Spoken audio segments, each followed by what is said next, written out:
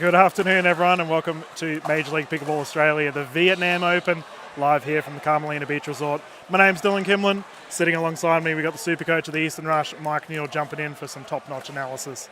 About to get underway with the Brisbane Breakers taking on the Southeast Asia Surge. The Surge winning our event in Gold Coast, Mike. They're looking to defend their title. It's going to be a good one. Oh, yeah, they're looking really strong. I mean, we've got the women's double starting off here with the two finalists for the gold medal in singles today. So Pei and Yu Shea are hitting the ball fantastic. They've played a lot together, which is always a key. They travel around the world and play together. So, you know, this is one of the reasons that the Surge is so difficult to beat. But, you know, on the other side, in the purple people eaters over there, you got Nicola Schumann and Ludvika Sciali and Skiaki. How do you say that name? Shaki. Shaki. Okay, yeah. That's exactly how it looks. Yeah, I was just trying to be fancy. We can get started. You Shea to bring it in. And Schumann swinging immediately. This is utilising the rally scoring format. 1-0. Ludvika Shaki starting on the right side.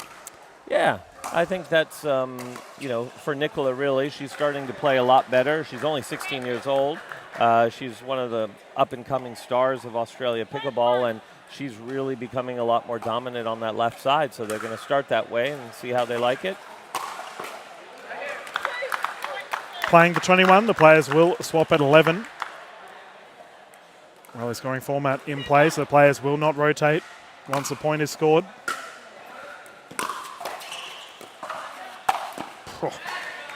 Wow. There's that power from Nicola. Yeah, from Nicola. She's not afraid to have a crack at that ball. If it sits up like that, she's going to just clean that up very easily. We got a captain's clash here, Mike, as well. Ludvika Shaki, captain of the Brisbane Breakers, taking on Captain Pei. 3-2. Yeah, exactly, and straight in front of each other as well, so that'll always be fun.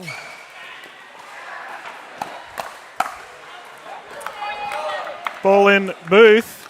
Mike Neal showing why he's a coach, and also the captain of the MLPA Masters team, the Brisbane Breakers. Mike, I don't know if we expect bias from you knowing that. No bias at all. No bias at all, I think you're probably a bit more biased towards the Rush. Yeah, well, I am coaching the Rush as well this afternoon, but thankfully they're not going to play any of these guys until maybe they get past the round robin portion. Yeah. Fingers crossed. I hope that might be the case, but no, I'm just happy to see a good match, and all these players very well, and like I said, the team of Southeast Asia Surge, Pei, and Yu Shea are rock solid. So Nicola and Lou are going to have to cut back these unforced errors that they've started off with to go down here.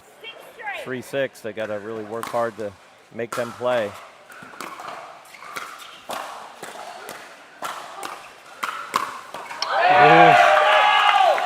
That's really fast hands there from Yu Shea right there on that middle ball.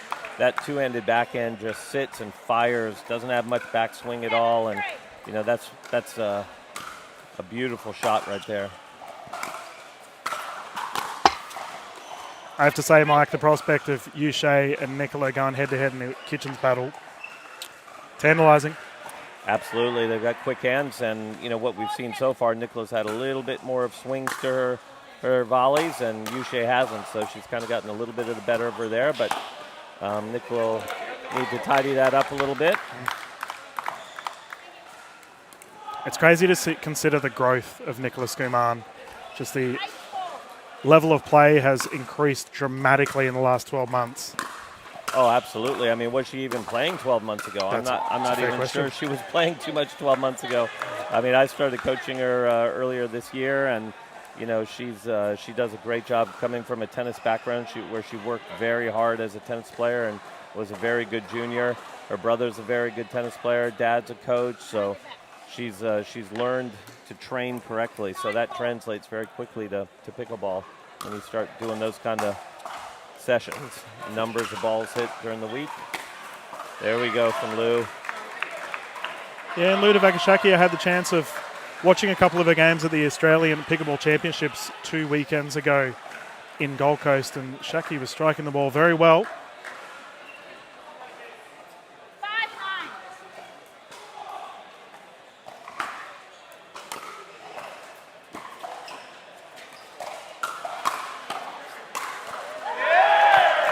that compact backhand sitting right up there in the middle. Yushai's not going to let that go by and ends up cleaning it up with one of those yum high forehands that even my grandmother could have put that one away, I imagine. But it was all set up by that beautiful backhand.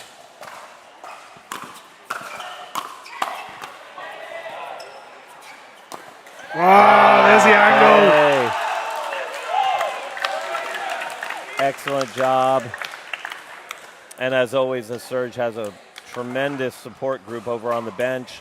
Matt Nolan is their manager coach, and he gets them fired up, and he's got a really nice support system. Yeah, and fair to say, Matt will be jumping in the commentary booth with us in the next set of games, ladies and gentlemen. We are very lucky to have that happen as the players have just hopped off for a bit of a chat. We can see a very vocal Brisbane Breakers side to our left, and on the right we got the Surge. As you mentioned, Matt getting amongst it with his side. What a legend he is. Oh, yeah, fantastic guy. I've been spending a lot of time with him lately the last month or so and getting to know him, and he's got a great relationship with all his players that use the lunar paddles. Yep. And a great relationship with a lot of other players that don't use his paddles. So he's definitely one of the great guys of pickleball in, well, actually around the world, not just in Asia. Yeah, big shout out to Luna Pickleball as well, getting on behind us here at the MLPA Vietnam Open event.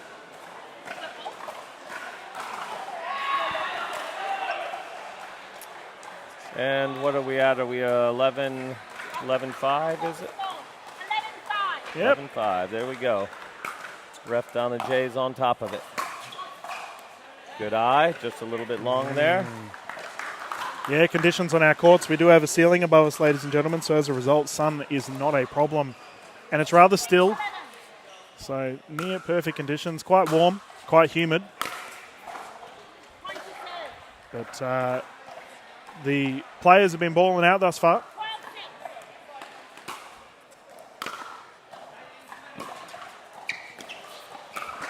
Oh, Pay Poach doesn't go to plan. Yeah, and look, Pay's a very aggressive left side player. That was the first time we really saw how aggressive she will try and be. She snuck over a bit too far on that one to really get a good clean hit at it. But nice dink there from Lou, keeping it low cross court. A lot of the players are going to be trying to volley those dinks out of the air and not let it bounce in that kitchen, and that one was one that just kind of got away from Yushai.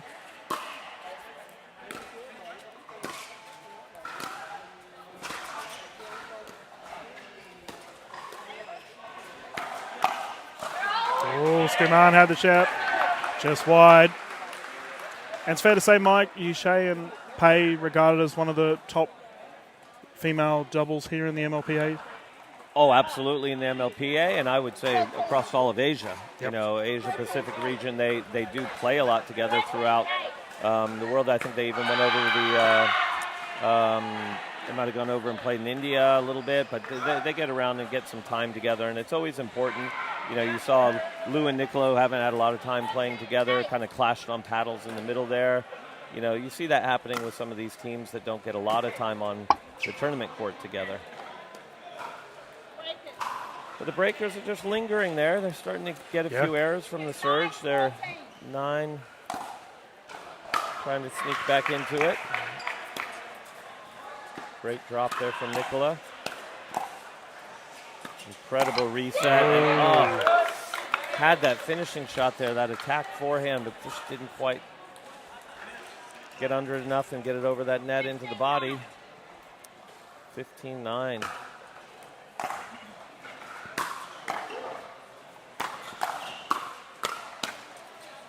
Nice job there from both Lou and Nicola. Kept those forehand volleys more compact. I like that. No big backswings. A lot more effective. And that is the beauty of the rally scoring format. Just got to stick around. Can always come back and win it.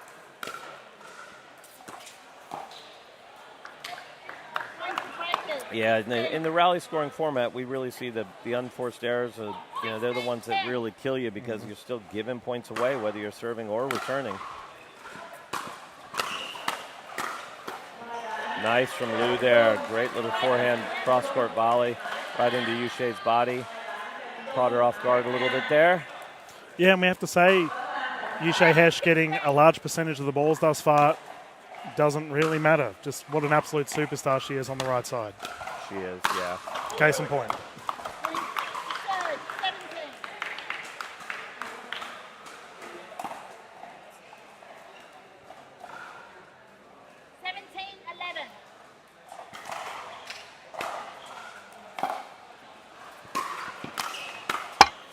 Ooh, so close. All right, now the breakers need to start catching up here a little bit. Don't want to let them get close to that 21 number, so be nice to go on a run here.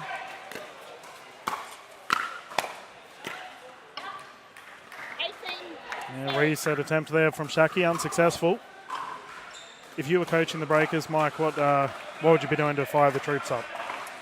Oh, well, obviously, yeah, just like I said, cutting back on some of these unforced errors. Like, you know, on your transition, you know, from serving and trying to get into the net, you just never want to miss into the net. You know, at least make them play. You might pop a ball up a little high on a third shot or a fifth shot or whatever, but you just don't want to give them that free point by hitting in the net. Just get the ball to the other side, make them play, work your way in, take your time. I think the breakers have called a timeout, which is a great idea at 12-19 down. Yes, we can see both of our officials, Jay and Gray. They rhyme, we didn't even intend that, in the middle of the courts as our breakers have called a time. And as we can see, talk about leadership, Mike, we've got Cole Yates here on the side of the court. Yeah, some OG in the house, you know, Hall of Famer, giving some good advice, I'm sure, over there, trying to get the ladies motivated to get back into this. They're going to need to really pick it up when they get back on court here. Yep.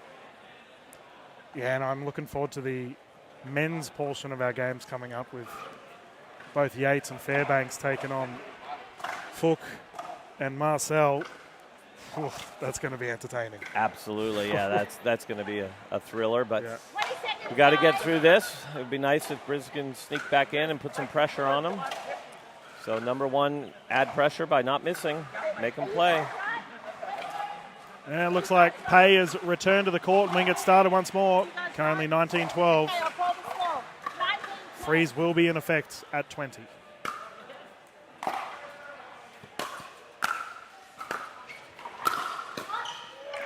Great ball from Lou there down the middle. I think Yushay thought she was going to go wide with that. Started moving to her right, and Lou just smacked it straight down the center and got that free point. Nicola's got something exciting to say here to Lou, so we'll see.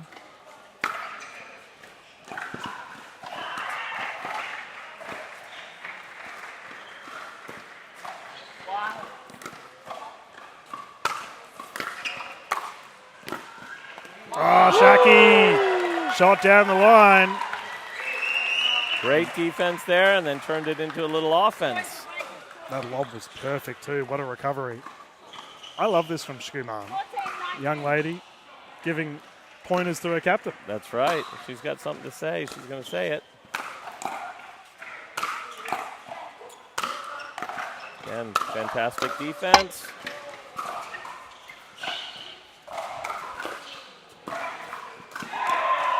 Oh, such unfortunate there.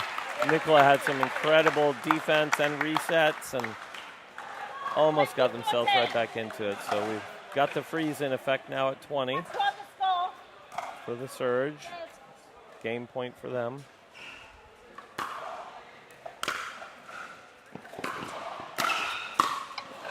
Oh, pulled the trigger. Yushay in no man's land. And that's a side out once more. 15-20. The time is now for the breakers. 15-20.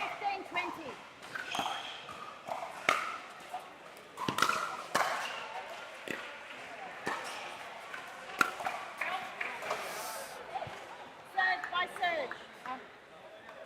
Yep, called a little bit out there by ref Donna J. And now it goes back, still on 20 for the Surge. They've got to serve to win this one.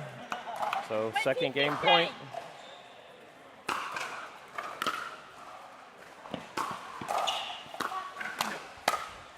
Down the middle, Pay secures. That's a fist pump. And game one has been taken from the Southeast Asia Surge. Yeah, great ball there from Pay. Placed it right in between the two of them. Nothing they could do. So let's see what the men can do here. Oh, they're going to be fiery, I can tell you that. I promise you we're going to see Kyle Yates playing with Alex Fairbanks. He's going to be moving a lot. He's going to be playing the left-hand side. Alex will be playing the right, and I can promise you, I played last year on the Sydney Smash with Alex Fairbanks, and he played on the left with me, as he should have. I played the more solid right side. He played the stronger, dominant left side move, but he's improved his right side play tremendously. In the Gold Coast, I was so impressed with his ability to slide to his right and counter backhand when they were attacking him straight ahead, and he's really turning into a fantastic player on that right side, and it always helps them because then Kyle can, really go about his business and look to be aggressive when he knows that he's got that rock solid.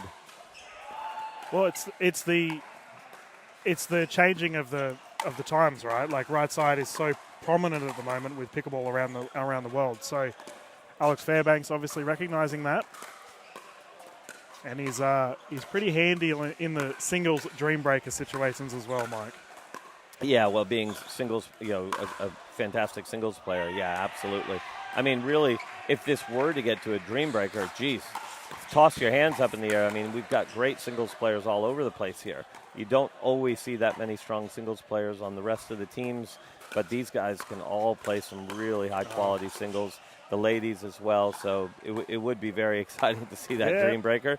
But Brisbane's got to work a little bit hard here to get back into it, and even to show up, they're going up against a really strong team there with Leander and Marcel.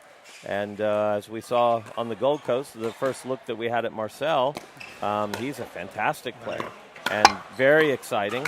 I think the most exciting part for me is watching him hit his lob serve. Yeah, and you love a lob serve. I love the lob serve. Yeah. So we'll see if he gets any freebies off that or maybe a short return or something. But it does just kind of change the pace a little and bounce a little differently. So we'll see if it works. I'm curious whether we'll see if he lob serves to Yates. With someone of his experience, how does Kyle Yates respond to a lob serve, Yeah. Well, do we know who's playing which side? I don't know that I've watched these guys play doubles together. So is Marcel playing right and Leander playing left or vice versa? It looks like they're kind of going to the court, so maybe his lob serve will be going to the OG. One way to find out. It's going to be exciting, though. As our game 2 about to get started here for the MLPA. And, Cool A. Fairbanks just did a couple vertical leaps for us to show how athletic he is. Are you guys ready? Yeah, he's not lacking in the height department, is he? Not lacking in height or athleticism. And some might say in attitude as well. He's got a cool attitude. Yeah. Very, very suave on the court. All right, are we going to see it? Let's see what he can do. There you go. He's got the fist pump going at 1-0. Yep. Here we go. Classic Fairbanks. Yeah, exactly.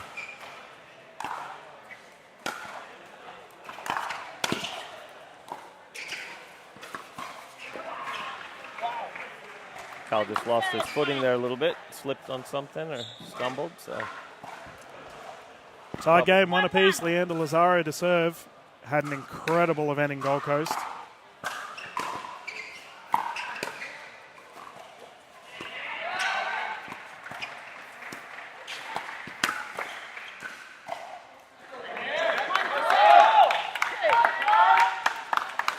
Didn't strike Fairbanks' paddle as clean as he would have liked.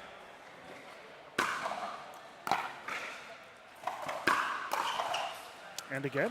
Yeah, just caught that a little bit off center. Yeah, maybe a little bit of nerves. Get himself fired up. 3-1. If you're going to do it, I guess the first 3 or 4 points is the time to get it out of your system. Maybe not as meaningful. Oh, it's an Ernie. Lazaro striking immediately. And we'll see that quite often, in this match here. We didn't see it in the ladies' match last time, but these guys are not afraid to move and jump that kitchen and go for a few Ernies, whether they make it or not. Great move, great speed up there off the forehand from Kyle Yates right there. Yeah, he's up against Marcel Chan. Probably one of our most coolest players on the courts. Has a definite swagger about him. There's the ATP. ATP. Oh, and Fairbanks sprays it.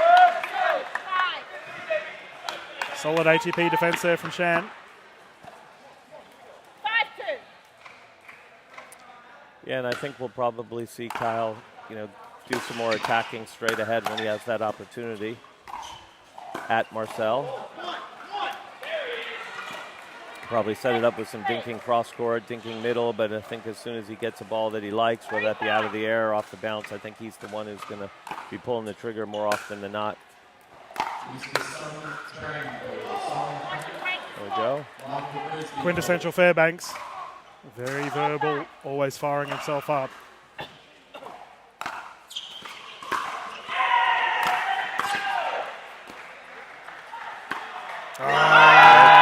Marcel. His first attempt at attacking, and he just nailed it. Yep, Kind of straight said down the middle. Kyle Yates got him with that same one a little while ago, so he said, I've got a little forehand off the bounce through the middle as well.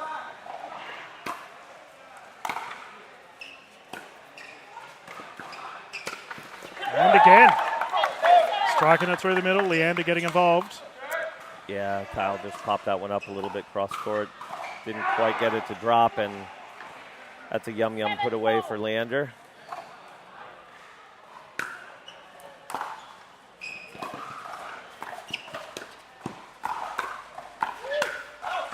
Oh, well Good left. leave, good leave. Nice defense there from Marcel. Kyle hit a really good spot there, and he was able to chicken wing it back, but still ended up losing the point, so here come the breakers.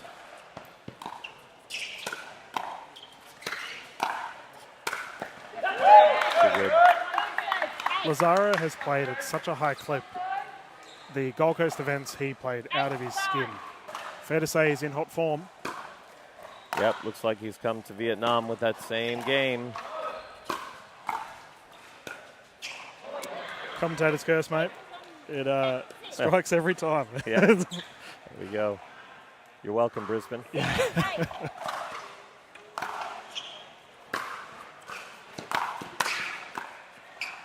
Nice little reset there by Alex.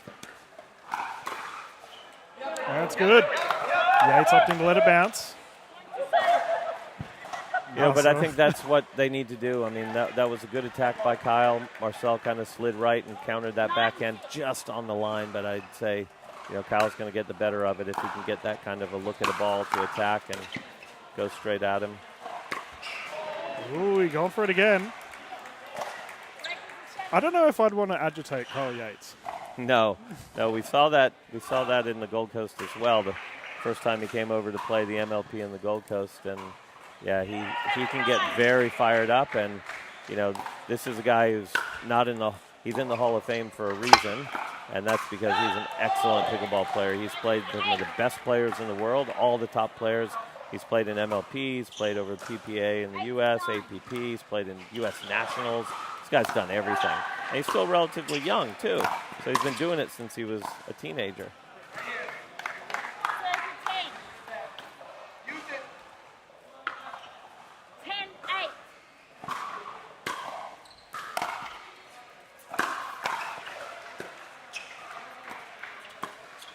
Oh, that was so good from Chan. Good ball. 11-8. They'll switch sides. Have a quick little towel off. The Surge will have a big powwow over there. Matt's got them fired up. They're all slapping high fives, which is as usual, as per usual. I love their camaraderie, Mike. Oh, their team is just so in sync. Great. The Breakers have Shelby Bates popping over to throw a few words of advice in as well. She's been watching the match, and another top U.S. player that's come over to MLP Australia, and she's got a few things to say to Kyle and Alex to help them a little bit. You've got all sorts of players over there. You've got Amelia Schmidt, Jamie Way. They're all tuning in. Yeah, and it's great to see.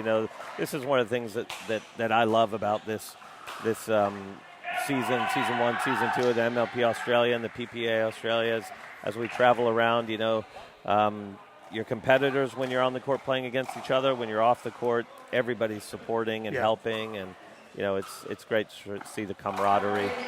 We've had some electric matches here already today. Looking like a fun weekend. Oh, mate, it makes our job easy when these players are absolutely tearing it up on the court. Lazaro to bring it in once more. 3-point lead.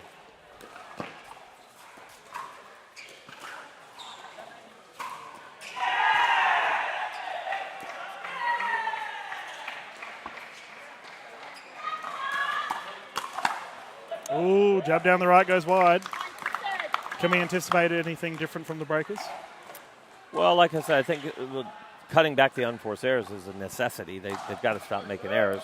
But I think we'll try and see some dinking, patience, and get into a pattern where Kyle can get a ball that he likes and start the attack.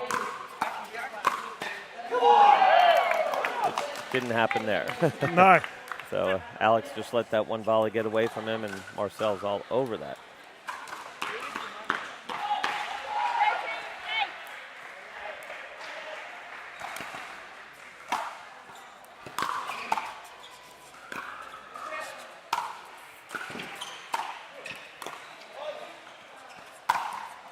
Great ball straight down the middle as both players shoot off to the sides, trying to cover the angles. And for Kyle, that's an easy one. He's keeping an eye on him with his peripheral vision as he watches that ball up in the air and then just slots it to the open court. Excuse me.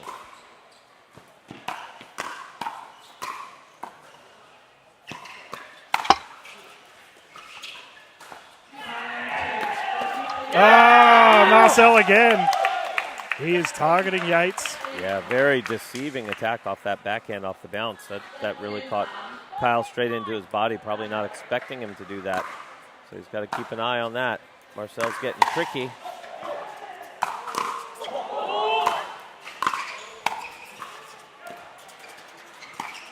Oh, and the stare down. And the wave, not today, Mr. Yates said.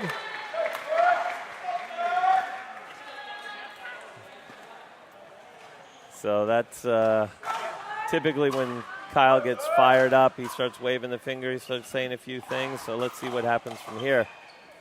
They're 10-14 down, so they need to get a few little run to get back into this.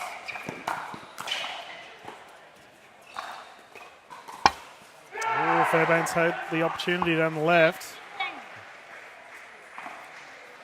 The game suddenly got a bit of spice to it, Mike. Absolutely does.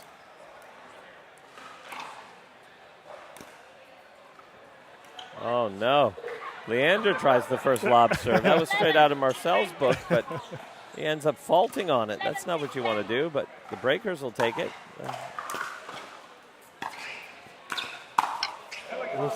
Rip opportunity. Yeah, Alex and Kyle are just a bit off. They're not quite on their game. If they can just pull it together a little bit, they could be right in this.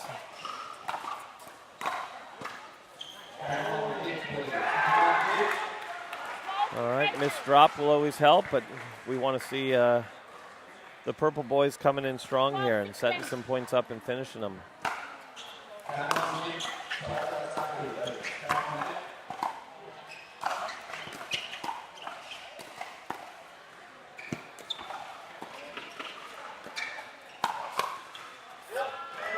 That is all set up from Alex Fairbanks. How terrific was that? Great job from Alex there, and Kyle saw the ball he wanted.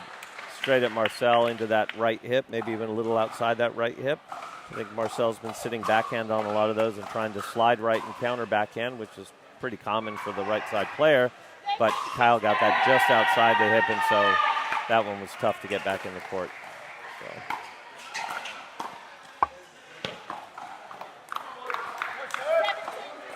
And the score continues to chip away here. The Surge enjoying a 5-point lead.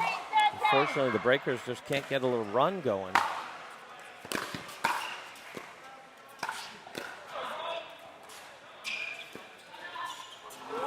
And Fairbanks trying the Ernie, just missed it. And Leander Lazaro strikes once more. But I like that from Alex. He needs to start becoming relevant there. If they're going to dink to him, he needs to try and jump that kitchen and pressure him. Yeah, down the there we go middle. again. Great job from Kyle. He's recognizing that gap. Yeah, well, he set it up nicely by attacking into the body and that right side of Marcel. And so, before he hits it, Marcel sees the attack coming. It's kind of natural to try and slide to your right, and then Kyle just slots it down the middle. It's wide open. So well done there from Kyle.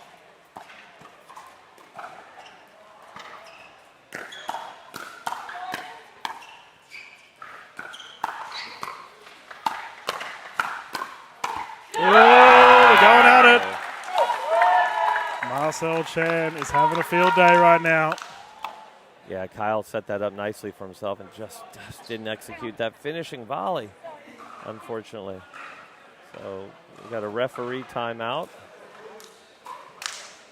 Yeah, it's fair to say the Surge are enjoying this game, Mike.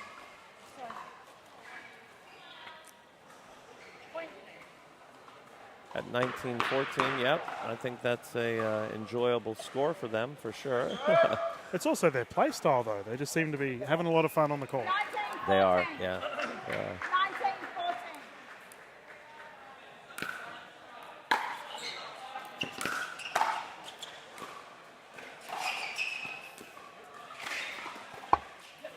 19-14. Jinking error there for Fairbanks, ever so costly. That brings up the game point situation to take game 2. Do we see the lob serve on game point? 20-14.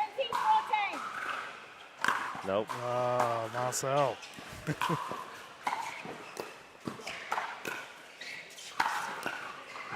Lazaro trying to dig deep. Great job by both Alex and Kyle getting that ball down. Placement down over power through them is always better. They've got to hit up on it if they do get it back. It's always a tricky shot. But let's see if we can get that run we've been talking about.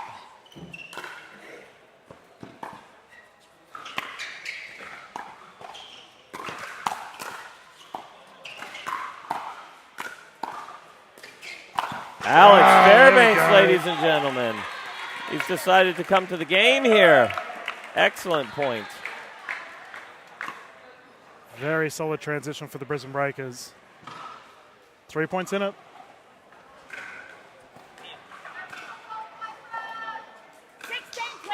16-20 4 we've points got. in it. Yeah, Yep. 4 points in it. Oh. Obliterated. Marcel liked that one. That's in the yum-yum area there. Have an absolute crack at that with that. Is that a Babolat paddle he's using? Well, that's a game-winning paddle is what he has, Mike, as the Surge take game 2. Gentlemen, looking dominant. Yeah, excellent job from them. They didn't do too much wrong, and they definitely didn't have a run of unforced errors and bad points, whereas unfortunately the Breakers just couldn't quite get out of that, beating themselves mentality there. Yeah. They just never really got into a groove. They had some great points here and there, but just could not put a run together, and that's so important. This MLP rally scoring format is to, get a few points, run them, try and keep them in a little bit of trouble. And the Surge did that from the very beginning. They just started up and stayed up the whole time. Yeah, and if you were in the Breakers situation right now, they are 0-2. They still have a chance here to force a Dream Breaker if they win the next 2 mixed games. What team lineup would you be approaching to put in? Your best straight off the bat? Yeah, absolutely. Because if you don't, it's over. So if I'm not sure who has the choice. It looks like the Surge is talking about their mix, but with the Major League Pickleball format, one of the teams will be able to set their lineup, and the other team will be able to react to that. So we'll see who's putting their lineup first and who will react. And then conversely, if they did get to a Dream Breaker, the team that reacted for the mixed doubles would then have the opportunity to put their team first, and then the other team would get to react for the Dream Breaker. But right now, we're just waiting to see who it is. But I think, we'd probably be seeing maybe Kyle and Nicola playing together. But I know she does play quite a bit with Alex, so maybe it is Nicola and Alex that'll play first. Not sure. Well, Not it looks sure who like they're going to go with. the players are currently discussing it, and we got a little bit of court work happening, ladies and gentlemen, while the players warm up. We might bounce into a quick commercial break and be back live here from MLPA Vietnam Open, live from Carmelina Beach Resort, straight after this.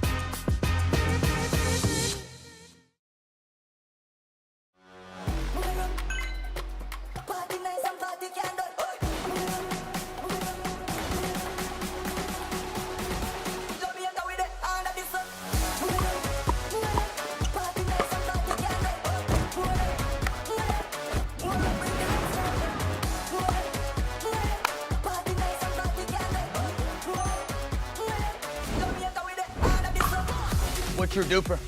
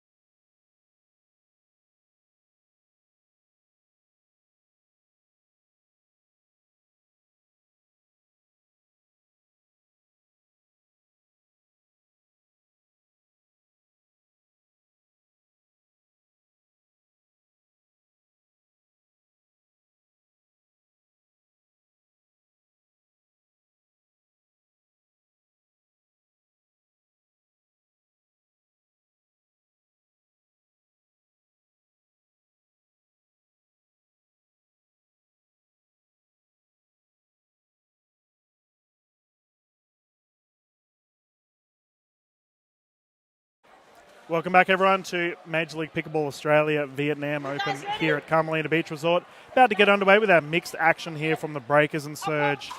In the purple, we have the captain, Ludovika Shaki. She is teaming up with Kyle Yates. And their opposition, once again, captain clash here, Mike. Pay and Leander for the Surge. Yeah, again, strong team with Pay and Leander. They are definitely the strong team, and Lou and Kyle are going to have to work hard to get into this right away. Pay shifted over to the right, which she normally plays the left when she's playing women's doubles, but she's more than capable over on that right side. Lou's back on her favorite right side there that she played in women's, and Kyle's over on the left as well, where he's very comfortable. And we'll probably, again, see that exact pattern where Kyle's going to try and take on pace straight ahead. Try not let Leandra get too involved and take her on. And I tell you what, he's going to be in for a surprise as well because Pay's hands are pretty quick. She's one of the ones that can stand toe-to-toe with anybody out here on the court and in reflex volleys. So I'll have to pick his times to attack there, as I'm sure he will.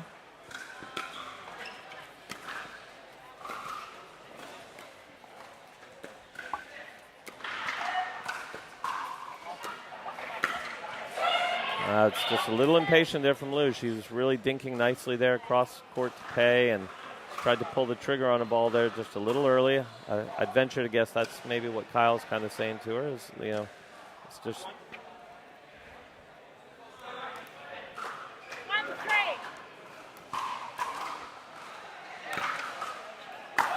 Service error. Just long. And in rally scoring, that hurts ever so slightly more. Point turn, Shaki to bring it in. All right, Breakers have a nice little 4-1 lead. Kyle's making himself present by moving quite a bit. Jumping in the back end, Kyle Yates. There we go, and Kyle's absolutely covering a lot of that middle and sort of trying to tempt Pay to go down his line. And he's so quick. He just bolted over there and crushed that backhand, two-handed backhand down the middle. Well done.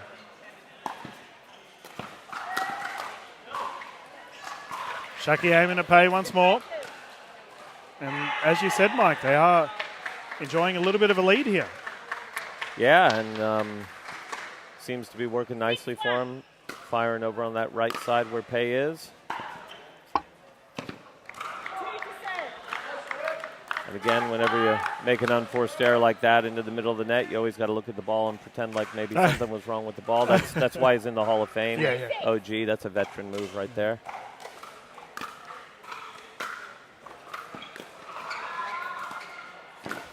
Oh, Lazaro going for the Ernie once more. Unsuccessful.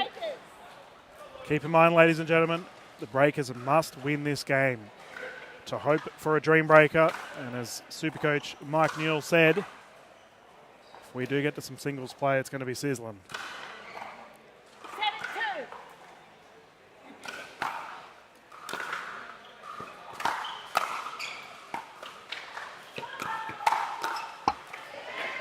Great job from Kyle there. He was sitting on that all day. Pay didn't surprise him one bit. Yeah, a couple of errors off the paddle of Lazaro, and as a result, we have a timeout here from the Southeast Asia Surge. Mike, obviously, Kyle Yates with his just mass amount of knowledge has come through. Have you seen any tactic changes from the Breakers that have been implemented thus far? Oh, look, I mean, they're making less errors. I suppose that was the main tactic. They're making less errors. They're being relatively patient. I think Lou pulled the trigger on one ball, but that's about it so far. Yeah. They played about 10 points, and again, they're implementing what seems to be their strategy, and that is, attack that right side where Pay is, whether that's Lou attacking cross-court on a ball if she gets one that she likes, but it's mostly been, Kyle taking charge and trying to move a lot, entice her to hit down the line, cover as much court as he can, and attack right at her, take her on in hands battles. And, again, he's done that pretty well. So we'll see if they continue with that. I mean, Pay's ready for it. Like I said, she's a fantastic player. So, yeah, the question's been asked. We know how deadly Pay can be at the kitchen. Can she fire for her side? Ludovic Shaki to bring it in, 8-2.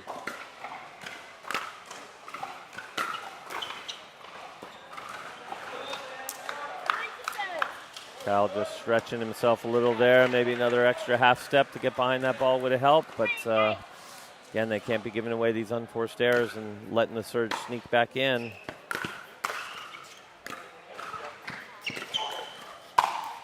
Beautiful setup there from Lou. First time she's done that. She attacked that ball off the bounce straight down the line, right at Leander. And Kyle was there to look good and do the easy work and put it away. But Lou really did a fantastic job of setting that up. Lou Shaki, one of the more aggressive players that we see, Mike, in Season 1. has now reverted to that right side play. Yeah, she's playing a little bit more conservative and safe, especially when you have someone like Kyle to the side of you. But she's not afraid to put it away when it's there. So great dinking, got the ball she liked, and that baby's going downtown. How handy is it, Mike, having someone like a right side, just getting a couple of points? Yeah, it works out great, and again, when she can set it up and finish it herself, that's excellent play. Solid smash there for Pay. Side out once more, 4-10. We talk about the right side being the sort of the setup, the conservative side, but, the talk around town over in the States, with Colin Johns being such an incredible right side player, we're also hearing a lot lately that, maybe he needs to be more aggressive, and that's what we're seeing. Talking about aggression. Not just about that left side player doing all the work, and there's some top players coming up like Gabe Tardio and Hayden Patrick Quinn, some of these guys that just are incredibly aggressive on the right side and complemented by a strong left side player as well. So it's all happening. Yeah. You've got to be able to play everywhere, every shot, if you're going to play up at this high level. But, look, 11-4 breakers. Okay, so we talked about them putting their strong team out first. Looks like that's what they did. They've got an 11-4 lead. And they forced the rotation of sides, so we will have the purple tops closest to camera. Yates and Shaki playing very consistent at the moment for the combination of Pay and Lazaro. We know how deadly these two can be. Oh, absolutely. This match is far from over. I mean, we've got a 7-point lead for the breakers, but the Surge didn't win, in the Gold Coast. They're not the defending champions for nothing. Like I said, Pay was in the singles final and won it today, so she's a gold medalist in singles, and Leander's a fantastic player. So let's just hope Brisbane can keep doing what they've been doing, and that is keeping their unforced errors down, looking for their spots to attack, and I'd say that probably the Surge needs to really look to get into some attacking rallies, try and figure out what they like to do. And we've got a interesting switch here. On the switch at 11, it acts as a timeout, and players can switch sides of the court if they'd like. And we've got Leander that's gone to the right and Pay that's moved over to the left, which is a great play just to mix it up. Both players are more than capable of playing both sides of the court, so they're just giving them a different look. They obviously didn't like having Kyle and Lou attacking that right side where Pay was, so here we go. 6-11. They got the first two.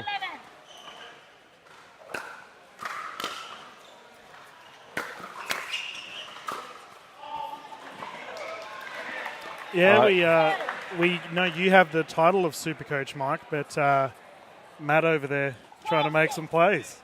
Oh, absolutely. Matt's a fantastic coach as well. We got a lot of good coaches going on here. We got Coco Lococo, who coaches for the Mavericks, and there's plenty of good coaching.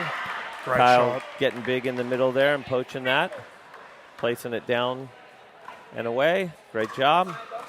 And speaking of Coco Lococo, she will be bouncing back into the commentary booth later on today. I'm very lucky. I've got all of you coaches jumping in. You and then Matt's calling the next game and Coco straight after that. Yeah, Expert analysis. We love doing it. This is so much fun. Again, one of the best parts.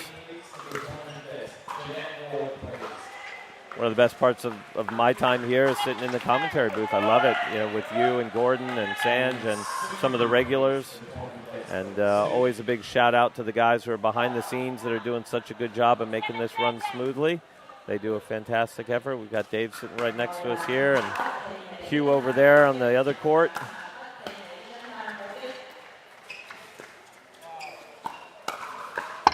Oh, I think Kyle wanted that one back.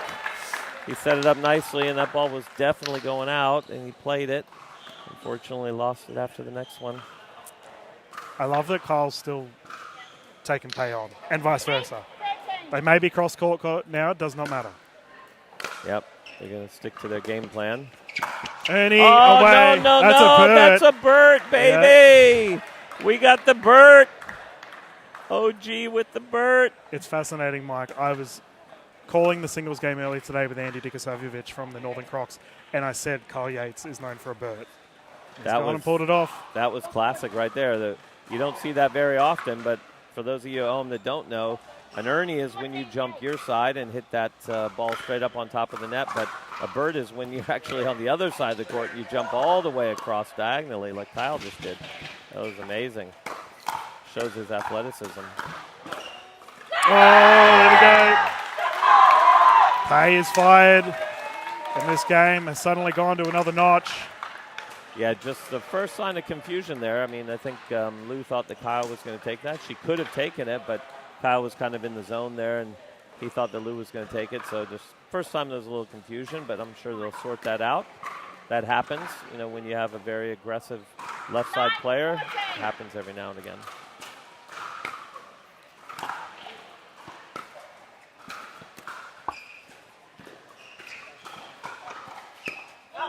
Great job by Kyle there. And I mean, again, the paddle work. He moves over, he sets the paddle up with a little backswing and just waits, and then flicks it to a spot. That time it went to Pay's backhand and caught her off guard, but he could have put that anywhere. Really good disguise with that. And he's on the move. He's taken everything there. Went way across the court to take that third shot from in front of Lou and did a great job with it. He's at his best when he's moving a lot. Yeah. Oh, the net roll. Yeah, he's got some of the quickest feet here in the MLPA format. Same as your friend, Wesley Gabrielson. He's fancy feet. Yeah, I'd give Kyle the notch on that one. Sorry, Wes, but yeah, maybe in the day the feet were really fast, but I had to look at Wes's shoes today. I believe they're size 13 or 14, so I don't think they're going to move quite as fast as those little Babolat's that Kyle's wearing. I may have thrown Wes under the bus there. Sorry, mate. Superstar for the Melbourne Mavericks, who we will see on this court next, taking on the Asia Aces. All right, 17-10. Brisbane's got to stay on top of them here. They've got a real good position right now. Oh, the ATP angle. That was a beauty. Pay waited. That was such good patience from her because that ball was just about to bounce by the time it cleared the net post and allowed her to even hit it. And then she had to pinpoint it, which she absolutely did. Dare I say it's called patience? Oh, but I walked into that one, didn't I? Yeah, you did.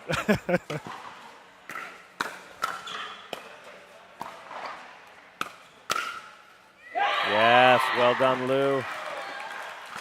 Pay was trying to keep her honest with a little backhand, two-hander speed up down the line, but Lou was sitting on that baby. Said, not today.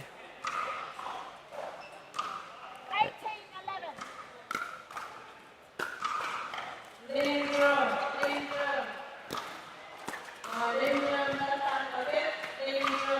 Oh, Leander trying to get to the party with the ATPs. Good for the Breakers, though. 2 points away from victory.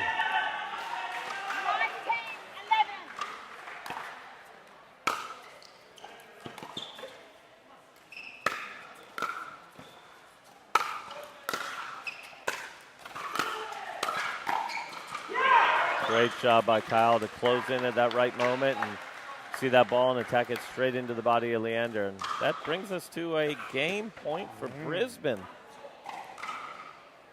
Yeah, great comeback here, considering the first 2 games did go the way of the Surge.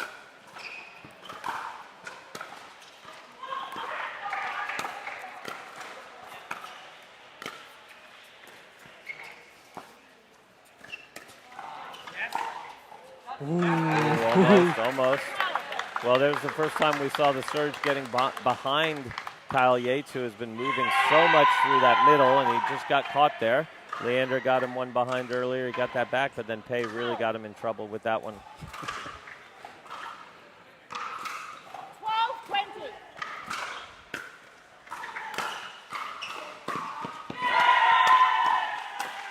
12-20. Lazaro striking once more. What's the terminology you use, Mike? Shoe hunting?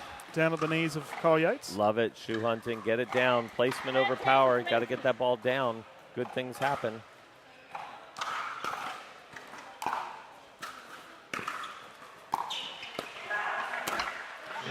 We saw that happen in the mixed action earlier. Oh, sorry, the gendered action earlier with Nicholas Kumar. Lou trying to speed things up, not necessarily the right shot. Yeah, just didn't quite execute that one.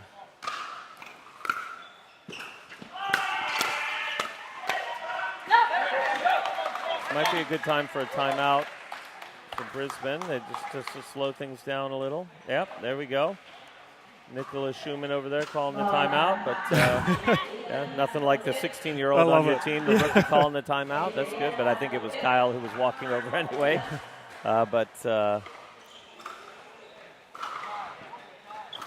Referee Adrian Gray is just confirming that they would like a timeout. I love that there's someone as young as Nicola. You know, she's got a Hall of Famer in Kyle Yates. Just a learning aspect of it, Mike. Like how beneficial is that for young development? Super, absolutely super. When I saw that she was drafted that team as someone who's been coaching Nicola, I was just so excited for her because I knew she would learn a lot. You know, I mean, Kyle is a fantastic player, but he's also extremely knowledgeable. He's been there, done that. But also with Lou as well. She's been around the scene for quite a while. She's a tennis coach, pickleball coach, so she's got a wealth of information. You know, her Brisbane Breakers cleaned up, what was it, last year's season? Yeah, the very first season. Yeah, the Breakers were cleaning up left and right. I think she was MVP, so, you know, she knows where she's, you know, what she's doing on that court as well. But let's see if they can get this quick side out and force it into the last mixed doubles. There we go. Yep, freeze is in effect, so the victory will not be secured yet for the Breakers. They must win the final point on their serve.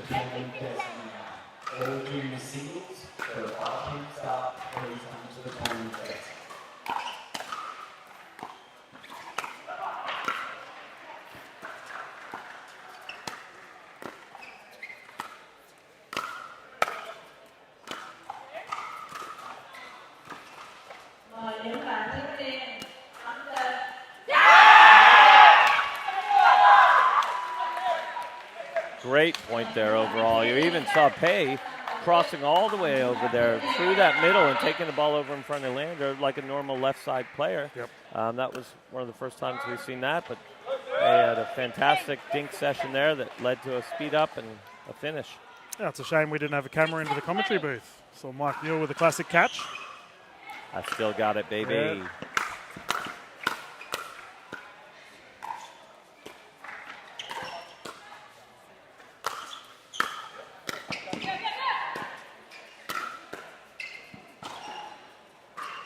What a point. Wow. We had a lot there. We had Yates going for an Ernie. Leander defending it. Lou jumping over all the way across the left side. Oh, great playing there overall. Yeah, good movement, and the Breakers know how vital this victory is. They need it here. Let's make them play.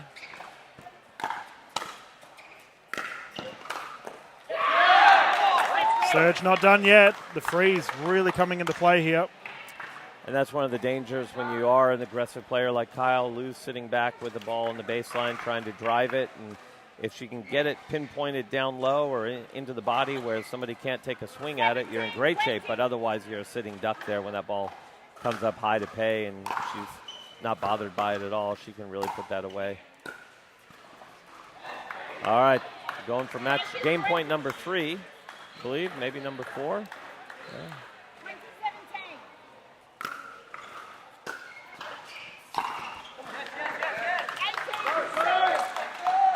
Side out once more. The surge. Oh, this is a little scary. They're just slowly working their way back in. We're all the way up to 18-20.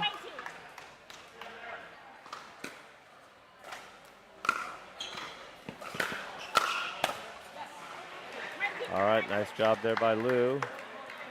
Got it into Pei's body. She couldn't quite counter that one. And they'll get their 5th try, I believe.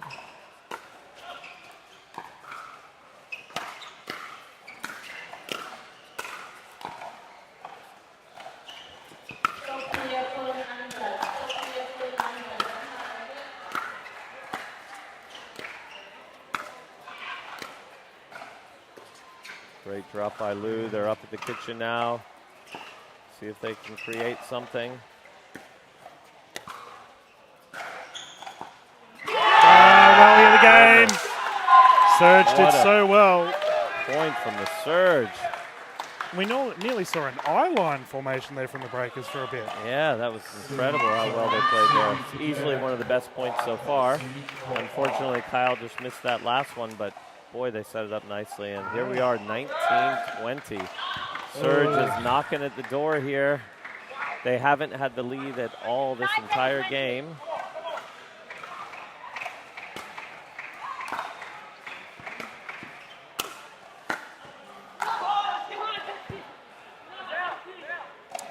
Ball's called out. The question has been asked on the breakers. They're going to go to Adrian Gray. I think Kyle has challenged it.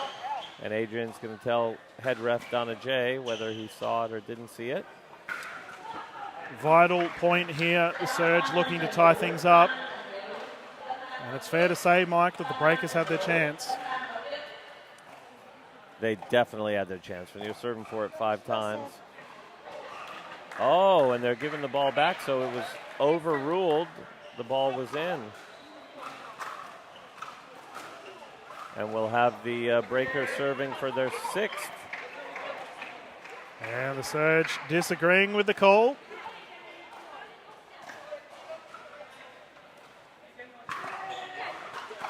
A little bit of confusion. I think Leander is saying he called it out.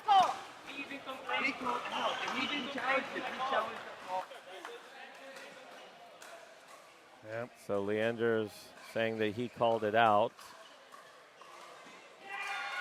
Coach manager Matt Nolan is in there asking what's going on.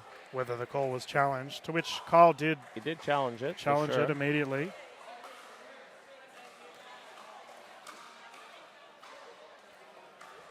So it's either going to be 2020 or it's going to be Brisbane serving at 2019 for their 6th match game point. But we'll find out here. The refs are going to have a little chat again.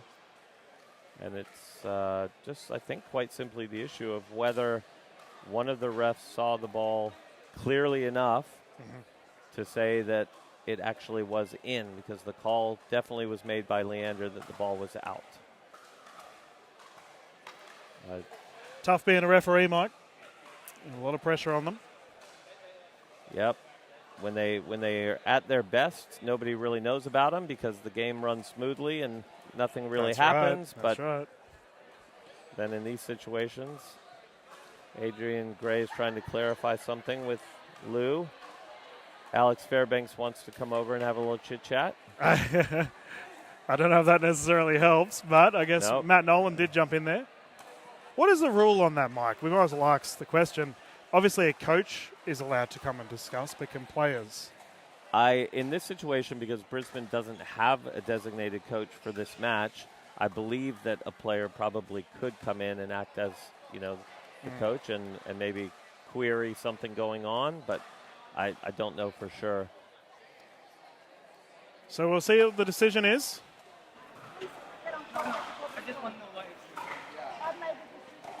And it looks like the call will stand. As our players are still discussing. Figure it out.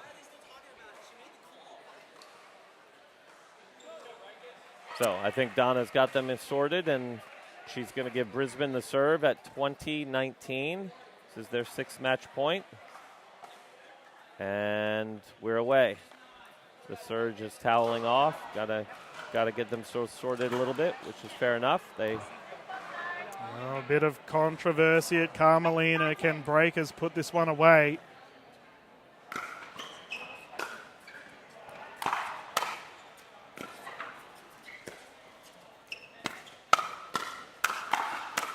That's a stare down. And Kay is on fire. So we've got 20-20, at which point now we unfreeze.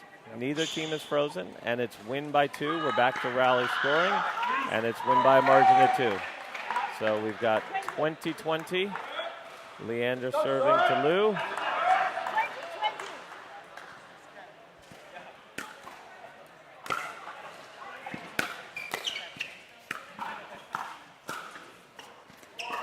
HB from Shaki is good. Fantastic.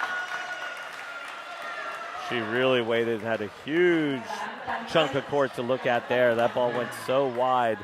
So let's see if Kyle can win it for him at 21-20. Yeah, captain's point there. 6 times the serve on the right side didn't work, but maybe it'll work on the left.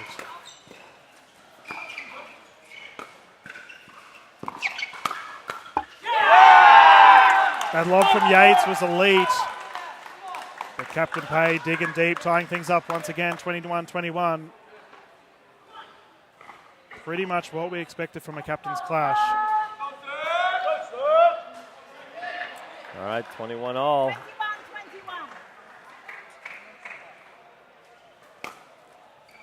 7 game points saved from the surge.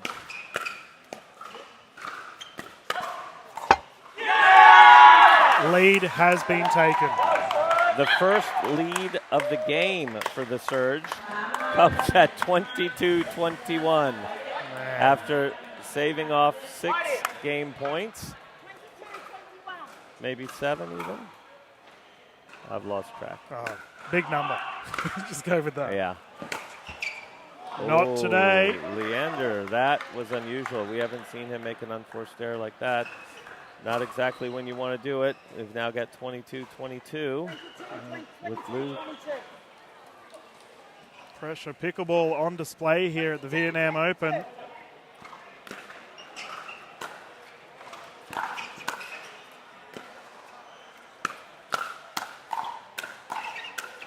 Fast hands down the middle. Right hands from Leander.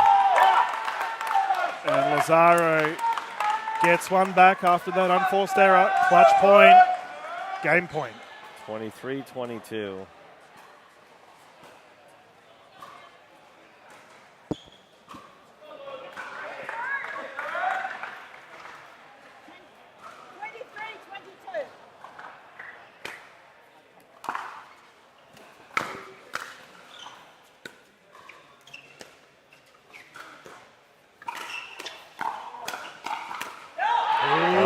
Kyle got one back.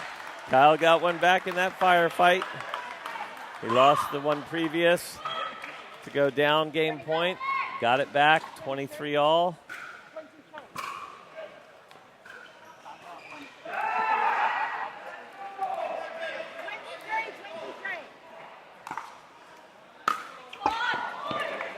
Ooh, I took a funny bounce. I think Pay didn't like that bounce and struggled to get it. Missed return is not what you want. 24-23. Breakers game point again. Yeah, my goodness. Again.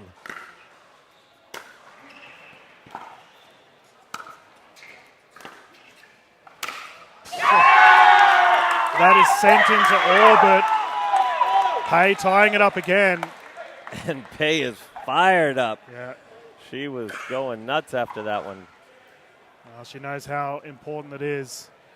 Securing a 3-0 just for the overall victory, but also does open up that chance of a 4-0 and how important that is. That is big, yeah, that is big.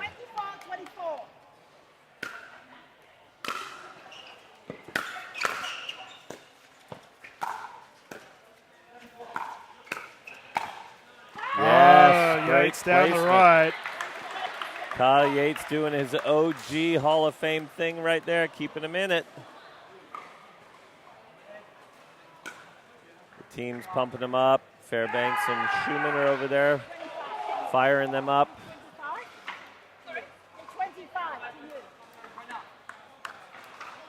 What have we got now? Are we up to 10? Game point situations? I think so.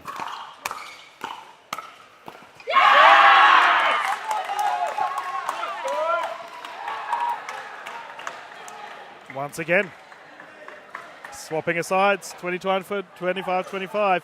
I will say, Mike, the Surge were in the largest scoring event of MLPA Australia history against the Melbourne Mavericks, where they did get to 30. Oh, well. They are very comfortable in these long, drawn-out battles. At the rate we're going, we might see that. It's just back and forth.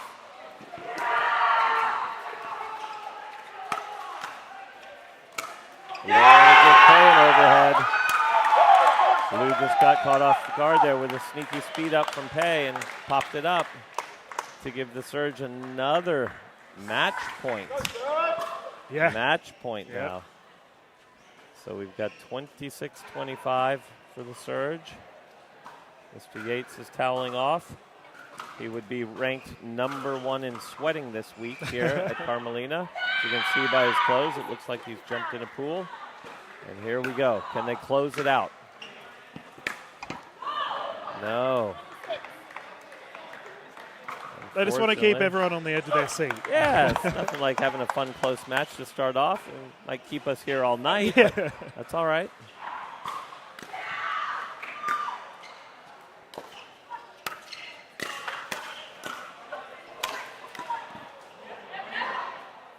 Just short. And again, Pei is just money when that ball goes up in the air. Yeah. Coming from a tennis background, those overhead smashes are pretty easy. Yep, absolutely dominant at the kitchen line is Pei. And as a result, finds herself in a match point situation once more for the Surge to force a 3-0 lead.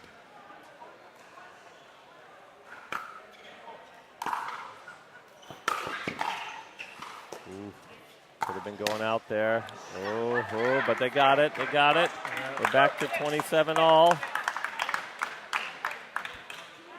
The breakers bench is up. Fairbanks and Schumann are wiggling around over there.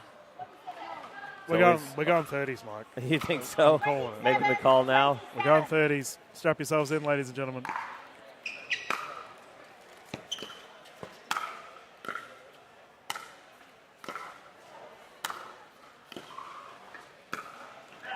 Out. Pei crossing all the way over to that right side again and taking that ball in front of Leander and just flipping it a little bit wide with that forehand roll. And we didn't see a Yates poach then. We didn't. That was Lou doing a lot of dropping. Once again, to work her way in. Game point situation here for the breakers. There and it Shaki is. secures it. There it is. Big captain's point. No 30 game.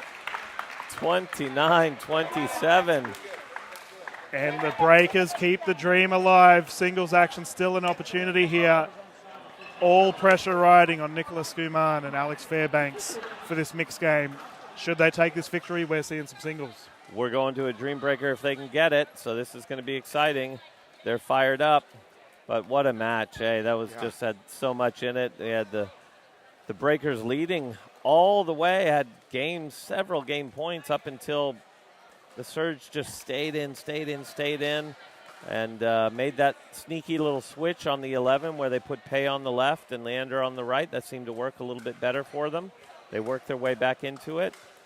Had a couple match points, defended incredibly by Brisbane, and then Brisbane goes on to win it. Exciting. So here we are. We've got Marcel and Yushe coming out to take on Alex Fairbanks and Nicholas Schumann. I think this is going to be your classic guys on the left, ladies on the right. And, again, we'll be seeing these two twin towers here. And, Fairbanks and Marcel are in, 6'4", 6'5"-ish? Yep. And they're going to be moving and using their length through the middle, maybe even across the middle, and trying to take a lot of balls.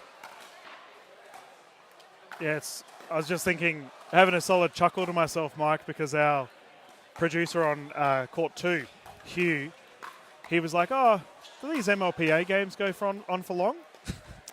Well, yes. You come and watch this court, mate. You'll see. As a matter of fact, they can. And it just goes to show that, the evenness of the teams. The Surge won it last time, but it was tight. They're in this match again. That had a really tight one there. So we've got a lot of good players, a lot of good talent, a lot of good depth. I do have a question, Mike, regarding we know what to expect from Fairbanks and Shan, but for Schumann and Yushe, considering I thought they both played quite well in the games we saw earlier today. Yeah, absolutely. I think Yushe will probably tend to be the stronger player in general. She's a lot more experienced. She comes from a very high tennis background. Olympic level. I believe so. Yeah, I that's think wild. she and her sister maybe played and represented their country in the Olympics. So she's definitely the more experienced player. But look, Nicola's the rookie. You got to watch out for these young rookies. She's young. She's exciting to watch. She's got weapons everywhere. Oh, yeah. She can speed up off the forehand and the backhand, both out of the air and off the bounce. And she sees the ball very well, being a tennis player. She's quick hands. So, yeah, look, I think it's going to be fantastic. It could go either way, and I'm hoping it does sneak a little bit towards Brisbane. Not that I'm biased. I just want to see a dream breaker. I love the dream breakers. And if we get to, there's Hugh, mate. If we've seen how long this game's going for? If we got to sniff the dream breaker, I'm the first guy that wants to see it. Yeah, I agree. We already mentioned that Pei and Yushai were in the Open Women's Singles event for the gold, versing each other, ironically. So we know how deadly those two are, but you are right, Mike, in that everyone on the breakers can play singles. We just had Captain Ludovic Ashaki go past us. Alex Fairbanks, very high-level singles player as well. That's right. He had a great win earlier today in one of his singles matches. Can't remember right offhand who it was, but he had a battle out here and very good win. Yep. So I wonder if it was against Leander. Did he play Leander today in singles? Ooh, that's a story. I could just make it up. Let's just pretend he did. Yeah, a good win. But, yeah.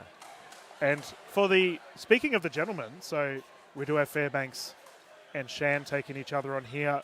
You mentioned you expect them to play traditional left side. Yeah, it looks like that's how they're setting up. Alex Fairbanks is going to be on the left, Nicholas Schumann on the right.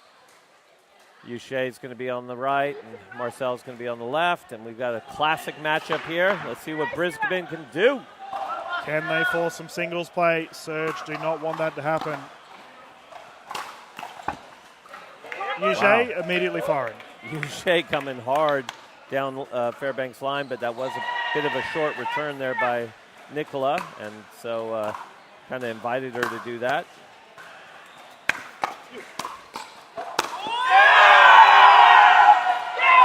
That's an absolute toe cruncher from Marcel. And you know the Surge is fired up. They didn't like losing that one with match points because Marcel's already nodding the head and shaking around and giving it some attitude, which is great. Still very much in line with sportsmanship, but just saying, hey, we're here to play now. I do have to say, Mike, it looks like the Surge are they're going direct front. So they're taking their opposition on in the front ons. Yep. Great dink there from Nicola. That's a fantastic ball. Just rolled that little forehand volley cross with top spin and caught Yushai off guard there. I just love this, the leadership from the 16-year-old. Constantly talking to her team. Yep. She's a great teammate. Be better if she didn't make those unforced errors, but that'll come. That happens. Fairbanks is getting her fired up.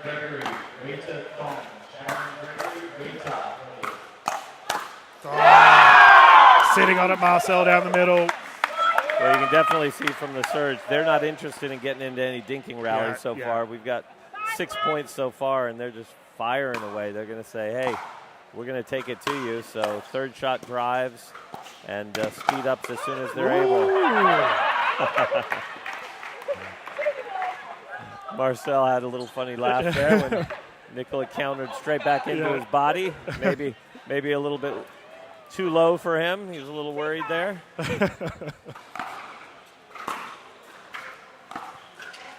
Great drop, and there he is, baby! And then he tried to pretend to make it a Burt. We know it wasn't. He's not getting credit for it, but great drop by Nicola there, and then Fairbanks just crashing and being big in the middle. Smacked that forehand away. Well done. Oh, Yushai down the middle again, and a bit of a stare down. Yeah.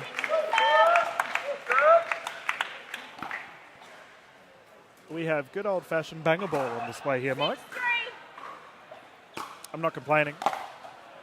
No, it was a little different than the last one. The last mixed doubles match, we saw a lot more third shot drops, a lot more kitchen dinking, looking to set things up. These guys are going hard from the very beginning. We'll see if Marcel or Yushai drives this one. They do. Attack. Yep. If it's working, yeah. you know, they're 8-3, so they might as well keep it up. I think the breakers are going to have to make a little note here. Get on their toes, get those paddles ready because the ball's coming. And our old friend, the unforced error, has returned. It's just, oh, Nicola was letting that go, and it just, paddle got in the way. She definitely had the right idea.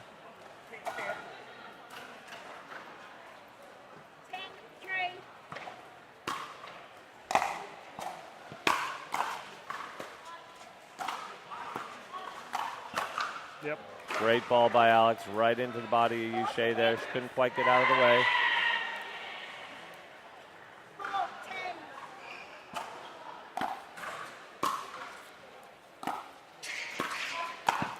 Oh! Repeat.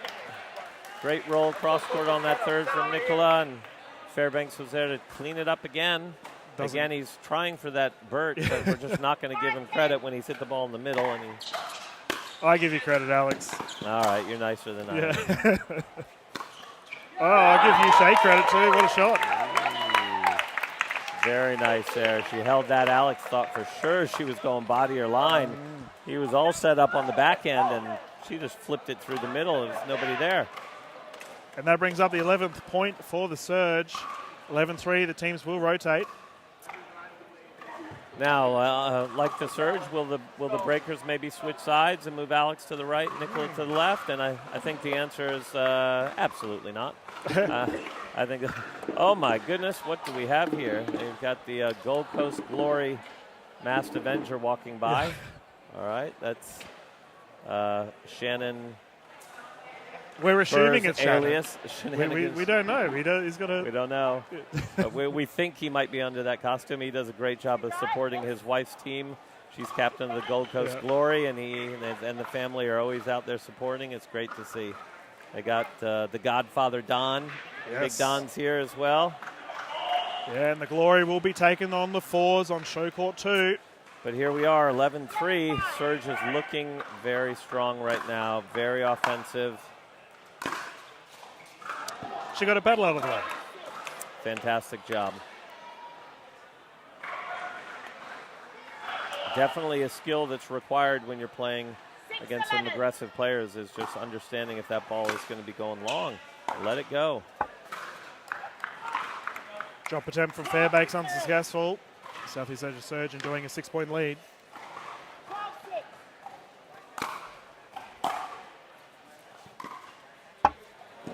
The fellas just trading drop errors. Trading unforced errors there. Chivalry. I know that's not what he was trying to do, but you know, maybe it just happened.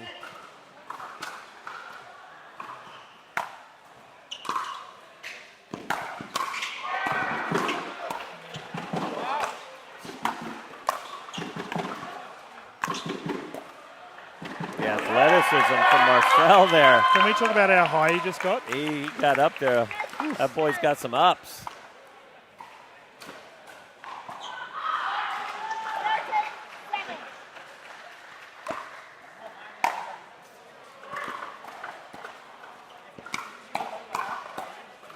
Great reset there by Nicola. And the finish. There we go. And came all the way across there again. Now, that was closer to a Burt. He didn't quite get it, but, geez, he's working hard to convince us that we should give him the stats on a Burt. But either way, great move by him across the court and smack that forehand.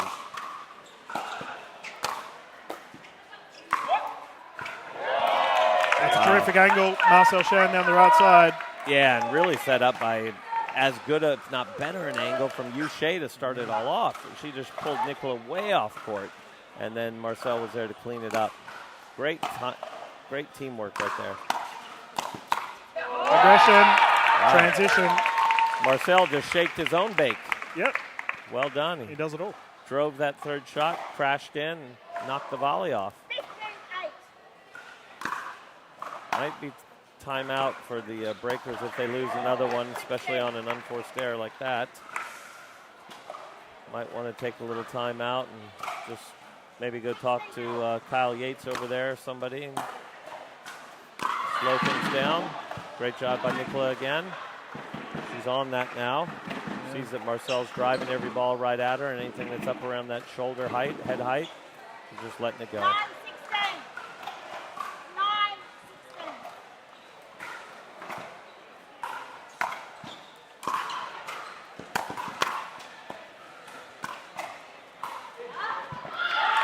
Called out, fist pump.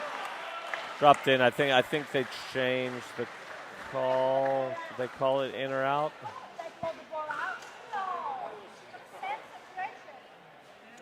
They called the ball She's out. waiting for the challenge. I can see what official Jay's doing. They called the ball out. They called the ball out. So she needs a challenge. Yeah, this is what she's asking. The ball was in, so she's Yeah, overruled yeah, it. yeah. So So again, that is the correct process for our viewers at home. yeah. So the referee can't make the call Yeah. unless it's been challenged by the that's team, right. which Donna was waiting for them She to was- say that and said, yes, the ball was I in. think she made it very clear. Yes. And then a little unforced error into the net, and some might say, ball don't lie. Well, So that was maybe that ball was out. Who knows?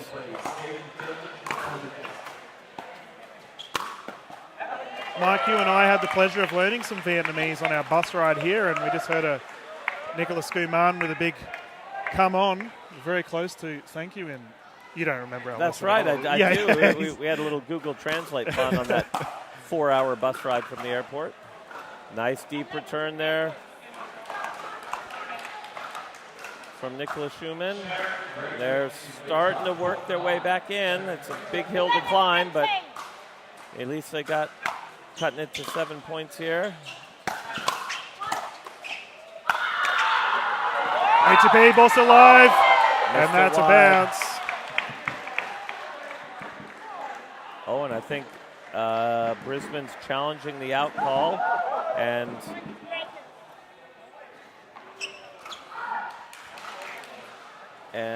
Questions being asked from Skuman. The original call was out once again, and it's been confirmed out. confirmed out.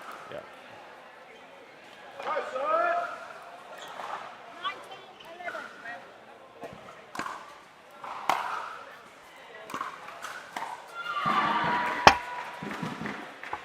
Angle from Skuman, unsuccessful, and that brings up game point. Match point.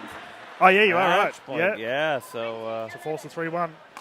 after they had match points in the other mixed doubles, but nothing like a net cord to help you on match point. Again, still only 12-20 now, and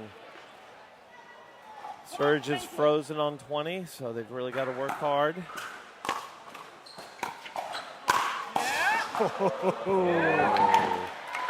That was a big yum-yum shot in the middle. Marcel just annihilated that. Might want to check that ball, make sure it's not broken after the spanking it just took. All right, match point again.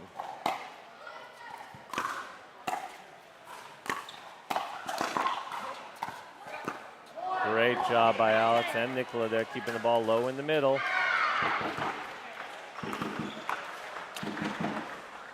This seems familiar, Mike. We've almost been in this situation with our last mixed game. Yeah, it was a little bit reversed in that the Surge was chasing, and now we've got Brisbane chasing. But yeah, they're starting to work their way back, and they've held off some match points. It's hard to work your way back into it when you're making unforced errors, though. It seems to be the theme of the story thus far, and there's your beloved lob serve. The lob. And there it is, game, set, match. Yep, Marcel Shan, terrific drive down the middle, secures it. Southeast Asia Surge will take a 3-1 victory over the Brisbane Breakers. Here on our championship court for the Vietnam Open portion of Major League Pickleball Australia. Mike, thank you for jumping in the booth. You've got to go get your coach's hat on, mate. Eastern Rush coming up. Thank you, Dylan. Always a pleasure joining you.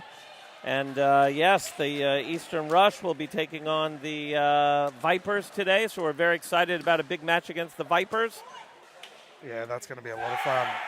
As you're saying that as the Vipers walk straight past us. Yeah, I gave him a cheeky little grin there. So thanks, Dylan. No, thanks, Dave. Love doing it, guys. We'll catch you next time. Thank you, guys. We'll bounce into a commercial break and be back live straight after this.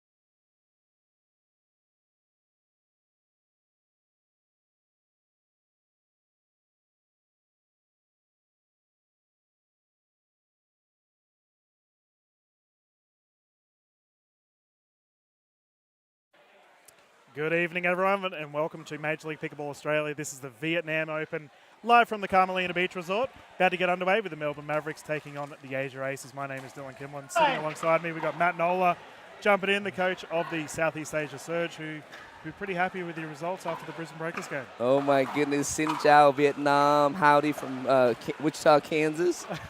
Sawadee ka from Bangkok, Thailand. Thanks for having me on the broadcast. All right, mate.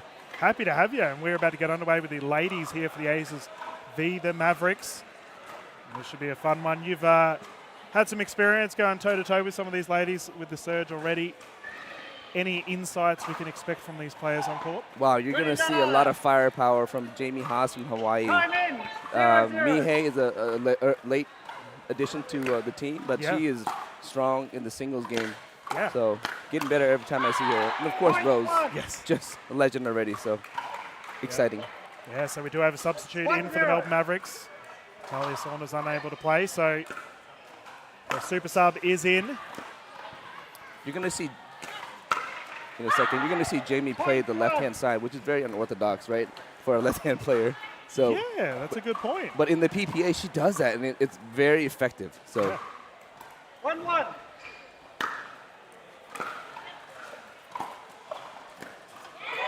Point two.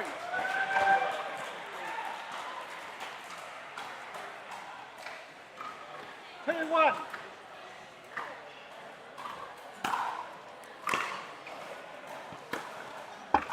So, Matt, from a coach's perspective, how important is this for your side with the ladies' doubles to secure that first victory? it's very important. I think if the Asia Aces is going to win this, they're going to have to win this from the ladies' side, right? Yep.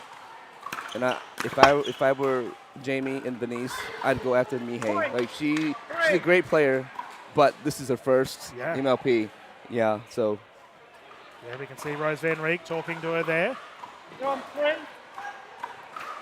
And you're right, nerve-wracking coming up, playing alongside someone as good as Rose. This is it, the big show. There she is, ankle broken. Beautiful.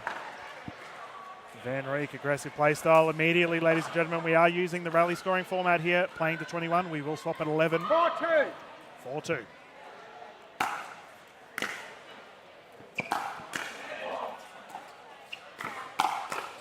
Wow. Oh, okay. She closed pretty well there. Yeah, and taking on the left hand on her forehand side. That's right. One way to make an announcement to the league.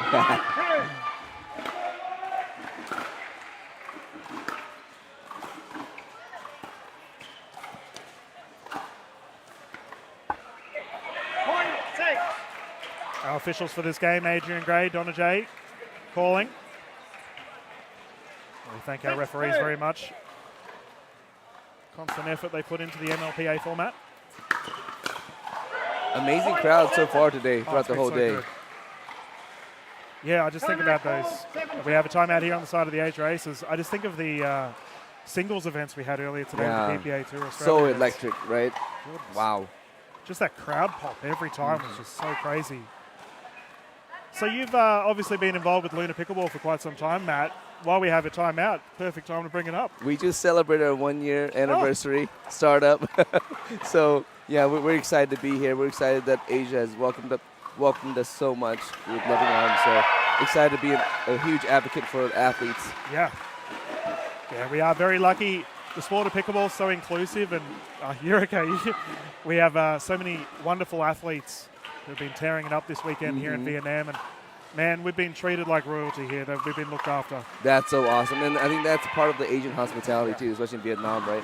Whatever you need, I don't care if I have a relationship with you, they're going to help you. Exactly. Shirt off their back, so love Vietnam. Yeah, big shout out to Carmelina Beach Resort. They've gone above and beyond to work with us here, and we thank them very much for doing so. And it's so easy to work with such a wonderful crew, like PP Australia, MLP Australia, right? Yes, it's just lovely people. Okay, got a little delay here. Maybe the ball is a little squishy. Yeah, we are using the Durafast 40s, and Rose Van Rieck has found her ball.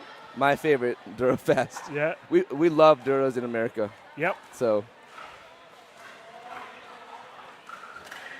And they have been going first this weekend. These players flogging the ball around, that's for sure. Have you had the opportunity to watch much of Van Riek's game? Yeah, I mean, I'm a big fan of hers from Australia, Gold Coast. Yep. Yeah, the Netherlands superstar. And that's a great shot. Haas down the left. Yeah, those two are going to need to talk quite a bit because they're this first time pairing up together, right? Not much practice, so. Yeah, that is a fair point. 3-7.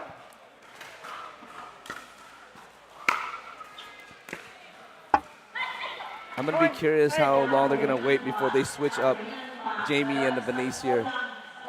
I really think that Jamie could really close on the right-hand side with the lefty, right?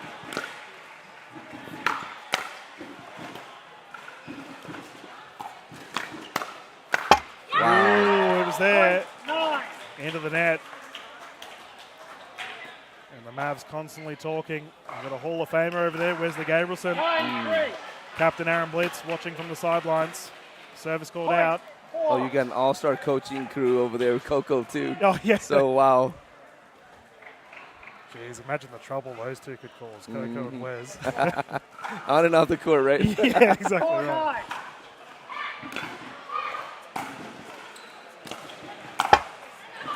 4-9.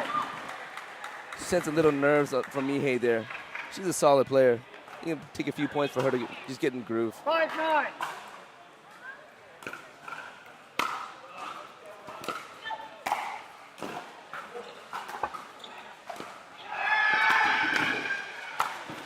Through the legs is good. Van Riek speeding it up once more. Rose Van Riek did win the finals MVP of the Auckland event when she played for the Northern Crocs.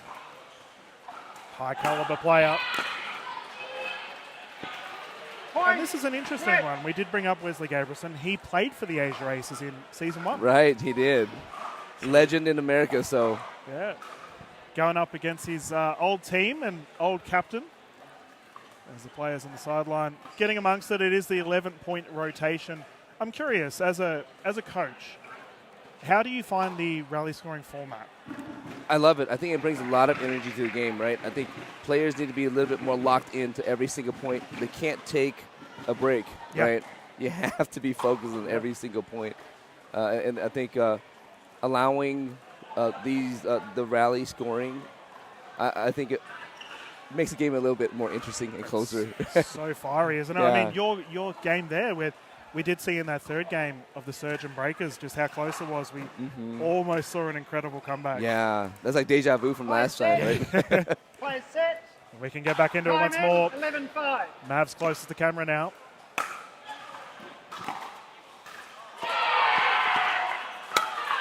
There's that strike of the ball. Yeah.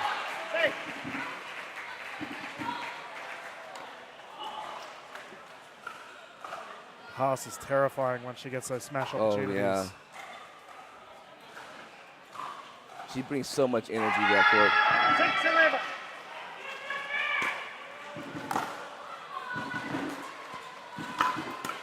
6-11. Oh, wow. Too good. Yeah, Van Riek did play the singles events earlier today. Pulled up a little bit proppy during it. It looks okay. That leg is heavily strapped though.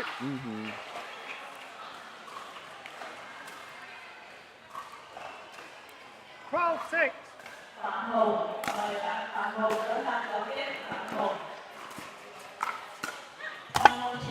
Down the middle. Nice. Asia Aces need to make some adjustments if they're going to get back into the game. I do wonder with our super sub here, very tentative compared to a fired up Rose Van Riek. Right.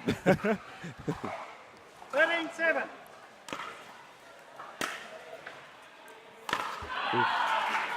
Point. Drive right to the net there.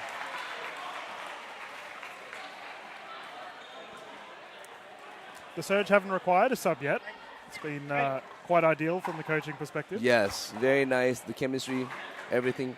We've been able to stick together. So yes. Yeah, I think it's fair to say Southeast Asia Surge have some of the best camaraderie out of all the teams. It's like a genuine family. Yeah, we bring that good energy. That's important Oh, big time. in team atmosphere here.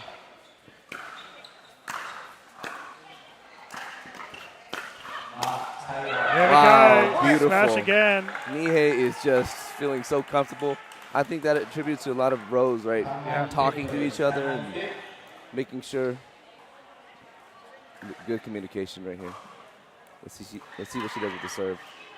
14-9.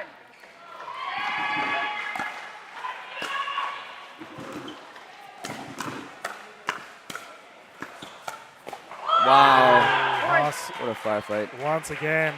I love this in that we have Haas and Rose Van Reek both fired up on the court, and then we got Venice and Nihei who are the complete opposite. Right. It's so cool. Just compliment each other, Yeah. right?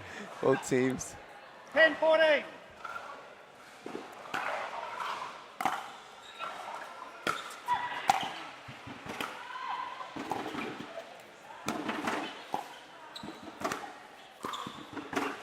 Wow. Ankle's broken once Wow. more. Haas on the floor. Hopefully she's okay. You're seeing so much talent from the MLP Australia and what's happening out here. So many different talented players showing up. It's amazing. Ooh.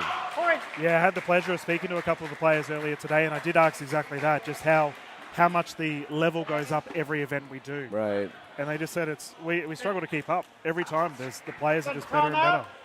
No. Okay, thank you. No timeout. 11. Currently 11-15, Haas to bring it in. 11-15. There goes that moon ball. Yeah. Right? That famous Marcel moon ball. Yeah, oh, mate. Is that what you guys refer to it as? I'm Yeah. calling it that from now Your on. pickleball boyfriend. Oh, my goodness. I should tell you the story of how that all started. I will tell you.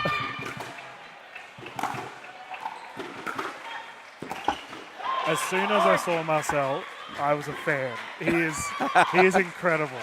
He's everyone's pickleball boyfriend, right? Yeah. Wow. PPA Sacramento. We were. I was coaching Marcel. 13-15. He was playing Ivan Jakovic. Yeah. We continue after this here. Oh, He he was sat on the net. Down like 2-9, 16. 3-9, right? And I said, Marcel, that's a good player. He's hot. Switch it up. No joke. 20 moon balls. He ends up beating him in 3 sets. There you go. 12. Ever since then. Speaking of serving, we've got a fault here from Nihei. Official Gray speaking to her about it. Above the hip, it looks like. Yeah, I have to say, in your game against the New Zealand Hustle, I did think that particular serve was No, very it's a effective. warning. Yeah. It does throw people off, right? I think it's all about changing the rhythm, too. Yeah. Moonball. Yeah, moon ball. 16. Shout out to 13. Luna Pickleball, eh? Let's go. Yeah. Wow, Venice with that fire. Yeah, captain's point, securing it for her side. Understands the fault, maybe in the back of Nihei's mind. 14. Fook in the bench. 14. They're fired up, too. 14-16. Here we go. 14-16.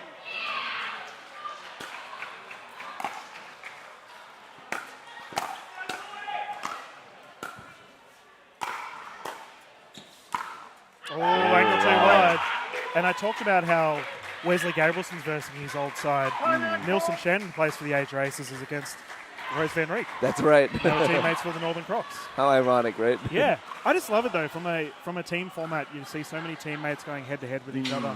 It's really good to see. And your team member Leander Lazaro, how good is it that he gets an opportunity in season 2? Wow, we love it. We're so grateful. Leander's such a humble guy, Yeah. too. And for him to just be able to showcase his talents on the court, we're grateful as a brand, and just for him to, he's such a, I don't know how to call it, our baby assassin, you know. So such a good guy. Yeah. He is a wonderful person and a terrific player on court as well. I thought he was exceptional in your Gold Coast final match. Yeah, yes, he Oof. was. Just And locked in. Yeah, and as a result, you guys secured your first victory in the Gold Coast event for season 2. That's right. And shout out to those Slam Jam podcast guys Yeah, having us as they're underdogs. watching it right now. Yeah, Yes. out of it, you fellas, I bet they're watching right now, so you can tell them all. That's right. Only 1 of 3 guys chose us as the Oh, favorites. my goodness. So, but it's okay. We like being underdogs. I don't know how you're considered underdogs. Very solid team. Aces have ball in hand. We can get underway once more. 1 point in at 15-16.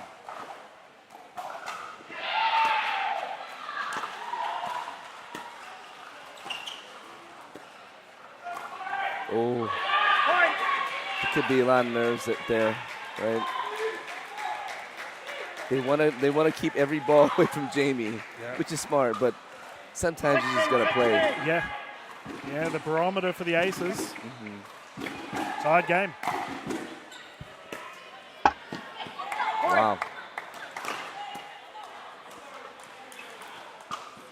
Again, every point is crucial here, right? 17-16.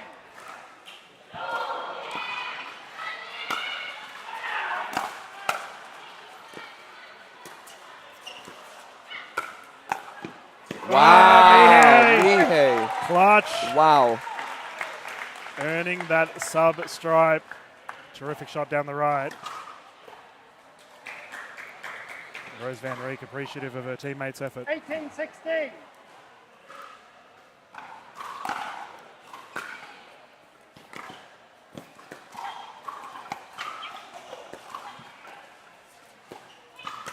Wow, that ball's too high. You cannot have a high ball like that. Rose is going to put that away. Timeout. And we have a timeout here on the side of the Asia Aces. I'm curious from a coaching perspective, if you are versing a sub, like, do you feel that Mihei should she be receiving more balls than she currently is? She should be. I would go after her the whole time. I mean, Rose should not see a ball. Yeah. Right? Freeze her out. Yep. And Mihei's game, I mean, she loves the firefights. She has great hands. I would dink as much as I can to her. Yeah, okay. Slow that game down, right? Yep. Especially when you're new here, nerves are high. Make her play as many balls as you can, right? Yeah, but it's fair to say she's holding her own currently. She is. The Mavs currently enjoying a bit of a lead as we are currently underway with our game 1 here for the ladies. Big shout out to all of you viewers watching at home. We hope you're enjoying the broadcast thus far. It's been a lot of fun. Amazing sponsors too, D-Joy, Duper, Packalos. And you can shout out Luna. ATP Van Rijk is Oh my good. goodness. That ATP. Wow. It's becoming a stable part of her arsenal. Rose Van Rijk consistently pulling out ATPs in these events. 20-16. Game point.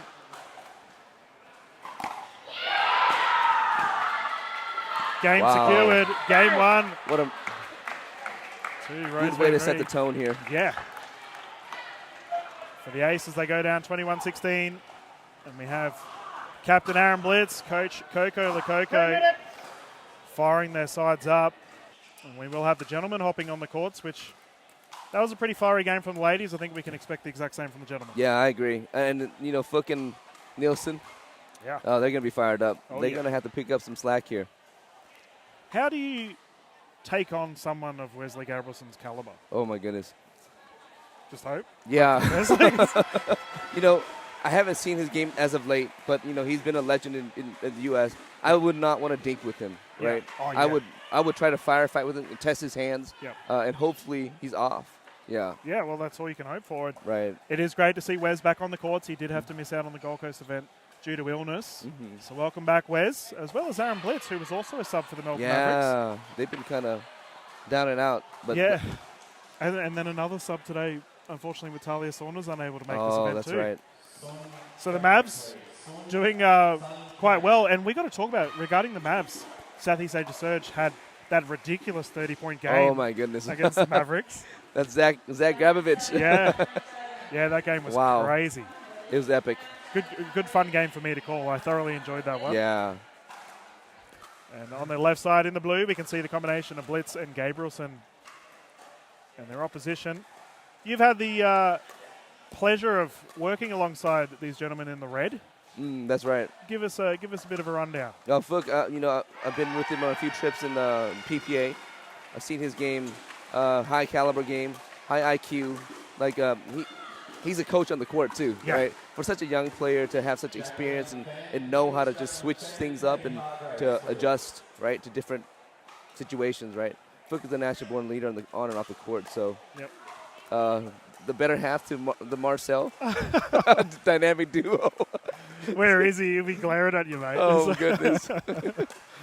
And his teammate Nielsen Chen, who did get the finals MVP for the Sydney portion of Season 1 for the Northern Crocs, played out of his mind. Yes. So pretty handy having him on the sideline as well. Right.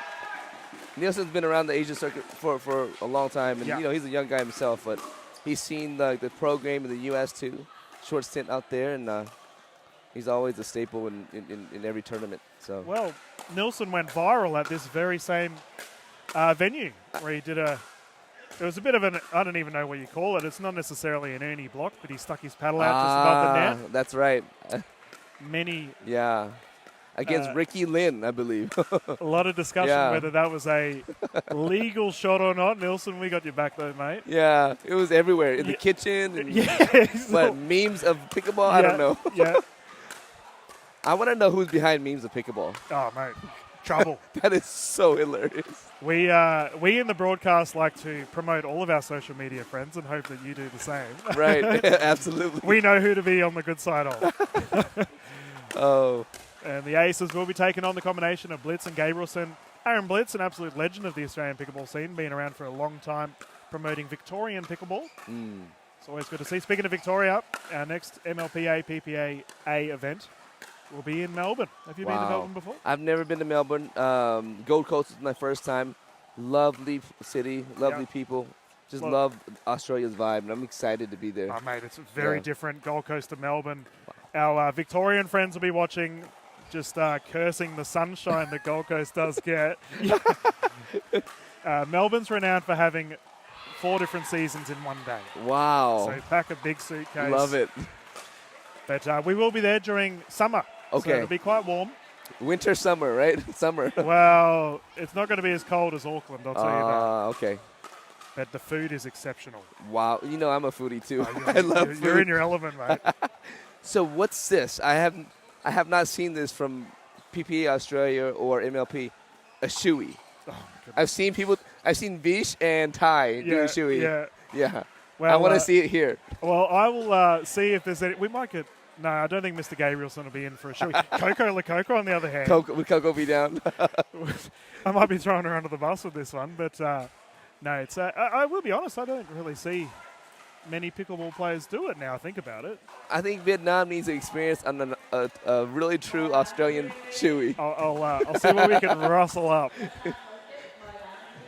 Drink responsibly, ladies and gentlemen, as we can get underway with our second game here. Definitely getting the shoey on board. 0-0.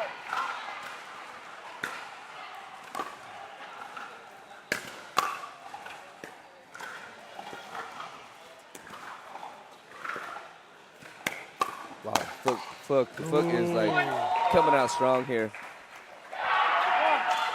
You know, I want to see PPA Australia in Thailand. Oh, mate. We would love to have you guys there. I love Thailand. Yes, please. Let's do it. Fook is... He's trying to take you out, mate. You've gone and talked him out, ball in the booth. 1-1.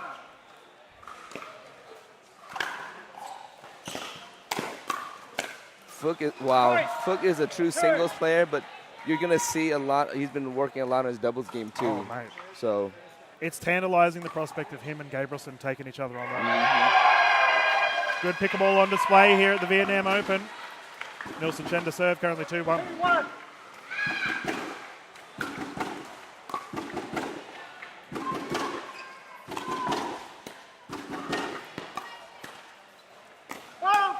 Foot fault. Oh, unfortunate. Aaron Blitz, renowned for his single-handed backhand. Which, speaking of single-handed backhands, that men's singles game we covered earlier today, my goodness. Wow. Adidia. Oh, my goodness. He's been wow, look at that forehand flick, backhand flick. Aditi has been a legend in this area, in this side of the world for the past 4 or 5 years. And he's been having a little, working on a few things. Yep. He was out here 2 weeks before this event, working with Fook and Marcel. And just well-deserved medal. phenomenal. Well-deserved medal. He played out of his skin. Yeah. Pleasure to call.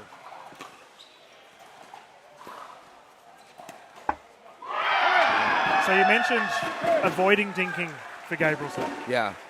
I would speed up as much as I can. Yeah, well, Fook's been doing it. Yep. There we go. You see? Yeah, you must be listening. I'm not dinking with Gabe with Wes. He's too good. 5-2. Oh, the net roll, that lands in. Wow. And it's fair to say with the gentleman combination of Nilsson and Fook, that fast-paced play is sort of what you can anticipate. Yeah. that's all Asia and Australia, right? Bang Fast plays, bang.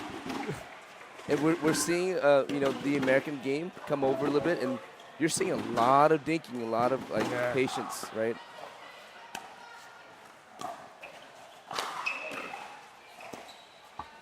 Talking about American players, they have some of the best lobs. I immediately think of Roman Esterehart playing for the Gold Coast Glory. Wes Gabrielson showing he can do it too. That's right. 3-6.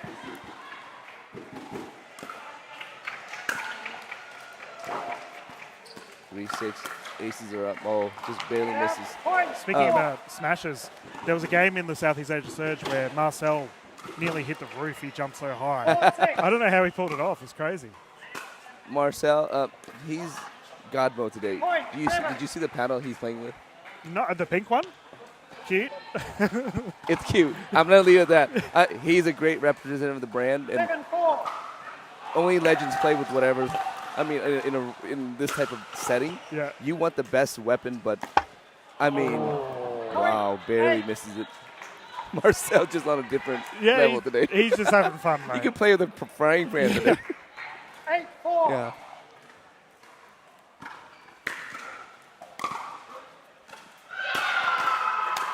Wow, once more. Yeah. That aggressive play style. They're going to keep on going at him. Yeah. 9-4.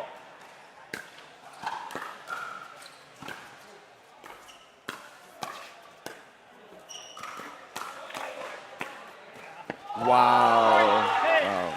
Shout out to Wichita, Kansas, home of Jocelyn Duvier, Pat Smith, Matt Wright, Lucy Kovalova, and the Wichita community. Good friends of mine, those pros. And I live right next door to Jay Duvier. So just casual name drop. It's all right, mate. Yeah.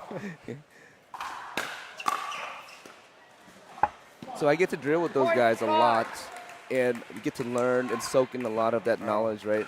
Wow. Very fortunate.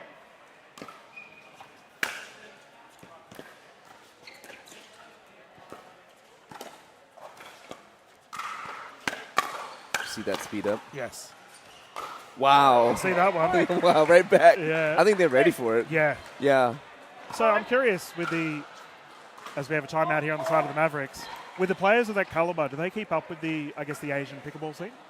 Yes. I mean, they have an eye on what's happening out here. And, of course, they want to come visit, too. Of course. Yeah, they'd love to come out here just to see what's happening on the global scene, right? Yeah. A lot of excitement, and that's a tribute to companies like you guys, PP Australia, MLP Australia, that's growing pickleball out here and giving up players from this side of the world opportunities to compete and to really see what's happening on the global scene. So, yeah, and I have to say we are so happy to be able to continue to promote, and the international viewers, everyone's getting on board with the MLPA format. So it's an absolute pleasure being able to call everything, and ting you for jumping in the booth and giving us some great insight. Yeah, absolutely. You guys got good energy, man. I just love being around good people. Oh, so. Mate, you brought up Shoeies. We're going to have to see Energy shared, all right? Yeah. Wow. Okay, switch sides. Aces up. 11-5. Crucial victory here. They're currently down 0-1 to the Mavericks. But, pickleball is a game of runs, especially in rally scoring, right? Oh, yeah. You could be down 3-15 and come back. So. Wow. We nearly saw that in your search game. That was a crazy comeback. Yeah. I mean, Kyle just went 10 seconds. berserk. Yeah. such a legend. So. Fook to bring it in. Time in. 11-5.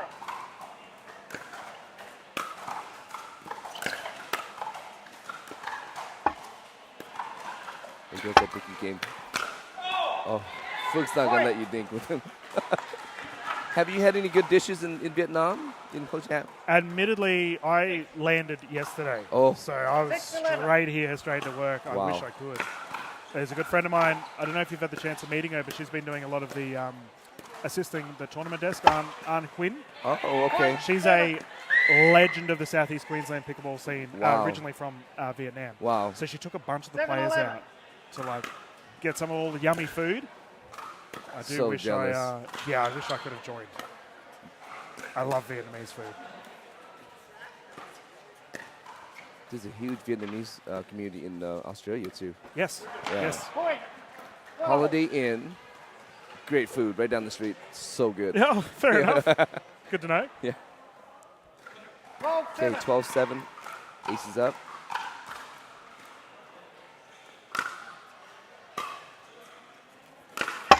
Oh, that's in the wow. chest. Yeah, there's when you came to Gold Coast, just down the road in Brisbane, there's a massive Vietnamese community there. Oh, wow. And they all love pickleball. They're mad about it. That's everywhere. Like Yeah, Vietnamese sure. community in America too. In my city. Love it. Another net roll. Aaron getting out of the way this time. Hey, shout out to my wife real quick for allowing me to travel to be here. Oh my goodness.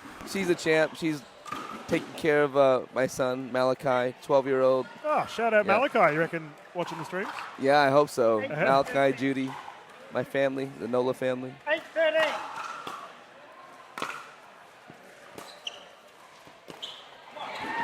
Yeah, Okay. the family aspect of pickleball, man. We have so many families here for this particular event. Mm-hmm. Cheering on all the players for the MLPA format. 9-13. 9-13.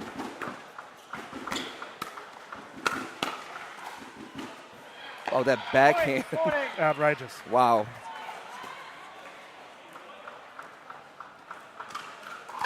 14-9.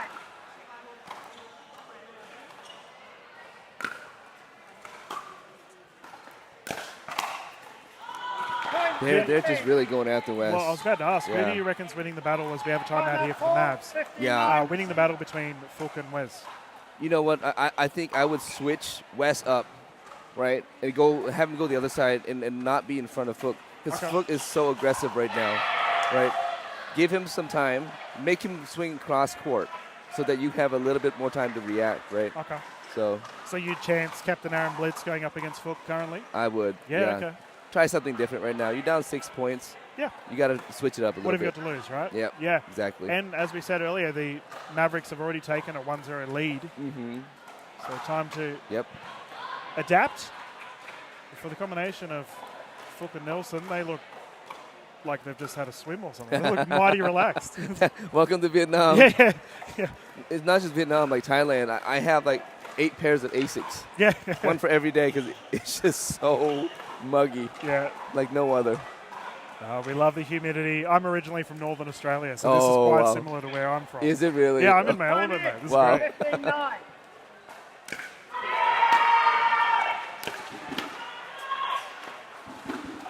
Point 10. You see all the content that Fook and Marcel has been pushing Oh, on mate, Instagram? how good is it? I love it. Love it. 10-15.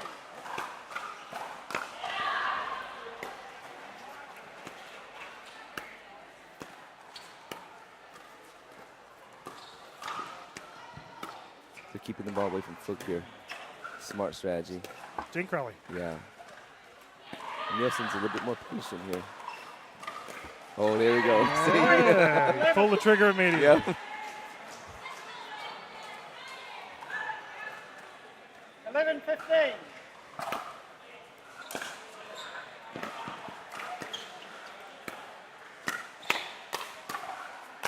Oh, Speed up immediately goes in the way of the aces. I think you've got Yeah. something here. Yeah. yeah. A little bit younger. Got a few years. 16-11. This young kid's not as patient, right? Yeah, yeah. That's you were referring to Mr. Wesley Gabrielson when you watch this footage later, talking about young men on the court. How old is Wes anyway? 17, 11. I don't know. Yeah. He's got to be younger than me. I'm a grandpa. Oh, Wow. Poach goes long. Missed that bird. Point. Talking about birds, we had one in your game. Okay. Missed the Yep. eights. Wow. 12, 7, 8. Not often do we get to call a bird. Mm.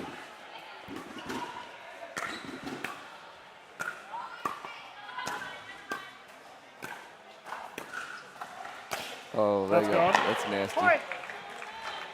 Yeah, Kyle, right? Kyle was the one that invented the Kyle. Is that right? Yes. That little flicker. Oh my. Yeah, Kyle Yates. I'm backhand. waiting for him to pull that off. in the Yeah. match. I'm actually curious. When I was watching Marcel, I was like, oh, here we go. These two are yapping at each other. But it didn't happen. No. That's long. Nielsen getting involved in the speed-up party. Slightly better passage of play here for the Mavericks. They've Right. settled things down. Still got 5 points to 13, build it 19. up.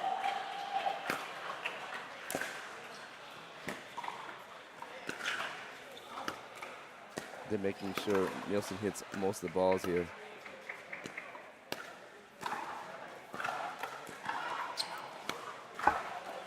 Point 19. Yeah, but I mean, Nielsen doing his job. He is staying patient, Yeah. setting up hook. 19, 13. It's hard to find a really good right side player that's just dialed in, right? Yeah. Oh, And nice. I was bringing this up with Mike Newell, who was commentating your game. And we were talking about the 14, emergence of the right side player and how effective it's currently becoming. 14, 19. I'm a right side player. Yeah. Yeah. Well, there we go. You can give some great insight to it. Yep. Oh, Blitzy speeding it up. Yeah. There's that single-handed backhand he is renowned for. You know, a lot of Eagles in pickleball too. Not everyone wants to be the man, but you know, That's like right. figure out what helps the team. You Yes. know, or what helps your partnership, right? I love the right side player personally. Yeah. I love seeing a good right side I player. I love playing 10%. Yeah.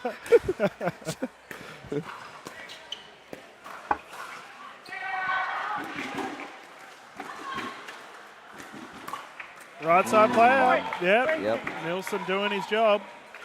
We've yet to see Willie Chung play. He's here, Willie Chung, one of Taiwan's top players, one of Asia's top players. You'll see his debut tomorrow. Do you know who he's teaming up with? He's teaming up with Leander in men's doubles, so Okay. they've done quite a bit of tournaments together. He's a single specialist. So we might see those fellas Oh, on it's going to be championship court electric. later on. Oh, Yeah. wow. He's also playing mixed with sand. Oh, That's going to be fun. we're getting that game on the court. Yeah.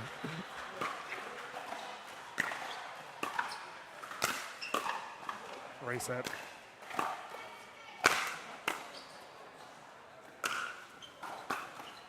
Take two. Oh, wow. Defense. Hall of Fame defense from a Hall of Yeah. Famer himself, Wesley Gabrielson. Top notch. They defend the game point situation. 17, 20.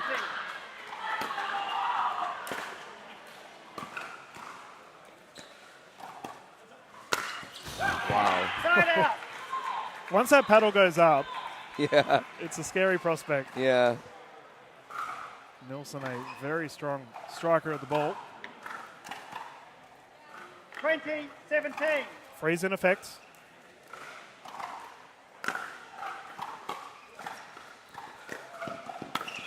Oh, speed up for wow. Aaron Blitz is good.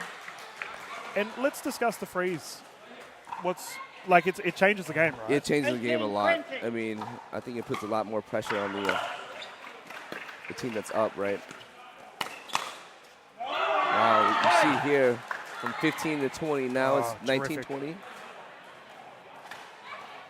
19, 20.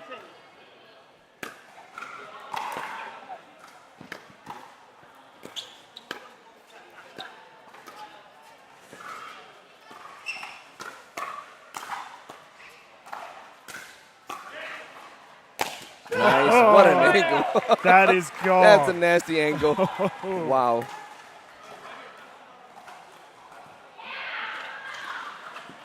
The camera crew here is amazing. Just love the camera crew. They're taking some really great shots of players and Yeah. just going around and making sure that, you know, they get good content. So Yeah, as it looks like we have a timeout here on the side of the Asia Aces. We do have to give a big shout out to our photographers and our videographers. Paul Foxall, who's just on the left side of kitchen cam there. He's just behind official Donna J. And Josh Northeast, wherever he may be, floating. Oh, there he is, giving you a shout out, Josh. Yeah, Let's big go, wave. Josh.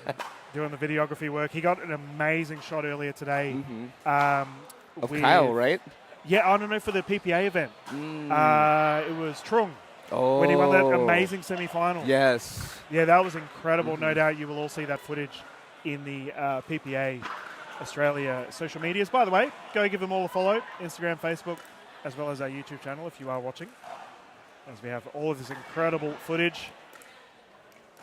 As well as probably should chuck you a bit of a follow on socials too, eh? Follow Lunar Pickleball, baby. Yeah. To the moon.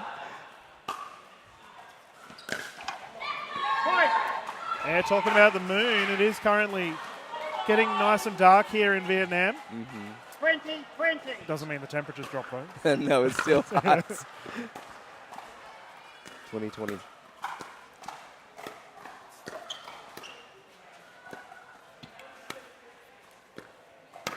Speed up and good. Aaron Blitz is coming up clutch. What a comeback. The Mavericks Wow. were on the ropes for a little while there, but not the case. 21, Foot needs to take up a little bit more space here. Yeah, well, you mentioned 10%. That's all that Fook's getting at the moment. Yep. Here we go. I think Nielsen needs to move a little bit over to the right a little bit. Give Fook some room to work, operate, right? It's so important on that left side. Yeah. Got it. A call again. 21-21. 21. Here we go. Point. Trigger pulled. And we are back to the rally scoring 4-point. 2-point pickleball, ladies and gentlemen. Keep on going till one side gets a 2-point lead. Secure the game. That's gone. Wow. Incredible comeback for the Mavericks. Gabriel and Blitz secure the game 2-0 lead for the Mavs. That's tough to come out to be down 0-2, but if anyone can do it, you know, well, they got some strong mixed teams on this side too, so Yeah. let's see if they can come back. And this is a great time for analysis because your team were 2-0 up. Correct. So if you were in the Mavericks situation right now, you find yourself 2-0 up and you're coaching, what was the feedback you gave for the surge? I'd like to see if they're reacting. I don't know who won the react, right? If you're reacting, you know, I put the strongest team up first, right? I don't change the momentum. I keep the momentum. Same thing we had, you know, we wanted Marcel, that third match, Marcel's home turf. We wanted him to finish it off, but Marcel's like a team player. He was like, no, let's keep the same lineup, keep the same momentum going, right? Yeah. That's so important, yeah, right? that's so good. Yeah, but if I was a guy here, like, this is my city, I'm gonna do this, Yeah. right? But Give he's me such the a team limelight. player. Yeah. No, he's And it worked out, right? Yeah, well, you got the victory, right? Right. Yeah, Marcel, terrific person. Dominant player on the court too. It's been an absolute pleasure calling him thus far. As we can see, heavy discussion here from both teams. Regarding the reaction, so for our viewers at home that might not necessarily understand what we're referring to, could you give a bit of an analysis on So this? you win the toss, you automatically need to select reaction because when you go to a it's very strategic to see who picks the picks the lineup, right? Yeah. I mean, I want to know like who's coming out first so that I can put my players adjust to them. And react to it. Yeah, react to it. Yeah, so for our viewers at home, effectively the teams will decide who their mixed lineup is. And as referred to by the coin toss we were just talking about, one side will be able to react and change their side accordingly. So we can see official Gray heading over to the Mavericks now. So, and I don't know how you do this all day. It takes talent, right, and a gift to be in the broadcast booth all day. Talking's easy, mate. I do it all the time. All good. Man, I get to watch pickleball. I know. I can't complain. It's so nice. But, you know, being in front of camera, I hate cameras. That's a subtle hint to Dave to go back to show call. Yeah. As we got Van Rieck, and it looks like she's teaming up with Vesli Gabrielson. Oh, they're all just giving high five. I don't know what's going on. Camaraderie on the court. Yeah, I love that about this team format. we all battle each other on the court, but we're all like such a family. Yeah, such a family. We support each other. Well, and I love the season aspect because you verse the same people in a season. Yes. So as a result, you get to really know each other. It's so fun. Mm-hmm. It looks like we will have the combination of Haas. Marcel just walked by. We'll have the combination of Haas and Shen taking on Gabrielson and Van Reek. Ooh. I like this. There's only one player here that likes the slow game. He's currently warming up the fast game, Wesley Gabrielson. I actually thought in that last game that we just saw with Gabrielson and Blitz, it really turned around when Wes let Aaron do his thing. That's right. Wes is such a really humble player, and he's smart. Yeah. He knows, like, hey, it's not working. Let's adjust, right? Well, you mentioned earlier about Marcel, who just walked past us and doing the team thing. So Wes obviously did that. Can we anticipate something similar here with Rose Van Reek? Yeah, I think they're going to have to do that too, yeah. Jamie is going to come out firing. Oh, yeah. Yeah. Yeah, it's such a interesting combination with Jamie and Nilsson. Mm-hmm. And we can expect minimal dinking from these two, just full-blown guns blazing. Right, yeah. And I think that's why they chose Jamie and Nilsson instead of, like, Jamie and Fook, right, who are, like, experienced PPA players, pro players. Yep. I think too much firepower could, not be good. Will we anticipate Jamie moving to the other side of the court compared to the women's doubles that we saw? I think so. Yeah. Yeah. So that left-handed, right-handed combination. I think we're going to see a little bit different gameplay from Jamie moving, right? It's so tantalizing, right? Like the MLPA format in that we have a different game every single game. Right. So from a traditionalist point of view, from the viewers at home, we're watching, it's like a constantly evolving game of chess. Mm-hmm. Strategies involved. It must be a nightmare for a coach. It is. I try to game plan as much as I can, watch tape on some of my players, and that's how we get prepared, right? Yeah. But there's just so much you can do because the players are adjusting so quick and adapting so quick. And we have high IQ in all these athletes. Oh, yeah, no one is dumb here. Everyone's a smart player, right? Yes. So. Yeah, these players know this game throughout, that is for sure. Mm-hmm. We got the old Blues v Reds. It's like watching a rec game of basketball. So got Nilsson and Jamie close to the camera. And it looks like we're going to see that right-handed, left-handed combination.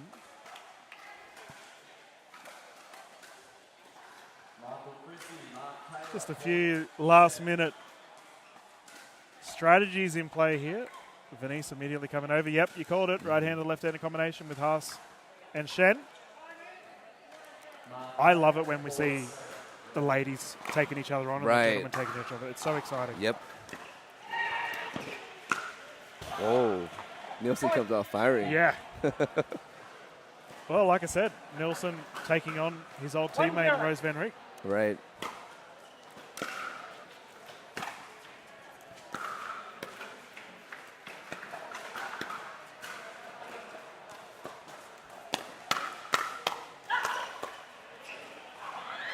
Ball is long.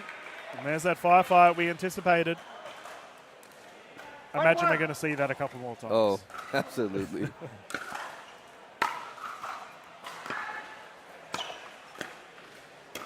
Ooh, shank the ball right there. Uncharacteristic error there from Rose Van Reek. 2-1. 2-1.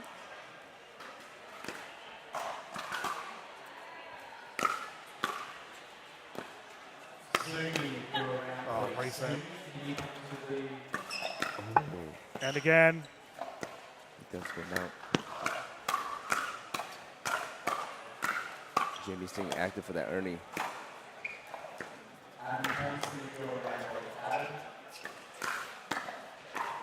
Wow, what a rally. We have everything on the court right now. Wow. Oh, no! Wow. Oh, my goodness. Wow. MLPA putting on an absolute show here for the Vietnam Open. I had lost track. There was people falling over. We had Ernie's, foot faults, everything. You mentioned it's hard being a commentator, mate. It is. I'm here trying to follow this ball. Wow. So good. And it looks like we have a referee timeout here as a bit of a slick surface, as we did see Jamie Haas fall. She looks okay. After that, just full-blown effort. Oh, my goodness. What a rally. Jamie is like the Elise Jones Yeah. of of Hawaii. She's so scrappy. Yeah, and I love that play style. Diving club. For a... Oh, looks like our ref timeout's done. We can jump straight back into it.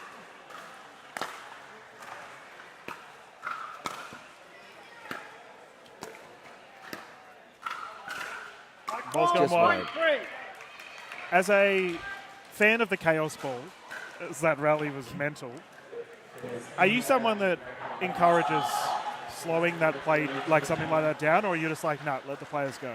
I say let the players go. Yeah, yeah. You know, you don't want to stop that.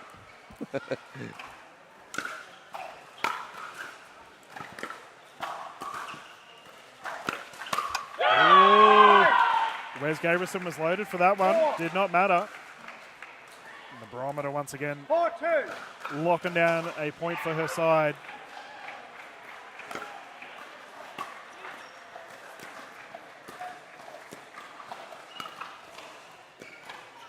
I think as coaches, we need to, I mean, it's too early for us to inject so much of what we think of what they should do.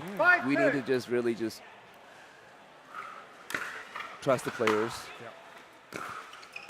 See what we're doing here. Oh, so much. That's a nice inside out there. And you Trust talk- the players. You talked about high EQ plays, right? Yeah. Nielsen Chen recognizing that straight down the middle. So smart. Yeah, they're already smart. I think as coaches, we just need to be there, encourage them, support them, and, you know, really the mental aspect of the game, Yeah. right?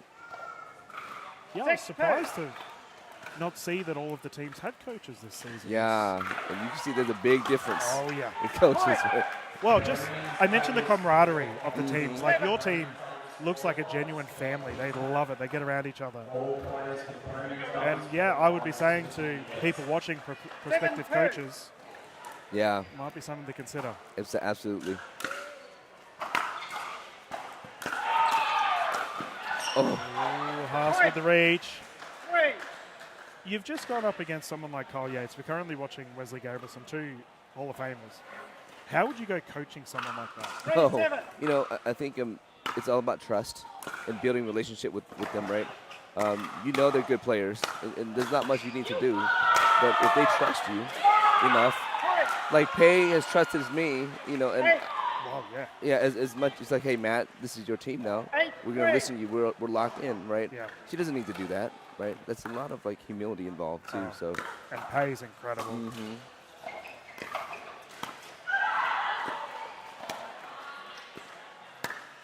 Speed up goes wide. Oh. I don't know if Pei realizes how loved she is from the Australian pickleball community. I go to a lot of tournaments, and she is talked about frequently. yeah, just that smile is just so contagious, right? Yeah. Which is the way she goes about it. The humble pickleball, dominate on the court. Point 4. Yeah.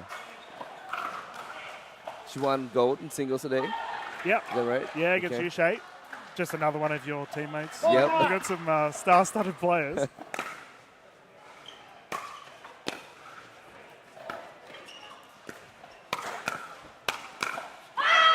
I feel like a Phil Jackson. I don't have to do much.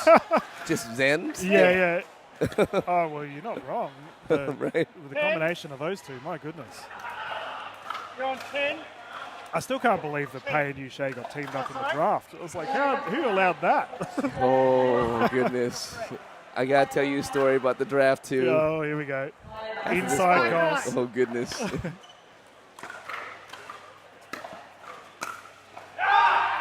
It was like at 2, 3 a.m. in U.S. time. I'm like up 3 a.m. to see if my player's getting drafted. Marcel calls me. He's like, who should we draft? Who should we draft? Oh, you got a pretty handy pick. Yeah. My goodness.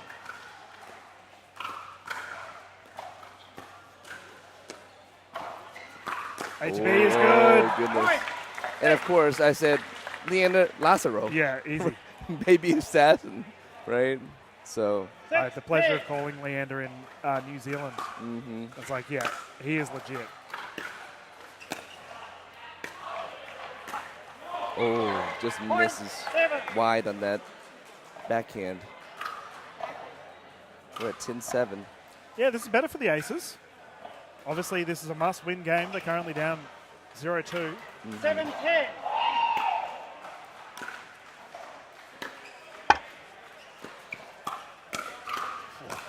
How good was that Nice. setup from Jamie Haas? You got to get the crowd involved. You know, when you saw me, like, Oh, yeah.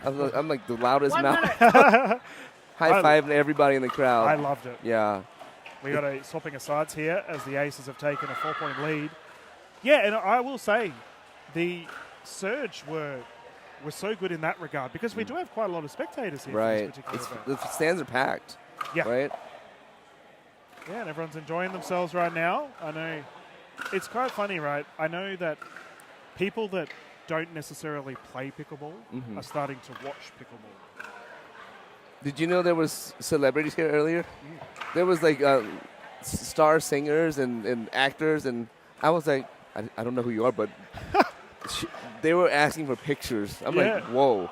Yeah. And I was like, wow, it's amazing, right? And we Lunar Pickleball sponsored a celebrity pickleball tournament in Vietnam about a month ago. Yeah, okay. All the celebrities had their own photographers, Oh, and they just loved pickleball. Yeah, that's so cool. Man, But the sport's it's going global. Like, it's so big right now. yeah, it has.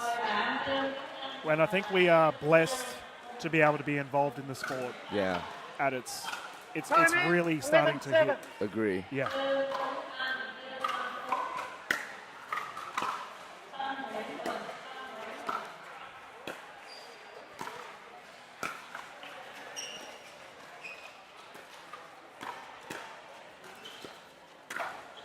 Wow. Nilsson Wow. getting one back on his former teammate. He's He playing goes. quite well thus far, Nilsson. He is.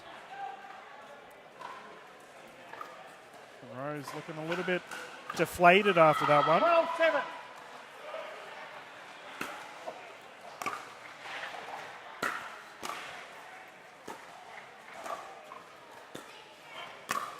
Oh, Point. 8. Wes attacking Nilsson right in front of him. Yeah, I just noticed there, Matt. Rose was hugging the sideline. She was. 8-12.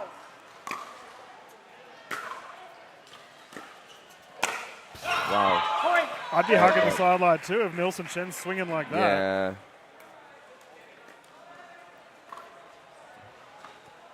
Thirteen 8.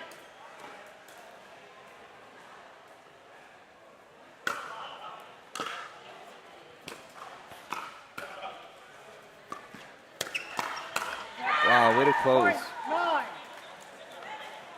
Let's talk dream breaker situations. Oh, man. How do you coach a dream breaker? I've yet to see one. Of course, reaction. That's very important in a dream breaker, right? Who sets the tone? Yeah. I mean, 9-13. just looking at on the other side, we have some single stars, Oh, yeah. right? On the aces. Wow.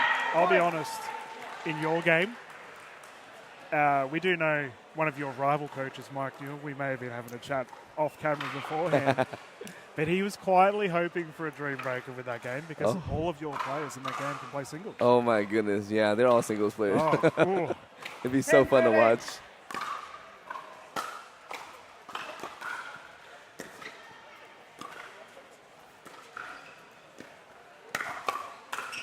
Built that speed up. Point. Yeah, I do know that Wesley Gabrielson did win. I believe it was his first dream breaker with the A's Aces last season Oh, wow. in Redcliffe. Have we seen a dream breaker this season yet? Timeout received. Yeah, I caught a bunch of them in Gold Coast. I did.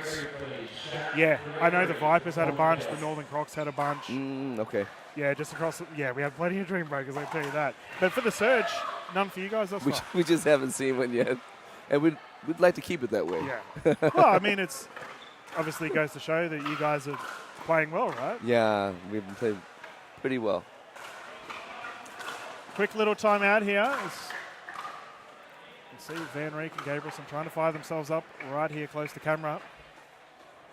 For our viewers at home, we have plenty more action coming on Saturday and Sunday as well. It's going to be a whole bunch of fun.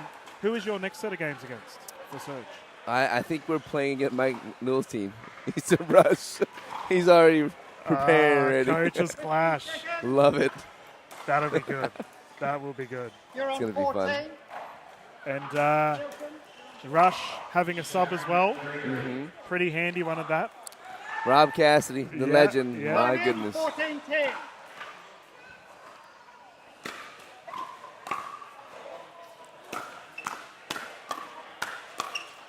Oh, Nilsson, pop it off. Firefight. 15.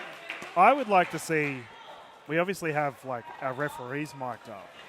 For that particular Rush v 15-10. Surge game, if we could have the coaches mic'd up. Oh, that would be awesome. Yeah. I don't know if you want to mic me up.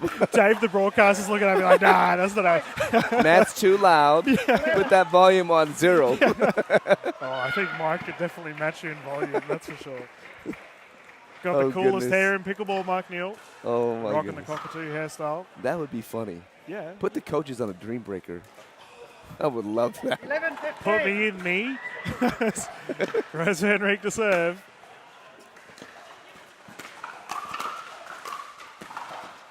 What hops? Where? You asked how old Wes Gabrielson is. Clearly not that old. He got up. Oh, goodness.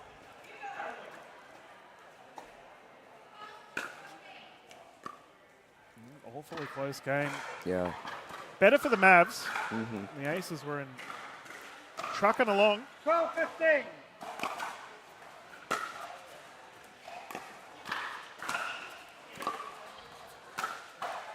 Yeah.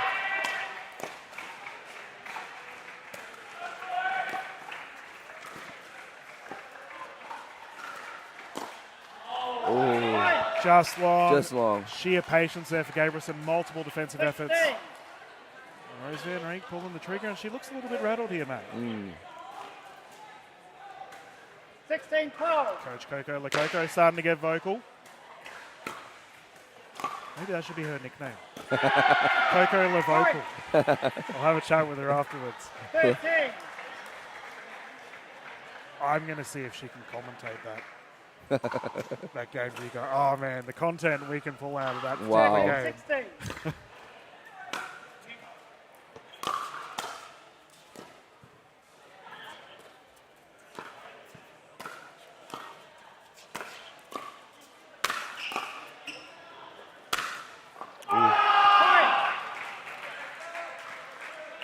Yeah, Nilsson has obliterated that.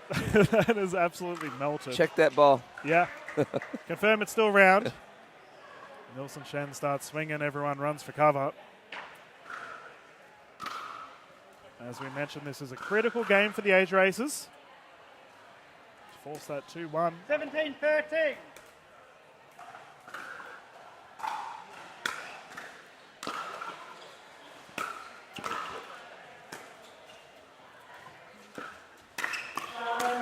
Wow.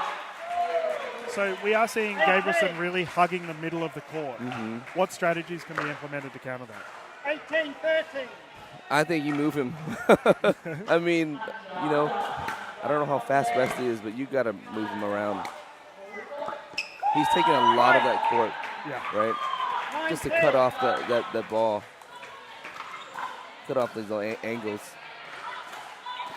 But he wants 19-13. action. Yeah.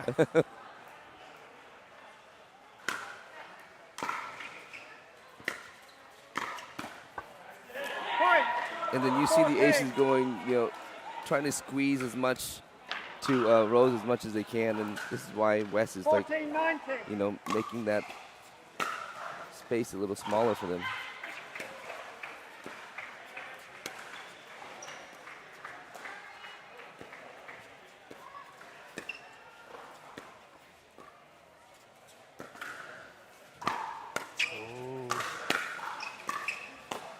Wow, good resets. They tried to move him around, but he's just such a good dinker. That down the line shot from Wesley Gabrielson, not an easy shot to pull off. Years of experience there. Yeah. Yeah, I've had the pleasure of commentating with Wes, and he is just a fountain of knowledge. Pretty handy on the court too. You know his singles rating. His singles duper is insane. It's like through the roof level high. Is he a 7-0? It's something crazy. Wow. I was like, Wes, 15-19. so why don't you play singles? He's like, Dylan, I've got to preserve that ranking. I love it. I love it. Smart man.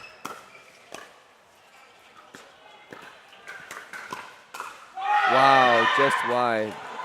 That's better for Rose. We're seeing a little bit of what we saw last game here.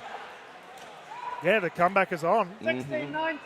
3 points in it. The Mavericks digging deep. Oh, Such there a you good go. angle. 20. Game point situation here for the Aces. Nielsen Shen playing out of his skin currently. Jamie Haas ball in hand can secure this one. 20-16.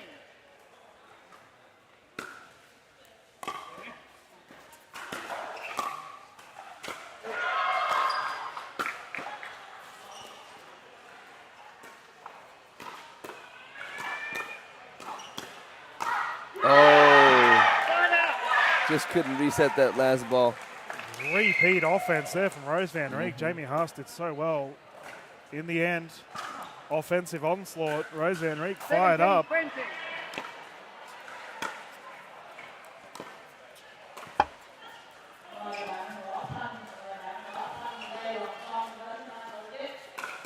Oh, a little close. Line out. But the freeze is in effect. Not over yet. Aces must score with the serve. 20-17. Second match point. Here we go.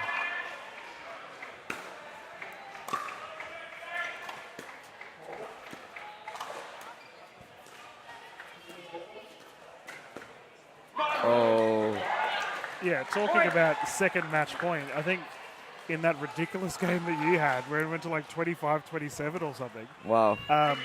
Mike counted eight or nine game points. 8 or 9. Wow. It was wild. Yeah. Such a close call. So close 18-20. game. Oh, it's amazing.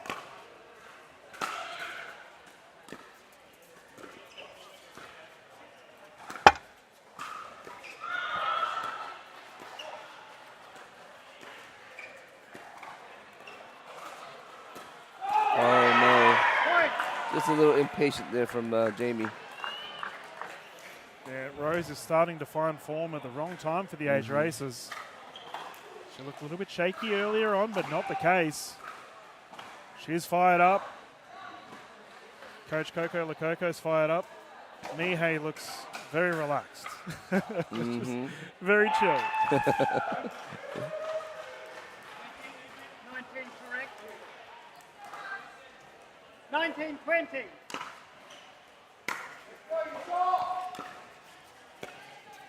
There you go. Wow, just long. Tied. We're game. seeing deja vu again. Oh, my 20, goodness. 20. Strap yourselves in, ladies Wow. and gentlemen.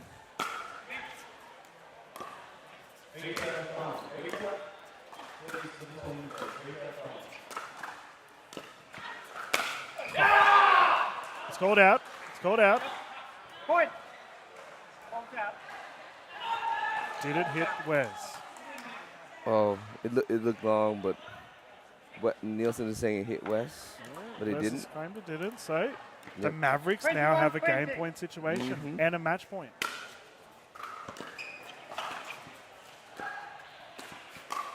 Oh, and wow. they take it. Heartbreak for the Aces. Wow. I'm stunned. What a Yeah. comeback. Wow. Twice. Yeah. Insanity. And the Melbourne Mavericks, what a win it is for their side. Emotional win. Oh, Van Reek's in From tears. Rose. Just how Wow. much this means for these. Yeah. And very, very rarely Wow. are commentators speechless. Here we are seeing Yeah. the Mavericks, just how much this victory means to them. Just a rush of emotions. Yeah. Just goes to show the Yeah. MLPA format, what it does for our players.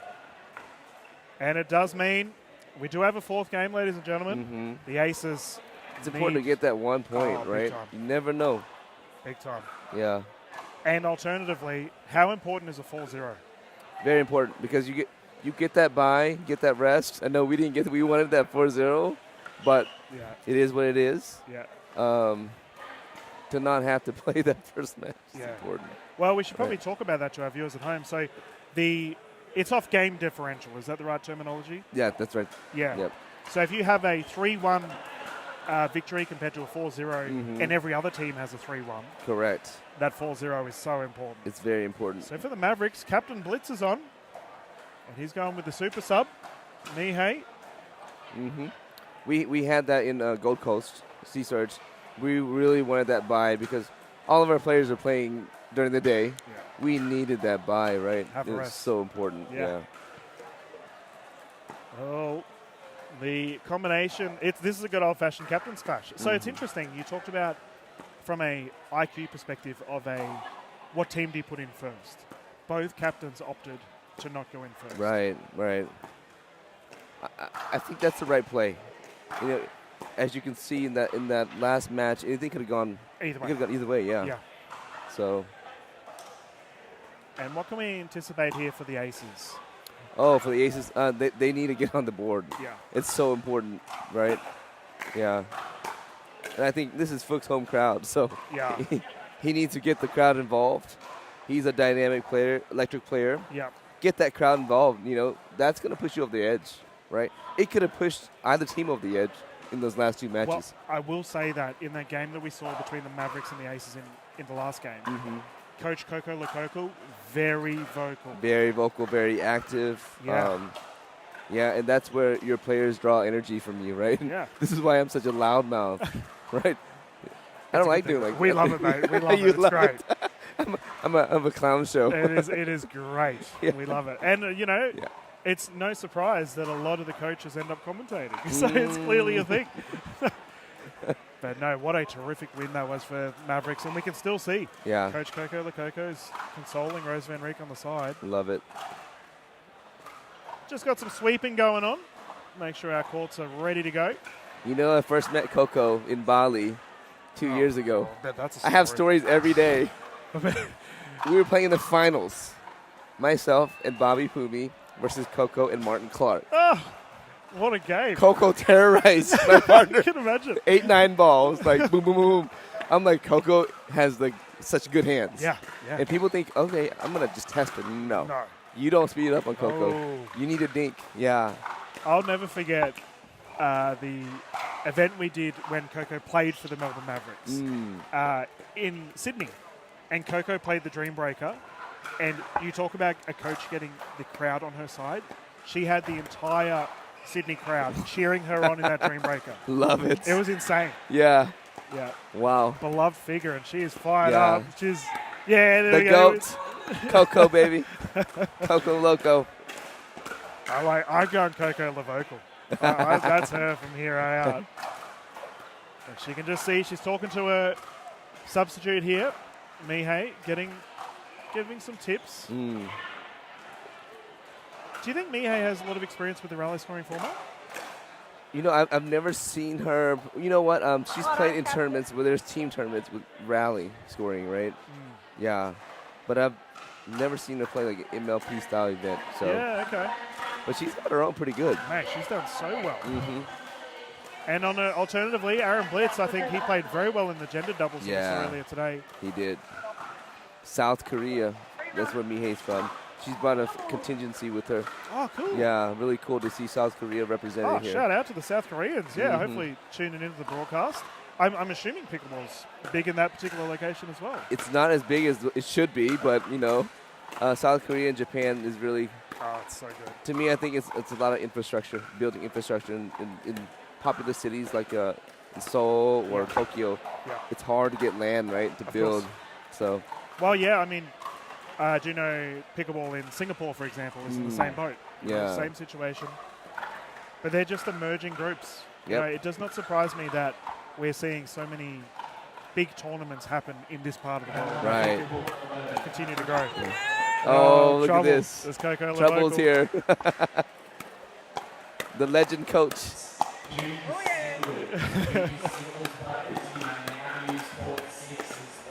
Quick hands here. I know I keep asking you, just chucking questions out, but for a warm-up perspective, is there anything you expect from your players? Or is it just let them do their thing? No. I mean, I think like warm-up is so important, especially in this high-level game to get your body ready, get your mind ready, right? Going through the proper warm-ups, whether it's stretching or certain speeding up, working on your dinks, right? Every player has their own, how do I get warmed up, right? Yeah. And I think for me, it's like, hey, do your thing, Yeah. get ready, and it's important. Yeah, well, I know for our Australian player base watching at home, they tend to avoid the warm-up stage. They just want to jump on the court. Yeah, So doesn't words of everybody, advice. right? Yeah, yeah. Yeah, but at this level, you need touches. You need to get warmed up properly, or you're gonna lose the first 10 points of the game and it'll be over with, right? Yeah. Well, also considering, as you mentioned earlier, how important that 4-0 was to have a break, because our players are playing so much. It is really a test of endurance as well. Absolutely. I tell all my players back home or, whoever I'm coaching, I don't care if it's a rec game or not, put it in your mindset how to properly warm up. Yeah. So important. 30 seconds. And we got the 30-second call from official Gray. As the players are getting ready from the combination of Mihei and Aaron. So these two obviously haven't played too much together. How tricky is that? We've got obviously the captain opting to play with the sub. Yeah. Great leadership. What words of advice would you give if you were in Coco Lococo's coaching call? She needs to just really encourage communication between those two. And, new partnerships, a little tough, right? New marriage is a little tough. That middle is going to be wide open. Yeah. If I was Fook and Denise, I'd go over that middle, down that middle all the time, right? And test that partnership. Oh, of course. Ready. All right, we can get started.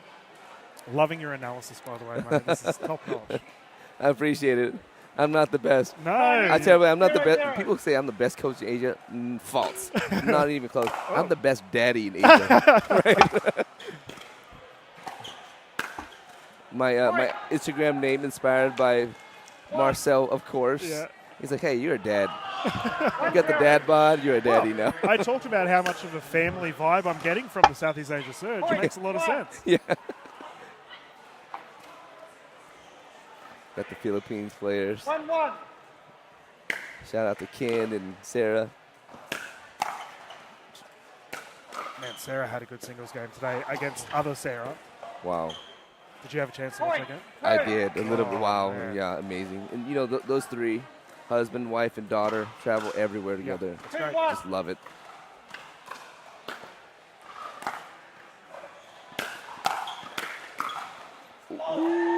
Point. Just miss the firefight. 2.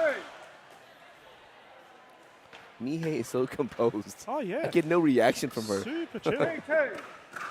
Very relaxed.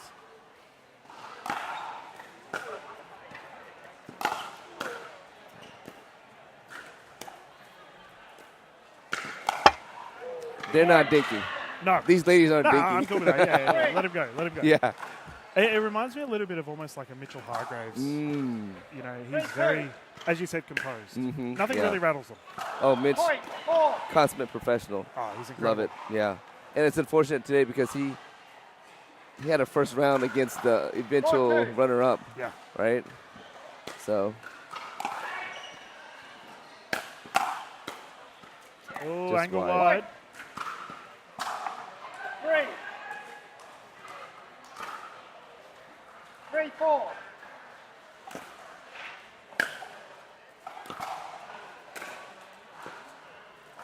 So as you've had Point. 5. you've worked alongside Fook Right. with his development. For our potential prospective players that are considering next season, by the way, the 5-3. applications are still open for next season if you do want to get involved. How good is this for Point. 4. not only the player profile aspect of the game, getting your name out there, etc., but also player development, getting in something like the MLPA format? Oh, I mean, as you can see, these players being able to play against the high-level players. Fook coming over here, and Adidia noticing right away, I need to work with Fook. He's seen the pro game in America, right?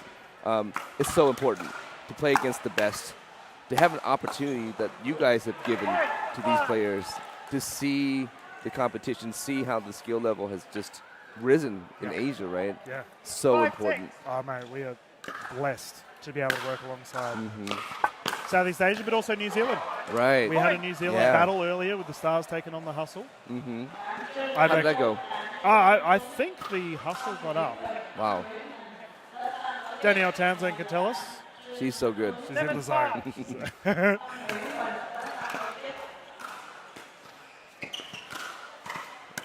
Oh. Point. But I was actually in New Zealand last weekend. Oh, okay. Did the I've New never Zealand been. Open? Oh, it's great. No, it is amazing. You talked about how welcoming the 6-7. Vietnamese community have been. Mm-hmm. New Zealand's exactly the Oh. same light. I can't wait.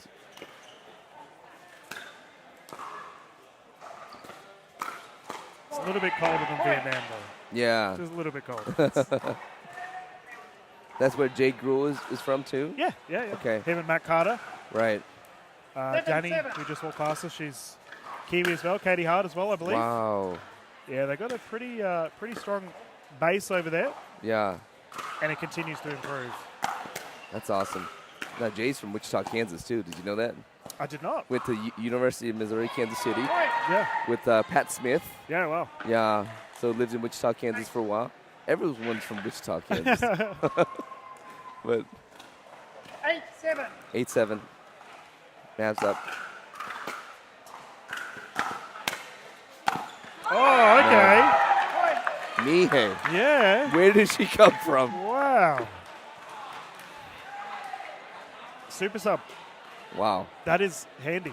Mm-hmm. She's getting a lot of visibility for next season too. Oh, yes. Big.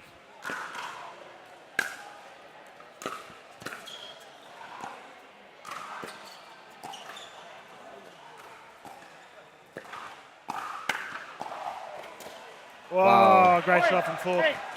And I do know who Mihei replaced. Talia Saunders is probably watching the stream right now. Mm-hmm. Probably killing her that she can't be on the court. Talia, we hope Yeah. you're doing well. Get better soon. Cheering on the Mavs. 8-9. Oh, she's in the chat. She's There we go. in the chat. We've just been notified by broadcaster Dave. Hopefully all nice things, Dave. We're just going to assume that's a nod, yeah. Superstar from South Australia. Actually, when you visit Australia, that might be somewhere you could pop over and Oh, have a look at as well. yeah. Ooh, Point. 10. little impatient there.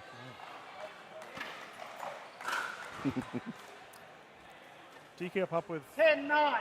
Australian sports much? No, I don't. Unfortunately, unless it's pickleball. Yeah, Not much. true. Just because Melbourne, where we're going next, is regarded as the sporting capital of Australia. Wow. So you've got every sport there. The national sport is rugby. Is that right? Football. Or AFL. AFL. Well, I guess it depends on where you come from. Point. Okay. 11. See, the Queenslanders in the chat watching would strongly disagree that Uh-oh. AFL. But their team just won the premiership. Brisbane Lions took Wow. out. AFL is the Australian Football League. Yes. Okay. So we have 4 different types of footy.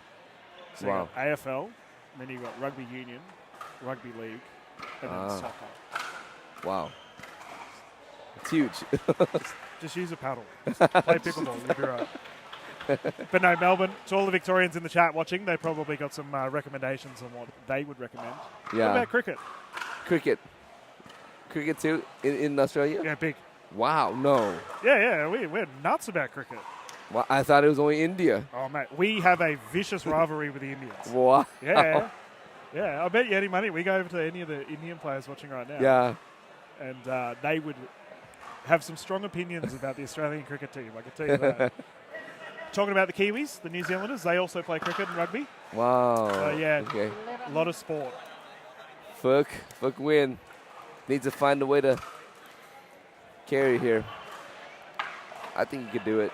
Oh, yeah. Yeah. Time in. 11-10.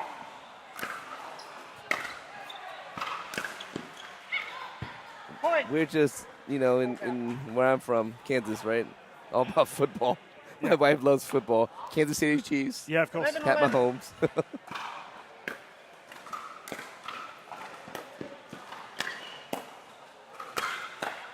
Ooh, pick up. Wow.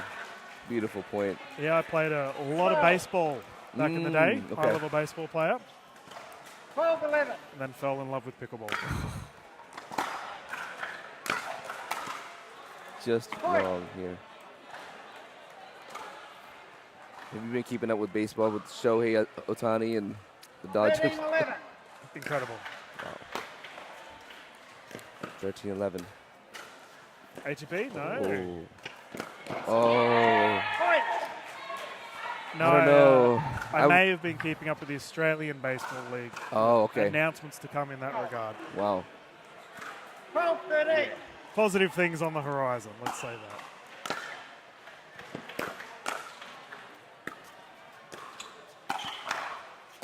Oh, Point. just misses. I think this is positive, though. 14. Nihei's actively taking them on. I think so, yeah. Very close game we have here for our fourth game. She's very composed. Yes. I like that. 14-12. No nerves.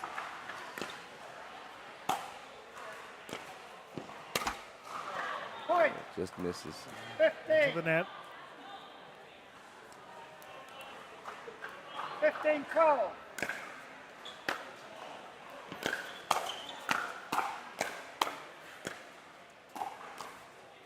Oh, Point. that reset. Yep, good firefight. 13. We got the folks at Happy Hub. You guys did a celebrity event out there 13-15. the other night. Yep. The owners are out here supporting Fook and Marcel in the tournament. Wow. That's a great shot. Yeah, I'm such a fan of getting 16. local business, local organisation Mm-hmm. involved. I really wanted local commentators as well. I know we got MCs and whatnot getting involved 16. in our events later on in the weekend. It's great to see. There's an influencer here 17. who's a chef. Oh, yeah. Timeout call. Saigon Spring Roll. Has he been in the booth? I believe he was mentioned. We do have a timeout here. Yeah. So, spring rolls. Saigon Spring Roll. He has the best cooking content, and he does online workout and like content. There we go. You got Yola guys out here. If there's anything regarding food, I might be on board. You've already mentioned goodness. that. You've already mentioned that restaurant down the road, so Oh, I got that on the mind. Holiday Inn downstairs. Very great Vietnamese cuisine. What's your go-to Vietnamese dish? Bún chả Hanoi. So good. So I'm like, my dad's like part Vietnamese, part Laos. Mom is Chinese and Thai Dam, right? And my wife is Vietnamese, and so Vietnamese food has been a staple in our household. Time in. 17-13. I can understand why. I get excited over food. yeah. Okay, 17-13.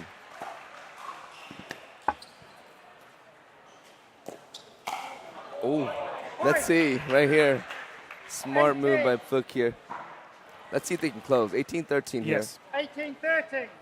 Yeah, well, closing games has been a bit of a tricky one thus far for our games today. Nice, good reset. Oh, wow.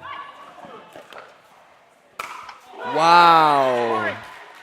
That is terrific Wow. from the Asia Aces. Yeah. Multiple defensive efforts.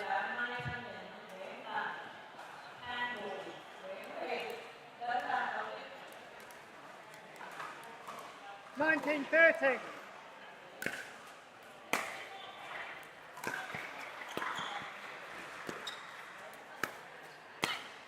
Down the middle Wow, right down, you see that down the again. middle? Venice had a couple of those shots. Yeah. 20.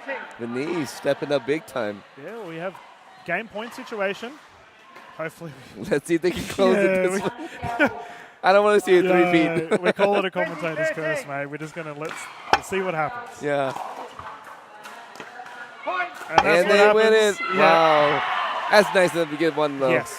That's important. You're going to see how important that is Yeah. down the road here. Absolutely vital for the Aces to secure that one victory. The Melbourne Mavericks, though, great start. 3-1. You guys have already had a 3-1 as well today, so you're potentially eyeing off some maybe opposition later on in the run. Yeah. That's. Thanks for having me in the booth. Mate, Love thank it. you for jumping in. Such a great time here. Yeah. Such good energy here. Very fun here. Yeah. And no doubt we'll see you later on today Or later on tomorrow, I should say, with the old coaches clash against. Oh, Parkfield. I'm clashing with Daniel Moore in Yeah. men's pro. My first round match with Daniel Moore. Easy game. You'll be fine, mate. No, thank you so much, Matt. And for our viewers at home that might want to check out Luna Pickleball, where can Lunar they have a look? Pickleball. Yeah, we love it. And thank you so much for the support. Just want to be a great advocate for the athlete and grow pickleball. So, Yeah, there we go. yeah. Thank you, ladies and gentlemen. We will have a brief break here as we get underway. We've got our next set of games coming up live at the Vietnam Open. Dylan and Matt here. We're going to have a little bit of a breather. We'll be back live straight after this. Let's go to the moon, baby.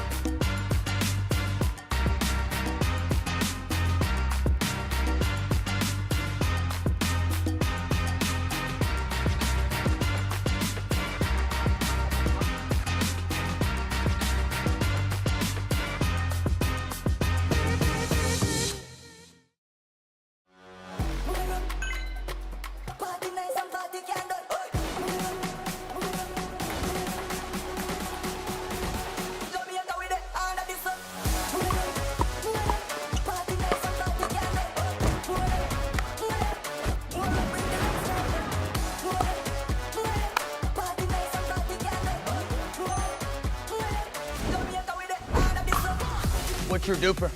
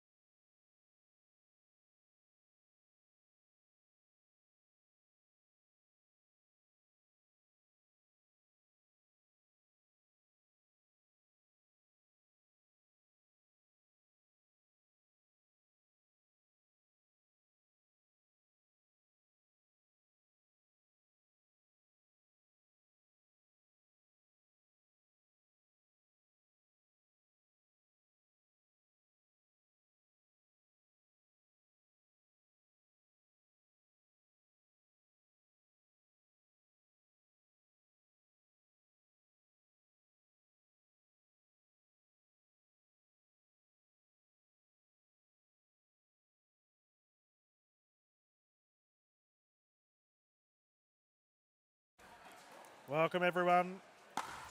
Welcome everyone to the Major League Pickleball Australia third time slot here. On our Friday afternoon, we have the Western Vipers taking on Sydney Smash. My name's Dylan Kimlin. Sitting alongside me, I have the captain of the Fast Fours, George Wall. What an absolute pleasure. How lucky am I to have you jump in, mate? Dylan, it's a pleasure to be here. Very excited to call this one with you. It's got a great match on our hands here. There we have the Western Vipers taking on the Sydney Smash. Combination of Amelia Schmidt, Shelby Bates. In the green, closest to camera, and their opposition, Zhao Yi and Selena for the Smash.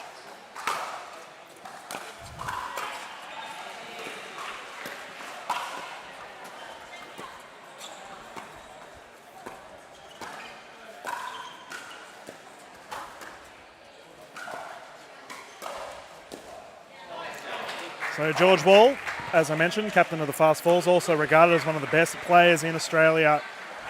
Very much a tactical mastermind on the pickleball court. You're going to no doubt give us some great analysis here. Here, I've gone and butted you up straight away. That's how it works, mate. It's kind words, Dylan. Yeah. But you've just come off a 4-0 lead, so we will talk about that. Yeah, we snagged a good win over the Gold Coast Glory about an hour ago. So proud of the team for getting off to a good start here in sweaty Vietnam. That's a tough team too, the Glory.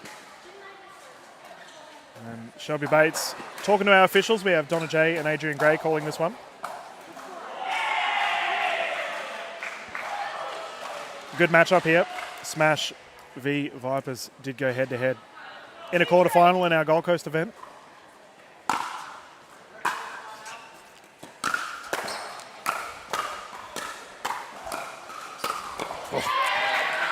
Good start. Yeah, I think the Vipers obviously won that match in a dream breaker.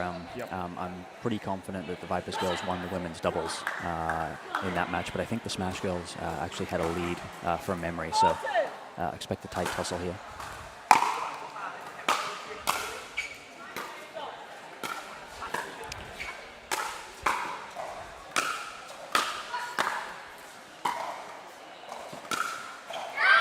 Down the middle. Amelia Schmidt with that forehand. Oh, the Smash girls called that it's long. called out.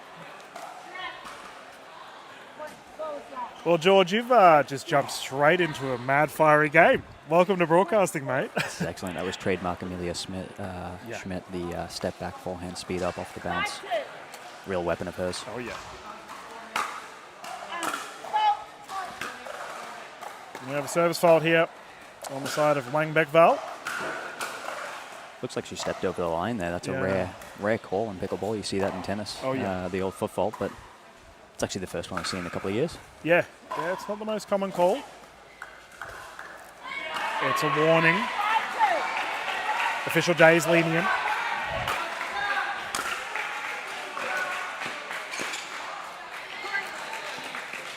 So it looks like the Smash girls will come out and looks like they're going to drop to Amelia Schmidt. Shelby Bates is obviously quite tall here and leans into the kitchen very, very well off that right side.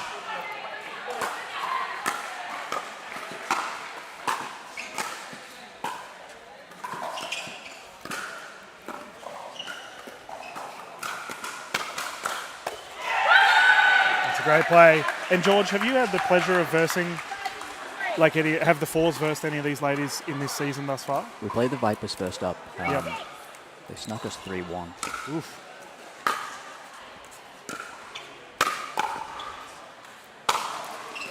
And obviously your female combination of Jamie Way and Liz Trulick, who unfortunately is not here, but got a pretty handy substitute in Isha Lakani. Isha's off to a good start. Yeah. Clearly, if you got a 4-0.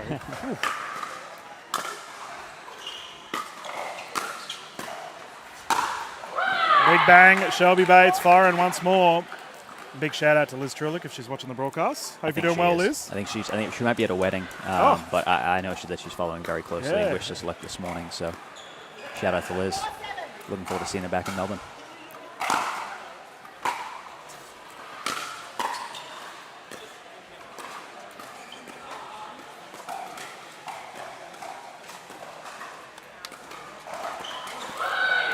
Yeah, the Smash Girls want nothing to do with Shelby here. Fun story for you, Dylan. I was on the plane right here with Joey Wild, and I saw him sending. We were actually sitting a row apart. Yeah. Didn't organize that. Just similar minds think alike, and I'll continue after this point.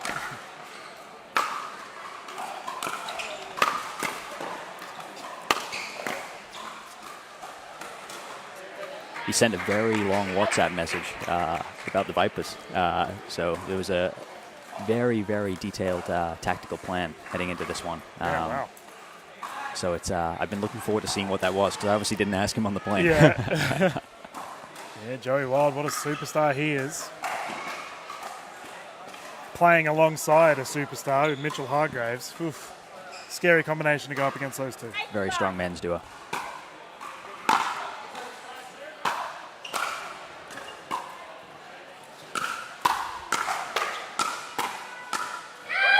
Schmidt down the left side, fired up. And George, I'm curious, obviously don't give away any trade secrets, but when you went up against the ladies with your side, what was the general, I guess, women's strategy for your team? Yeah, I'll continue after this point.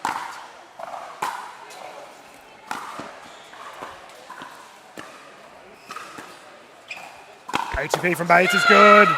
It's a good shot there. With a very, very strong women's doubles team. I think when we played them, Shelby was actually on the left. It looks like they've swapped sides since then. But yeah, we were looking to move the ball around and really just play to our strengths. Liz and Jamie obviously won the PPA that weekend. Oh, yes.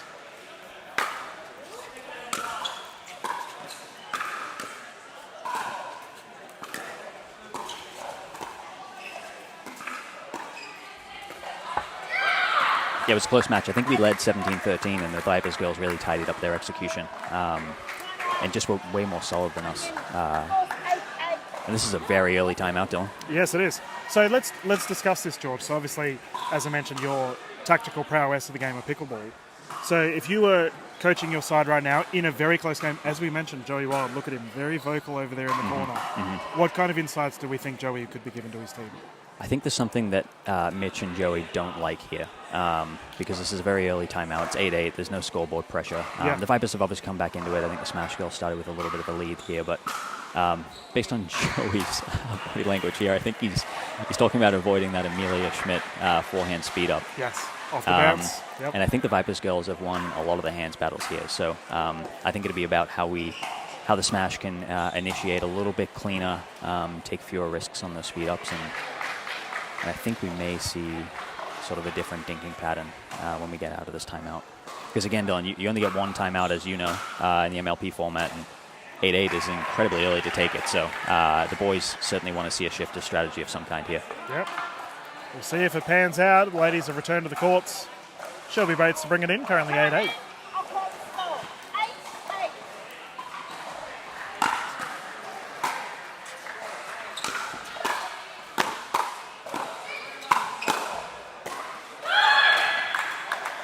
She is the barometer for the Western Vipers. Bates ever so vocal.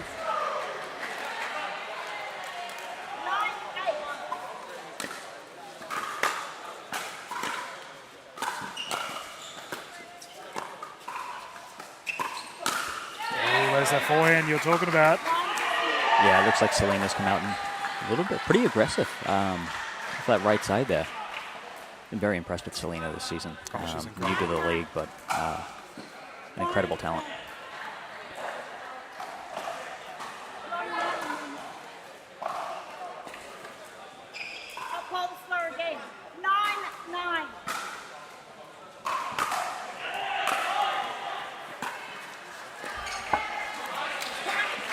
All right, points being gained. We'll see if that timeout strategy comes into play here. Selena Tarulja to bring the ball in. As George just alluded to, relatively new to this league, but she has made an impact immediately.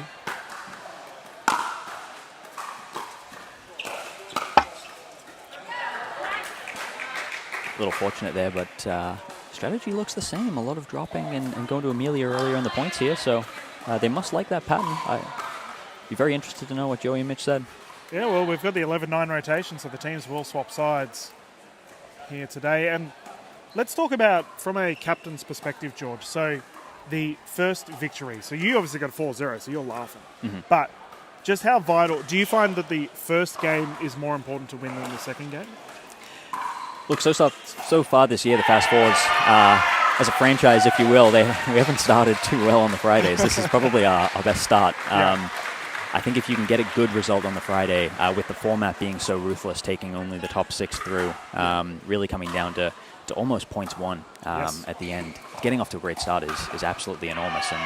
And we've put ourselves in a great position for tomorrow. I think going down on the first day, particularly 4-0 or 3-1, it's difficult to come back from. I think we pulled off the great escape, the Fast Forwards into the Gold Coast, coming back from 1-3 on that first day. So it'd be interesting to see, potentially with such a close match here, some of the mixed doubles strategy with the act-react. These teams will not want to lose this 3-1. I don't know which teams the Vipers and the Smash come up against tomorrow, but this is one that you want to get at least 2 rubbers.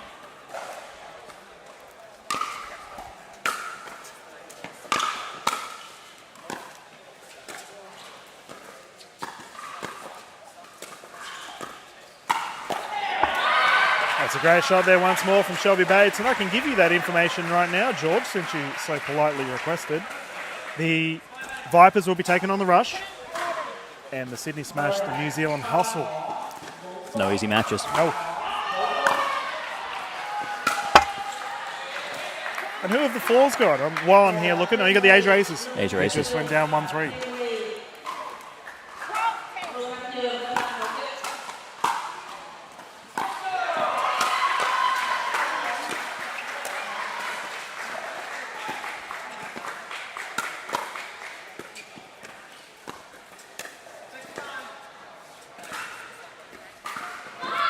Dinkin error there for Langbeck foul. Some great hands from Selena to dig our way out of trouble on that point. Good speed up from Amelia, good spot, but Selena reset it in the kitchen. Feels like a crucial women's doubles to me, Dylan. Oh, big time. So close.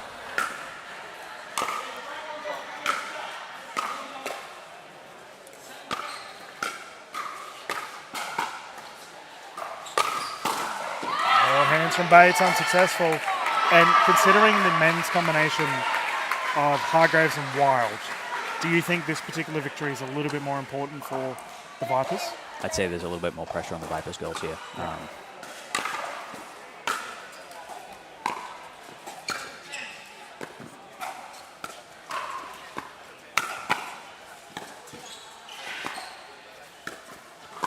JC and Derek, please. JC and Derek. Selena Tarulls will take a bow. Multiple defensive efforts, getting that secure down the middle. Terrific play. That's such a high-level point. Selena dug her way out of trouble nicely there. See Amelia sort of look for the Ernie, try and make her part of the court a little bit smaller. The Smash of got a nice 4-point lead, Dylan. Yeah, and we've had a request there from Shelby Bates to challenge the court. Timeout here on the side of the Vipers. Amelia Schmidt immediately calling that one. Close game, and you've got to say, after that timeout from Joey Wild, Sydney Smash looking good. Yeah, I don't know what Mitch and Joey said, but they've cleaned it up, and Selena's playing fantastic here in front of Amelia. I don't think Amelia's playing too bad. I'd be interested to see if the Vipers girls potentially make a side switch here. Maybe Shelby on the left. She's sort of been frozen out, I think. Yeah, and let's discuss that for our viewers at home. So, in the MLPA format, you can only stay on one side unless there is a timeout called. As a captain, is that a tool to have in the bag, just to randomly swap your teammates up? I think if you have the ability to do it, it's a good tool that, you can see some teams do. Yeah. There's a lot of, maybe not in this match, but there's a lot of righty-lefty combinations in the league that make that somewhat difficult. Yeah. Doesn't look like the girls will here, but I think we saw that earlier today with the Southeast Asia Surge. You had Pei and Leander actually swap sides in mixed, which is an unusual strategy, but dug their way back into the match. And just goes to show the sheer quality that we have here for our MLPA format. 15-11.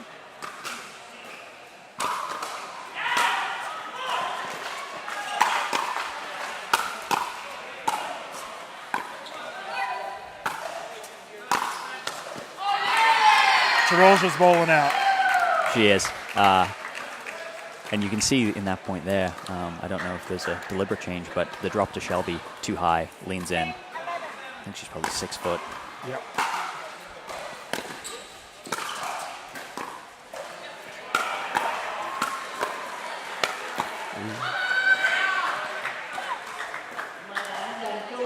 Fiery play from the Vipers. They do have a little bit of a deficit to cut back, though. Shelby Bates the ball in hand. Both teams seem to be sticking to plan A. But it's back themselves. Yeah.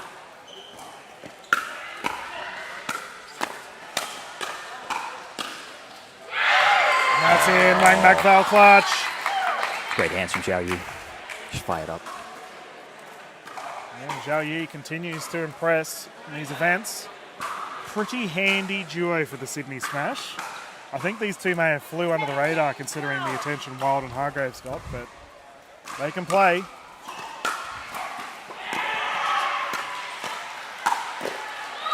That's a toe cruncher there from Shelby Bates. Have you been the recipient of a Shelby Bates smash yet? Haven't played Shelby yet. Or in any of the other events? Looking forward to it.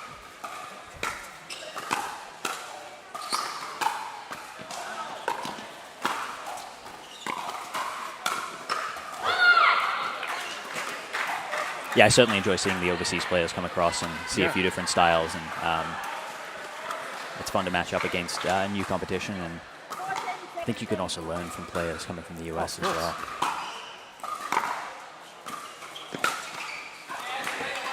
What I love is just the sheer prowess we see with the lob. So many of our American friends coming across, my goodness, they know how to lob a ball. Yeah, I've definitely looked at a few of the US guys that have come across over the last 9 months or so, and taken a few tricks out of their book. Oh, well. You see something you like, you right-click save, and you work on it in practice. So I think Wes Gabrielson in particular for a couple of his donations. What a legend he is. He is.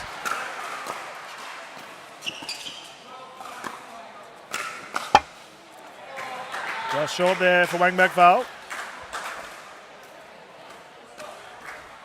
And you've had the pleasure of working alongside the prodigy Lucas Pascoe. How fun is that working with someone that's so young but is just so gifted? He's a very talented kid. He reads the game incredibly well, and Jacqueline and Rachel, please. Jacqueline, then Rachel Collins.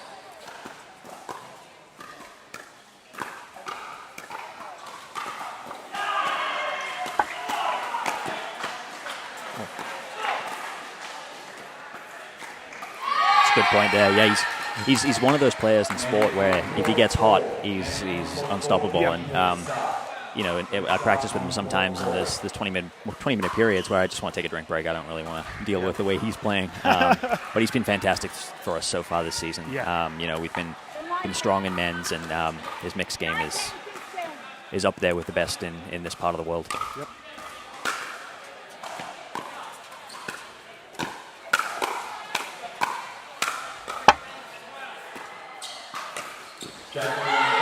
Wang McVale once more. Hot hands in the kitchen. Schmidt, Tarulja going head to head. And this game has it all.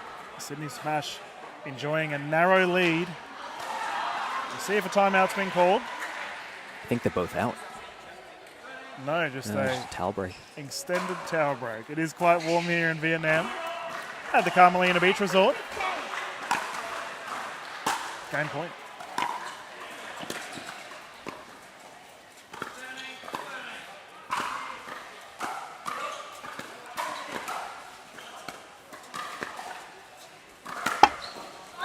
That's a net roll, and there's that bounce forehand. It's dropped in, but Serena's been fantastic at defending it. Even since the end change, just digging it out time and time again. I'd love to see Amelia maybe change the spot, maybe take it middle, maybe take it hard into her right side of her body. She looks very confident with it, sort of at the stomach, at the chest.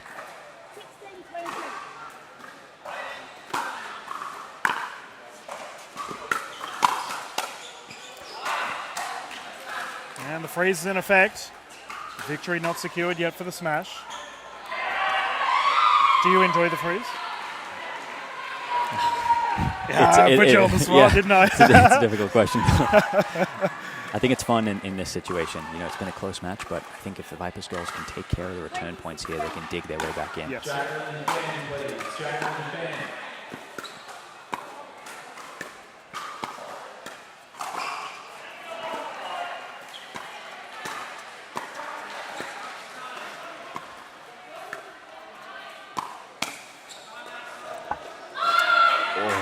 Oh, here we go. Digging out happening on our court.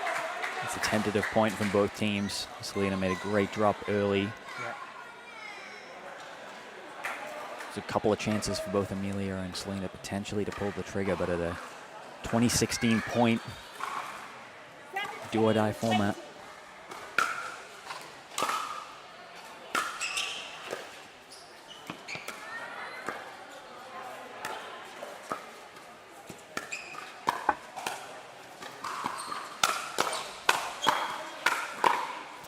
Oh, what a reset.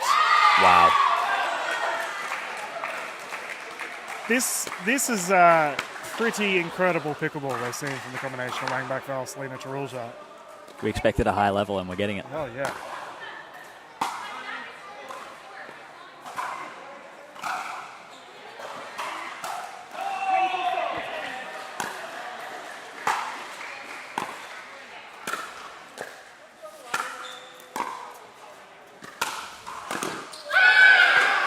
And then this is where the freeze is fun. You know, Yes. they're down 20-15, I think it was. Drag their way back. It's now 18-20. Got the ball here for a serve. It's sort of a free point. In a way, you know, they're not going to take any scoreboard That's right. hits if they lose this one. The girls are frequenting the towel between points. This is starting to look like a US Open night match. Shout out to all of our tennis fans tuning in to watch.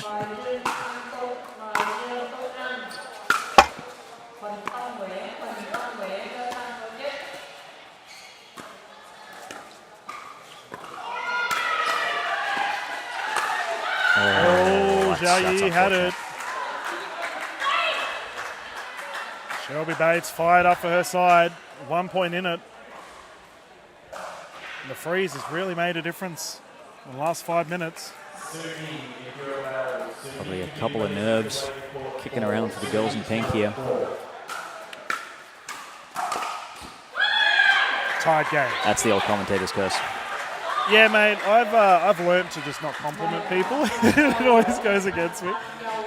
Girls are trying to take a timeout. They don't have one. 2020. So you find yourself in a 2020 situation. What would you be doing? I think you got to go to your plan A here. The old faithful. It's not the time to do something that's a once-a-game moment. Execute your game. Big parts of the court. And that's a great return from Selena. And that's what we've seen all match, the return into Amelia. Tough to do much with that third there. Zhao Yi's hammered the backhand. Game point situation once more for the smash.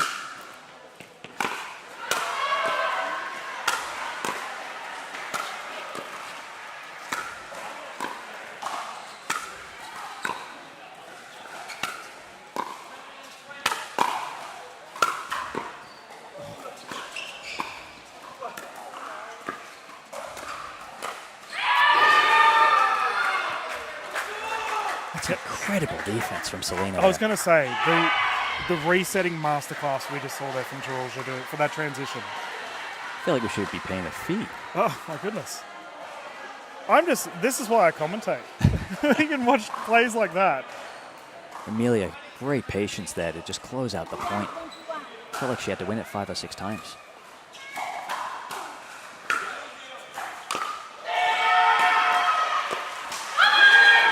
Now they have the lead. This might be their first lead since maybe 9-8, something like that. Yep. They have fought back. Western Vipers digging deep. Let's see if Selena returns line again here.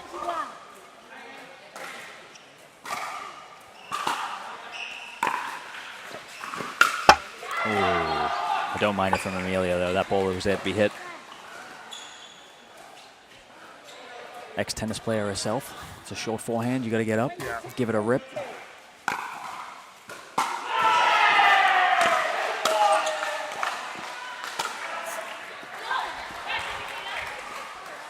And that has gone long. We have a dispute regarding it. Ball in commentator booth. Sydney Smash securing that point. Once again, game point situation. They just defended a game point. 23-22.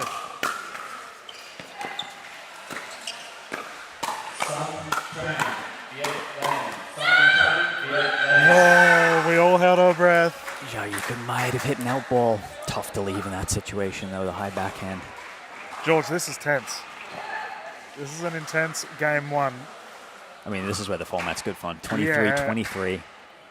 Did you watch the game we had earlier with the surge? Saw a little bit of it. Yeah, it got to like 27-25 or something. It was crazy. Yeah.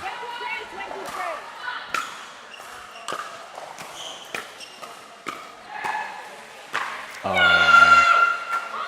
That's unfortunate. Yeah, lapse of communication there for the Smash, and the Vipers dig deep once more.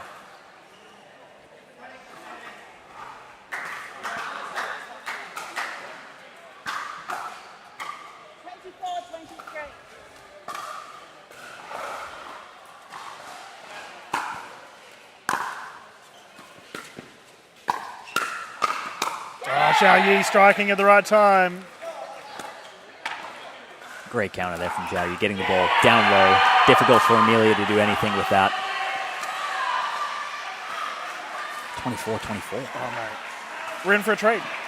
Live at the Vietnam Open, of course. Carmelina Beach Resort. Have you stayed in Vietnam long before this, or just got here? It's my first trip to Vietnam. Loving it so far. It's been a great time.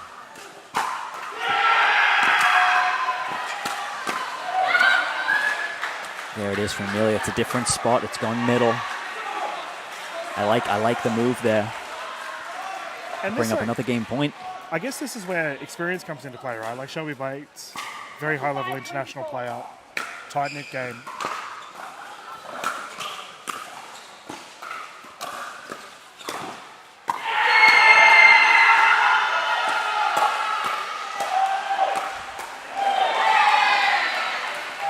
Wow.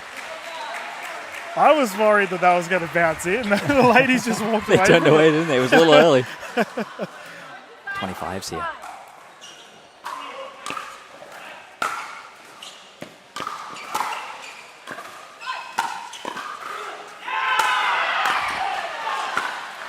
Angles are good. Bates, Schmidt combining at the kitchen. That's the length of Shelby getting in and reaching into the kitchen. I think this is, what is this, the fourth or fifth game point? I've I lost gave count. up counting, mate. It's a lot.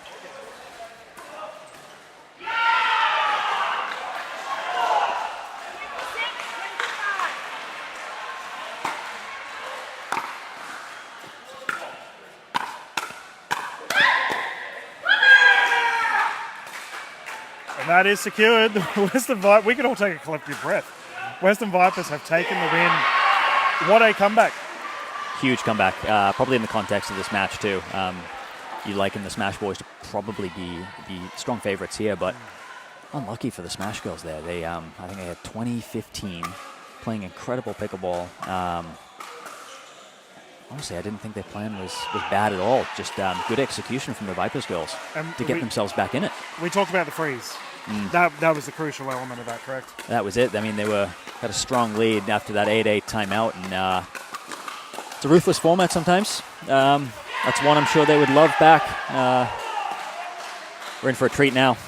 Well, George, for your first game commentated, you've had an absolute screamer to get us going, and now we can have our gentlemen hop on the court.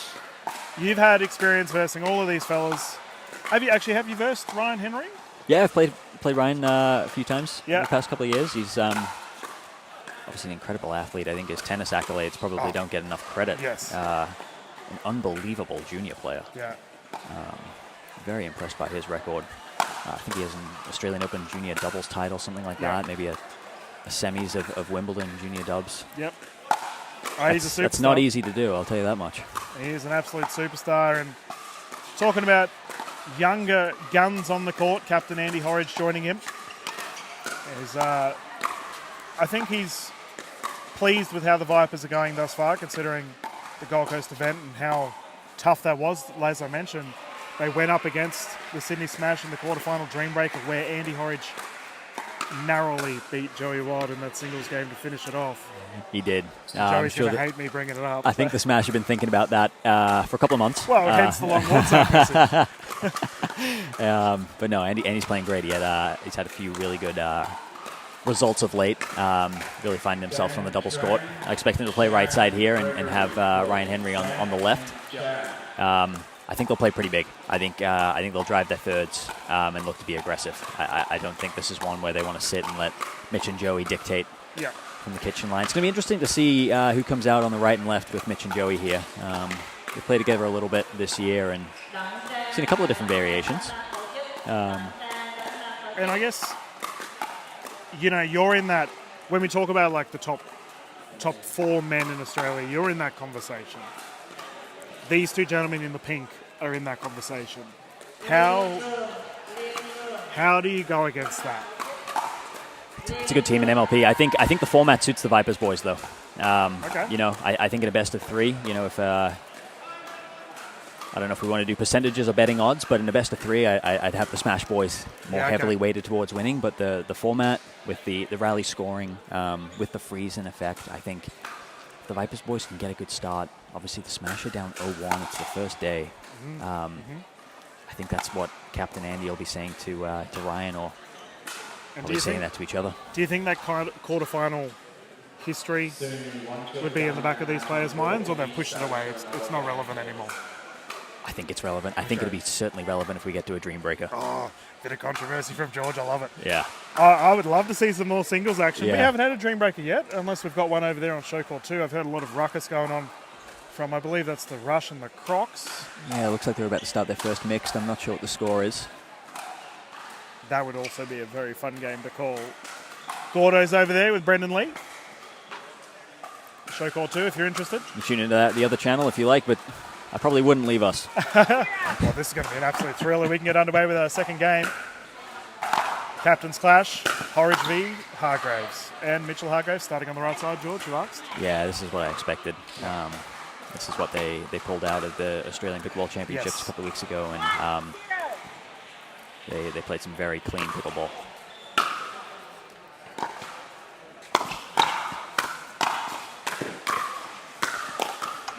Do you expect a fiery play? The gentleman deliver immediately. Yeah, it's probably the first Ernie I've ever seen Ryan Henry hit. So he's been working on that, and I like the play. Just another shot to add to his arsenal. Yeah, make that backhand corner small, because that's what the Smash boys are going to look at. They're going to look at pinning Ryan in that backhand corner. He's very good on the forehand coming across.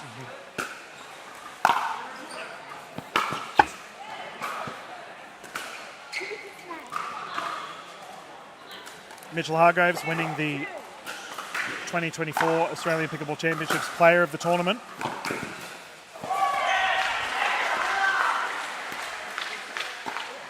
Speed up is good. Fair to say he's in fine form. And I believe, is Mitchell playing with Ryan for the PPA men's doubles events? That's what the draw looked like last night. Yeah. A couple of Sydney boys.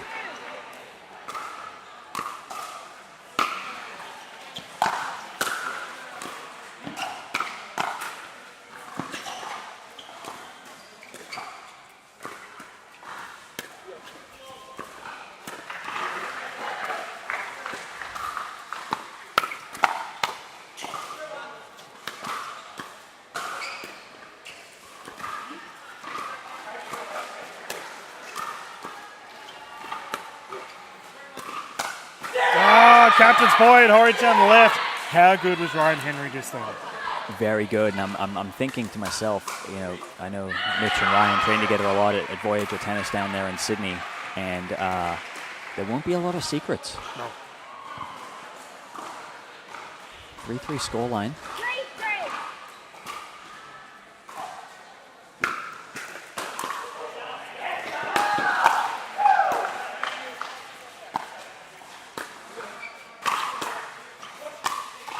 Great shot from Joey Wild.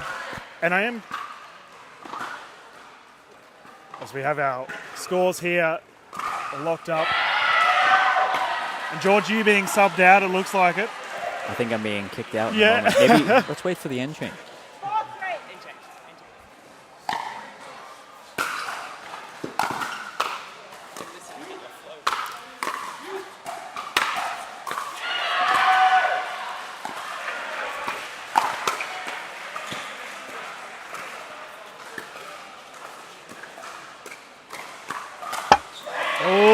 pop-up was there. Incredible play once more. Lots of dinking on display here, George. Yeah, Vipers boys definitely want to play fast. But good defense at the kitchen line. Smashers a 5-3 lead. What they don't want is they don't want Mitch and Joey here to get out to a 4 or 5 point lead. Good front runners. Not guys who would feel good trying to claw back a lead against.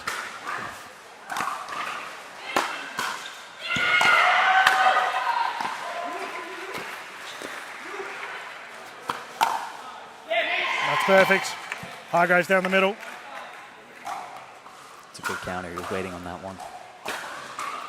Ryan trying to be aggressive with that Ernie. Seeing returns go to Mitch.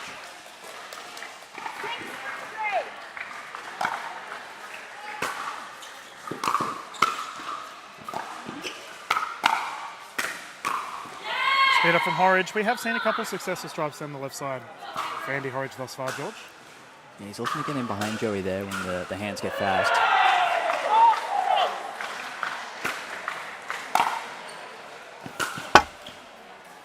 He's tried it there again with the drive. Yeah, first opportunity the Vipers boys see, they're really pulling the trigger. They're looking to really push the pace here.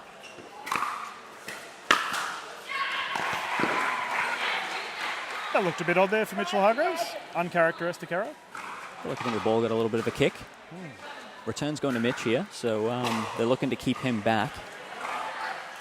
Joey was dropping the ball real well at the APC. Oh, yes. Yeah. I'm playing men's doubles with him tomorrow. I've tried to order the same drops. 5-7. Unclear if they'll come in on time.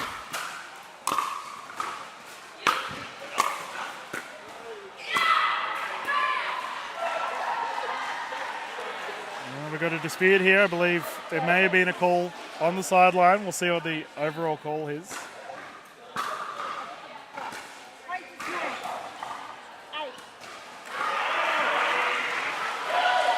All right, it looks like Shelby has called the line, Yeah. like a tennis lines person. The boys on the court haven't called it. I think Ryan's tried to call it out, but points go to the Smashers. I think it is the right call.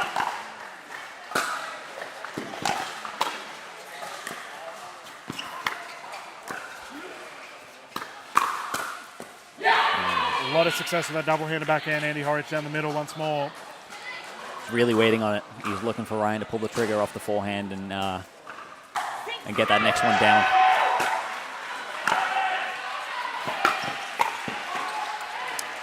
The curse, mate. It's a real thing. I've done it twice now, but I really like that drive, and Andy's coming across to that double-handed backhand. Hits it so well.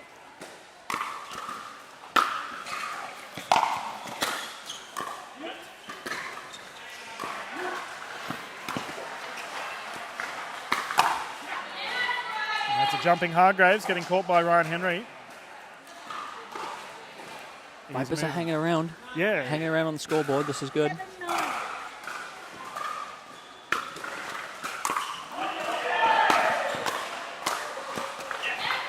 Yeah, and we saw the insane comeback earlier with the Vipers ladies securing that first game.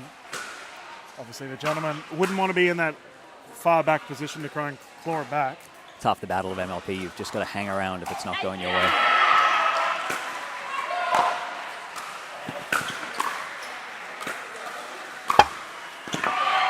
Net roll, Joey Wild, Ryan Henry. Brings up a 10-point mark here for Mitchell Hargraves.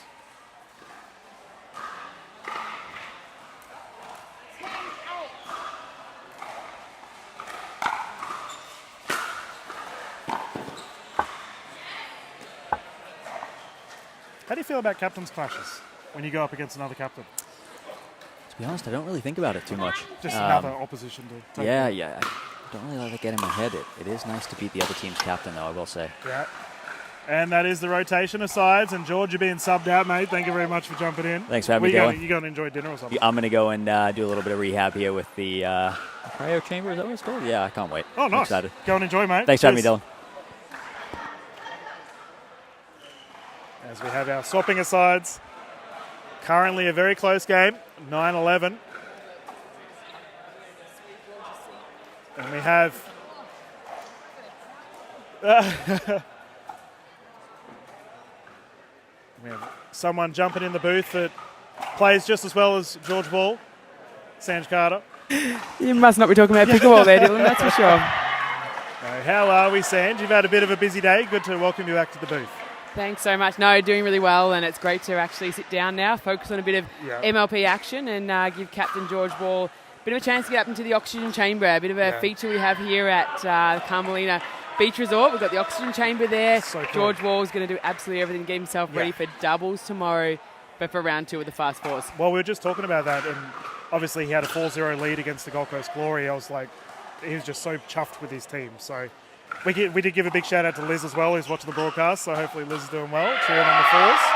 But right now, Sanj, we've got the Sydney Smash currently enjoying a 2-point lead. This will be a pretty fiery one thus far. For our viewers that have just tuned in, the Western Vipers did take the first game, with the ladies securing the victory.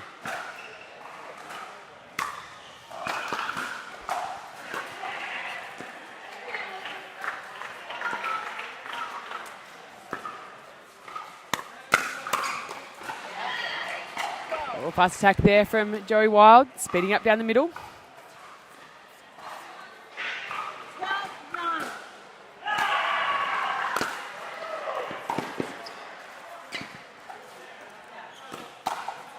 We've seen that quite a bit already thus far, Sanj, where Henry and Hargraves going head-to-head. Yeah, seen Ryan Henry just trying to get that right hit. Mitch seen it nice, nearly trying to slide, but Ryan going a little higher there, catching him out. We've seen that quite a bit too. Double-handed backhand from Andy Horridge. That one was unsuccessful. He's running at a pretty high clip thus far, however, though.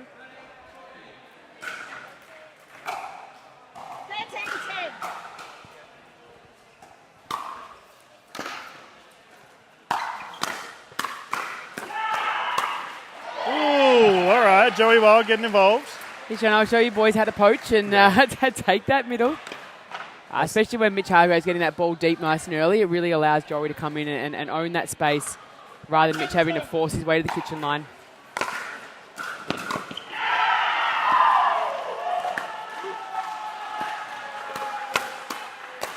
Double swat, double put away. Andy Horridge securing the point for his side. A little bit of spice in this one thus far, Sanj. The ladies' game was very fiery. I had no doubt. I saw this one on the schedule, and I thought nothing but fire. A lot of guys that know each other. You know, Ryan and Mitch train with each other, with day in, day out. Mitch and Joey down the other end, you know, great partners, and obviously Andy, the young gun, stepping up into the mix. It was only going to be fire. Yeah, and that quarterfinal that we saw in Gold Coast, a little bit of rematch about this one.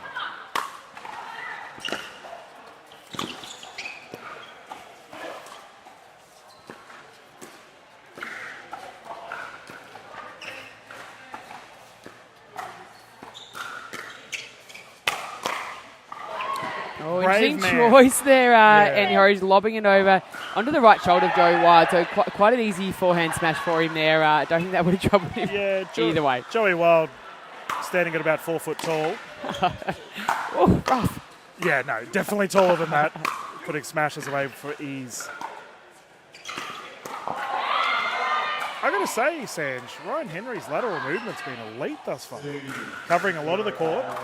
Yeah, we know Ryan had a bit of a wrist injury early in the year, which sort of put him out for a while, and I think he did a lot of work on his fitness, a lot of work on his court movement. And now the hand speed's coming back as well, and just putting it all together.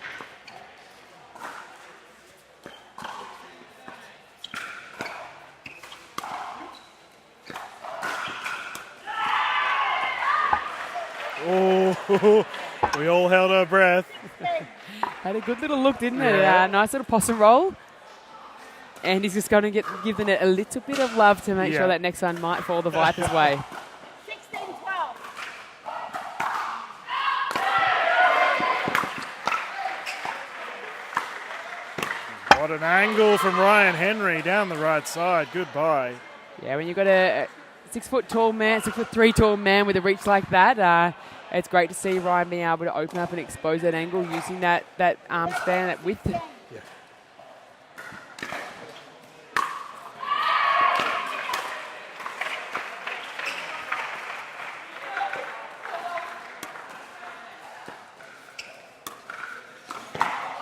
Ooh, Hargraves responds. Good speed up.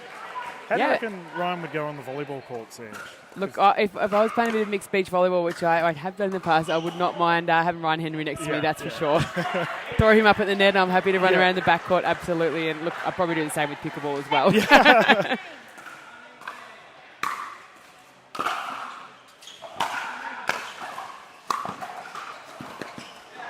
funny you mention that. We did see a bit of eye-line formation earlier today with the Brisbane Breakers. Not a common strategy in pickleball, but... as you know, Dylan, sometimes the uncommon is what can work even better than anything else. It definitely makes our games fun to call, that's for sure, when there's a little bit of unpredictability about it. But we have got a timeout here. As the players just having a big breather, we've got Amelia Schmidt on the side here with the Western Vipers, very vocal. Yeah, the guys are just sort of taking in, listening, and the girls are, I guess they're the ones not puffing and panting, so they've got the ability to offer the advice, and I think the same, they're just going through their strategy, revising that, making sure they're making a play, whereas down the other end, Sydney Smash look pretty chilled. Relaxed. That's on brand. Yeah, that is very much on brand. Yeah, I will say, ladies, as they did get a victory, they got a bit of winner's experience here, but my goodness, that game, if you haven't seen that first game, ladies and gentlemen, please go back and watch it. Selena Tarulja, defensive masterclass. But she couldn't secure the victory for her side. Sydney Smash, however, might be able to tie things up 1-1 here. Mitchell Hargraves to serve.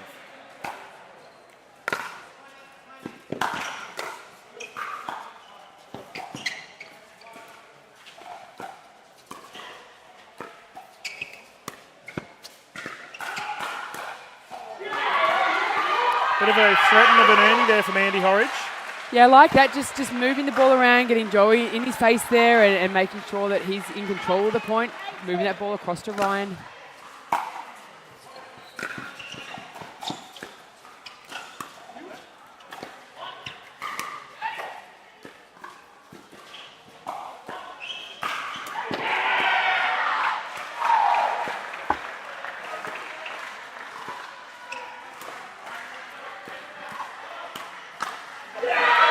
Patience there from Ryan Henry. Normally that Joey's the one that will outweight the opposition, but really like the patience. As you said, that movement from Ryan, but the ability where Ryan took a couple out of the air, took the time away from Joey, which is great. Using that wingspan for what we want to see. And the old analogy of how do you beat a tennis player in pickleball is you dink at them. Clearly not the case of Ryan Henry. Terrific play. I might start calling him a pickleball player now, Dylan. Oh, with a drop like that, he's like, absolutely. Quickly earning that title. And we have a timeout on the side of the Sydney Smash as a result. Clearly whatever advice the ladies in green gave their team has worked out well. And Sanj, we've had an absolutely crazy first day thus far, some top-notch games. But I had the pleasure of talking to Matt Nola earlier today, and we were talking about the spectators. How good has it been? The Vietnamese crowd have been getting behind everyone. It's been so much fun.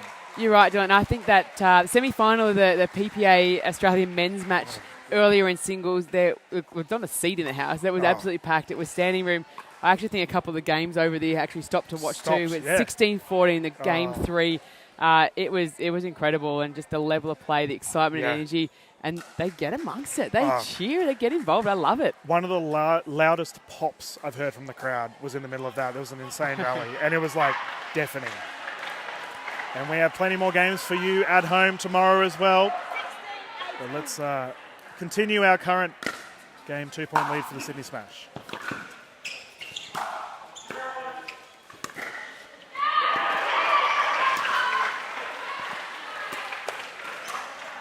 Oh, that's a shoulder check.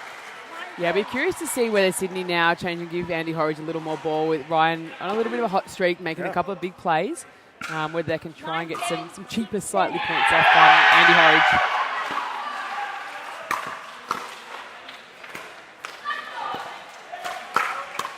Oh, speed up from Henry. Ryan in fine form right now. Man, just keeping that paddle out so far in front, taking that ball super early, and if you're watching from home and learning the game, that's it. Keep that paddle far out from your body. Take it early. Be like Ryan Henry. Well, clearly Ryan Henry's making an impact here. Very rare error from Joey Wild. Typically runs at a very high clip. Yeah, he's the hot player on the court right now. 18-19.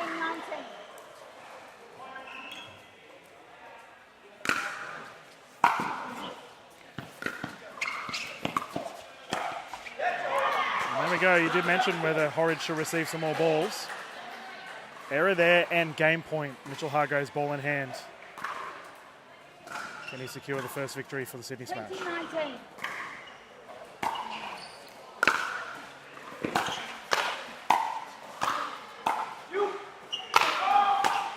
Foot fault.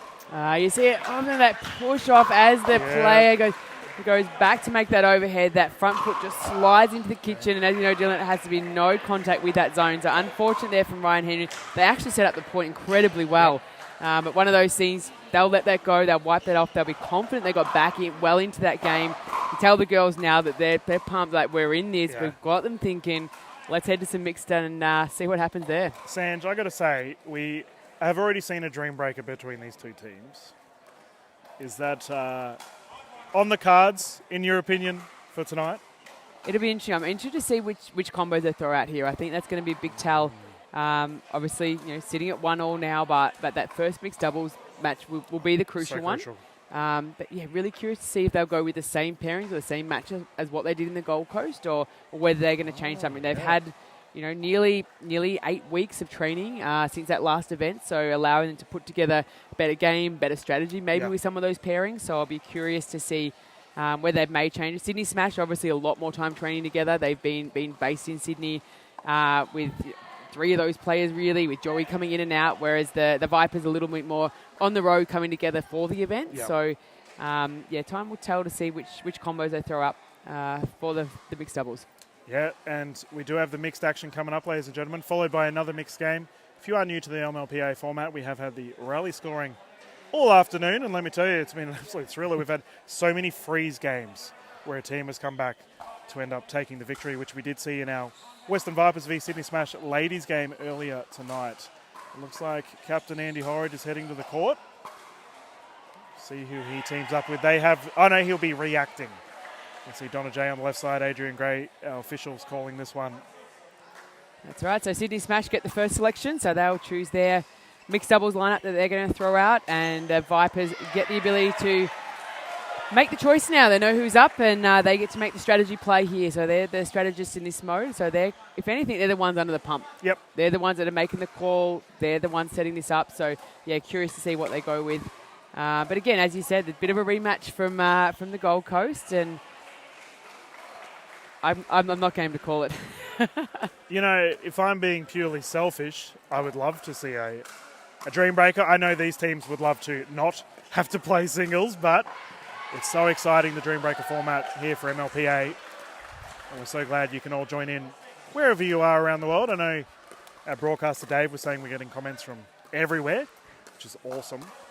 We hope you've enjoyed the broadcast. For tomorrow, Sanj, what can we anticipate for our PPA Tour events to get us started? Yeah, so we kick off nice and early here at Carmelina Beach Resort with our gender doubles, so pro gender doubles in the morning. So 2 full draws of 32 seeds going through single elimination to battle it out for the championship. And we also got our Open and Masters and Juniors. So we've got a full pack. I think we've got close to 420 matches tomorrow to get through.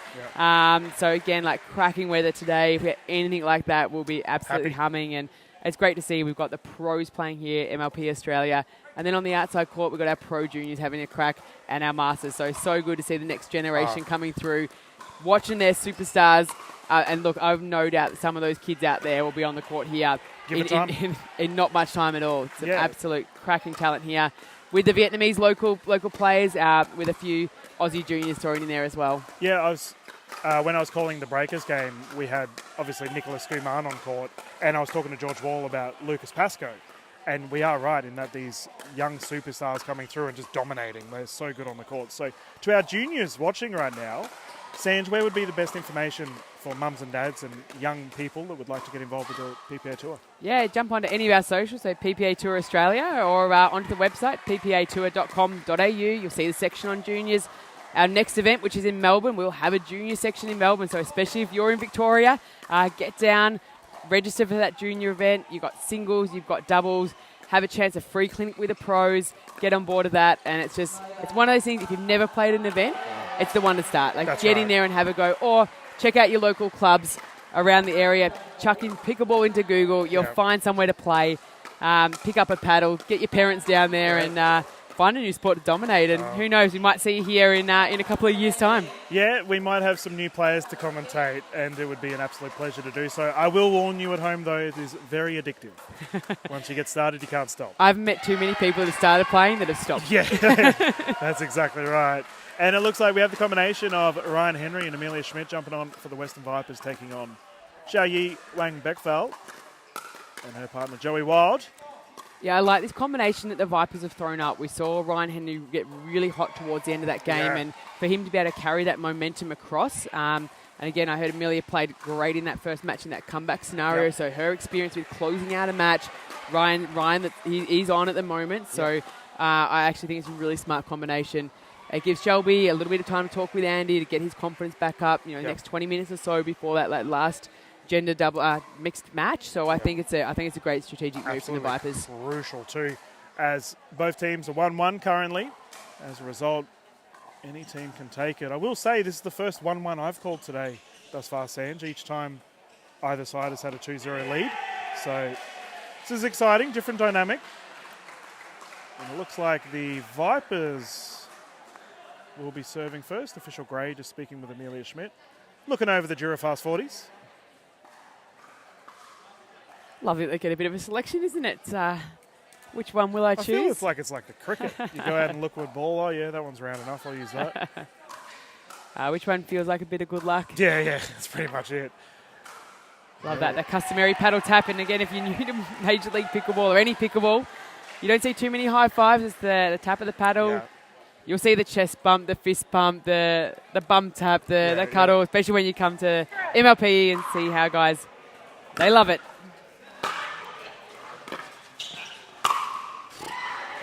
Yeah, Joey Wild loves it.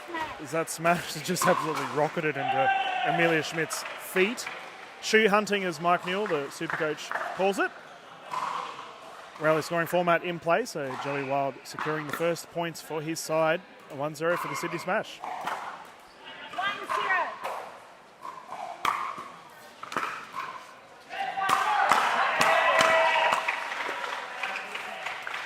Statement here from Joey. Come out swinging. I love that. Playing big to start with, really taking it to the team. Again, he just played, so he's warm, he's fresh. He's bringing that energy from the men's doubles mixed up. Ball scored wide. Yeah, and that's the 3-0 lead. Very strong start here for the Sydney Smash. 3-0.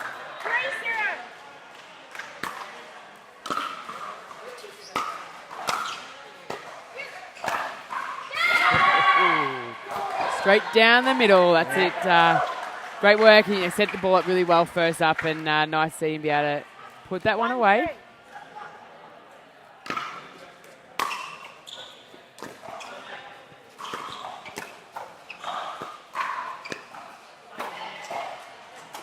Solid dinking there from Xiaoyi.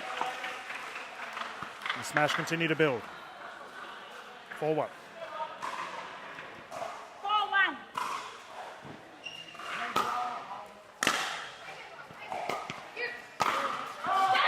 Ryan Henry, second shot down the middle. Is that success with? Yeah, and it's a good strategy from Ryan to hit up early in the game. These guys are just coming on. New combinations again. They've been sitting on the bench, the ladies, for the last match, and just testing out the communication, the court coverage from the Sydney Smash team. Referee's just pointing to the lovely court here we have at Carmelina Beach Resort. 5-1.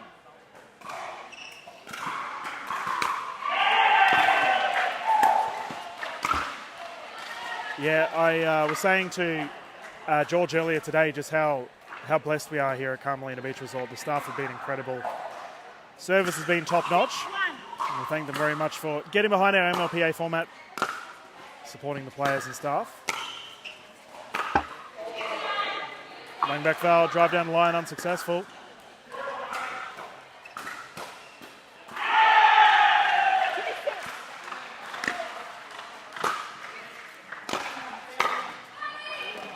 Two unforced errors there from Wang Backfeld. Uncharacteristic, normally plays at a very high rate.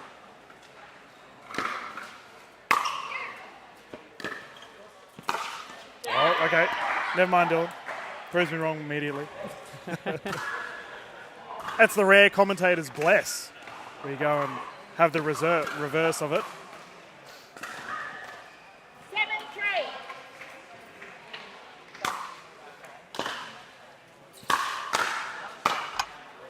Almost self-defense there from Amelia Schmidt, and again, great reflexes there, able to put it back and bring up a point for the Vipers, number 4.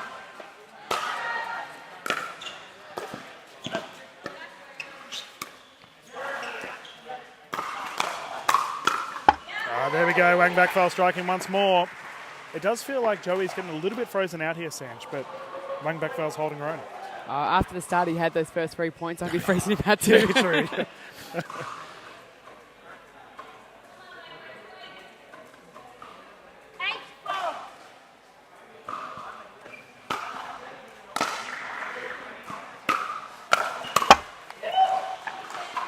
We mentioned Joey Wild. He had the opportunity. Amelia Schmidt with that renowned speed up at the net. Yeah, just had a little bit more pace on it there than I think Joey was ready for. Which he's normally ready for anything, but I think, as you said, being frozen out for a few points might have just caught him off guard slightly.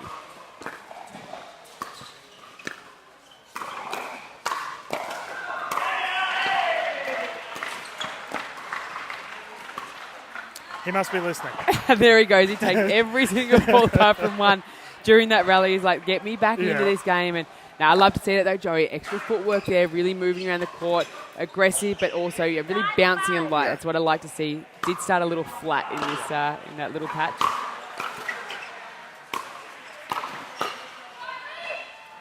Ryan with the Ernie. And George Wall did mention earlier that he did hear that Henry's been getting more involved with the Ernie aspect of the game. Great lateral movement, opening it up. 6-9. Oh, sorry. I've got to score again. Sorry. 6-9.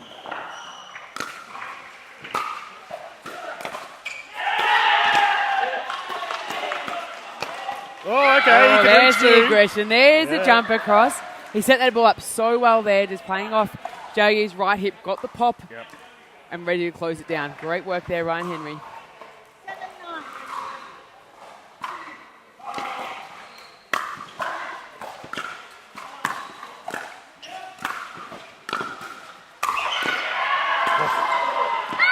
That is such a good pickup. Ryan Henry with the reset. This is a good passage of play for the Vipers.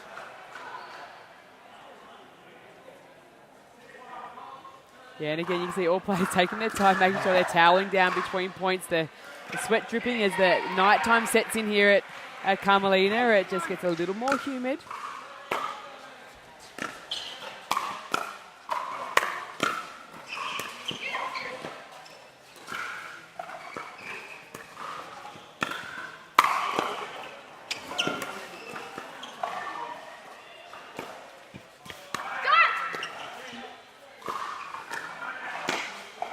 Defensive masterclass.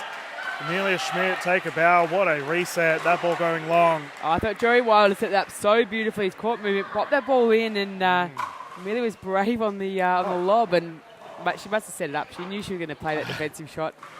Oh, I don't know if I'd be game to actively have a setup on Joey Wild.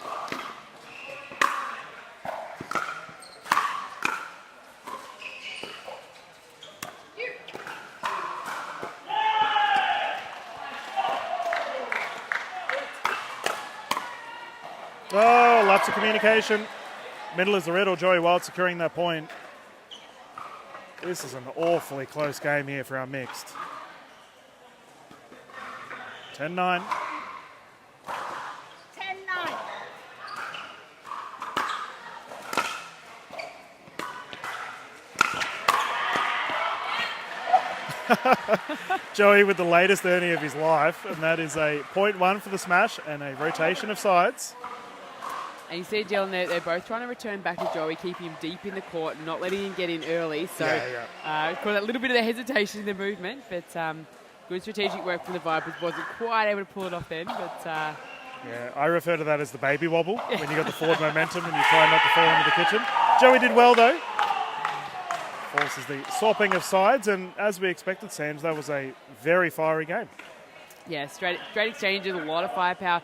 What I'm loving too, though, the guys probably more importantly are starting to slow that ball down, into the kitchen, really getting into those cross-court dink paddles. But as they're getting drawn wide, also then playing that ball in a little safe to bring that partner in. So not getting too wide, not setting up the Ernie too much, because they know both of these players, ATP, both of these players are very good at ATP. Getting that ball too wide, it's going to be game over. Yeah. But I will say we've had some outrageous ATP defenses today. So anything's on the card when you have players of this caliber for the MLPA format. So again, we're playing best of 5 games here. So first team that secures that 3 will be taking the win. So as we said, 1-1 at the moment. So it's crucial here to take that 2-1 lead going to the last mixed doubles combination. So again, if you're new to the format, rally scoring is pretty damn exciting. It's a lot of fun. A lot of fun indeed. Players have returned to the court. We can get started once more. Joey Wild to bring it in. 11-9. 11-9.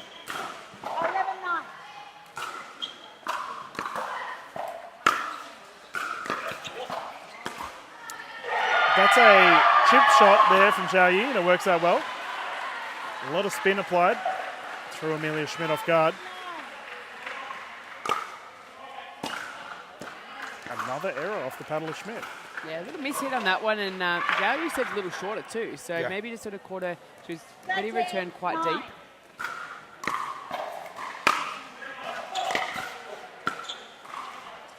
Ooh, close. Didn't know if she was in two minds there, rather to consider the long ATP attempt. 10 seconds.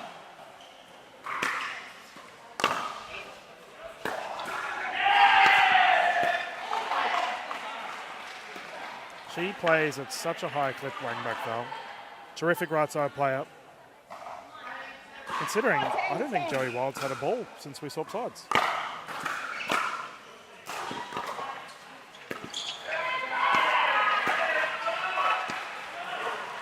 Yeah, you're right there, Dylan. You often see, I love the confidence that Joey has in Jay, especially on her backhand. You often see the left side male player, take that step in the middle to take that ball quite frequently. So again, just good to see the trust they've got in their partnership. Confidence, yeah, it's great.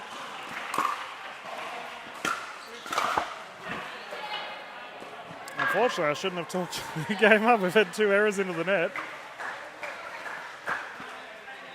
And we did see this earlier today. The Western Vipers had a bit of a deficit to cut back. They're chipping away here. Currently 12-14. I do not know what's going on that other court, Sanj, but it sounds like pandemonium. It is loud. The rush v the Crocs.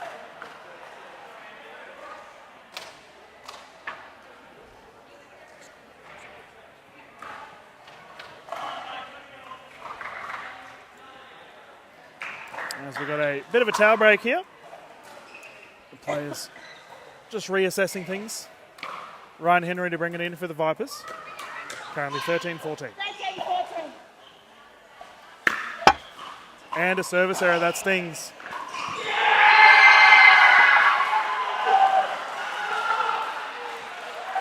I think one of our co-commentators, Mike Newell, may be to blame for the noise.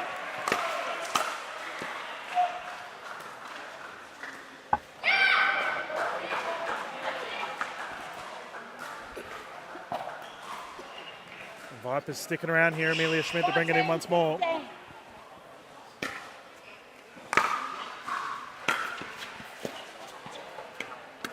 Well, a little bit of indecision there from the Sydney Smash. Just let a few points go here. The Vipers right back in. So we'll just see what Joey can do to try and ascertain that dominance they had at the start.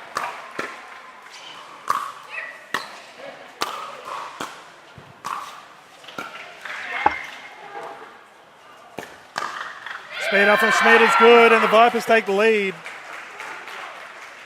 That's pretty gutsy there from Amelia. It was mid calf almost, the height there that she was able to speed that ball up. Was a little bit further back from the kitchen, so had a little bit more room to play with, and ripped it in hard at Sydney Smash, getting this little deflection error from Zhao Yi. Yeah, we have to give credit to the combination of Schmidt and Henry. And they've dug deep here. Sydney Smash looked very solid at the rotation of sides, but the Vipers have responded. Got a happy referee there in the middle of the court, Adrian Gray. And Donna J there, so our referees from Australia. Loving being part of the MLP Australia tour and getting to come over to Vietnam to do their craft and absolutely show their skills on the sideline as our referees. We appreciate them very much. They're having a good time here at Carmelina Beach Resort, and so are we. Schmidt to bring it in. 16, 15.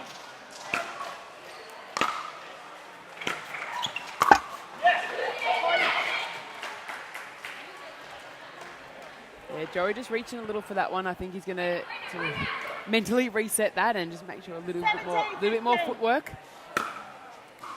Try and close up this 2-point gap.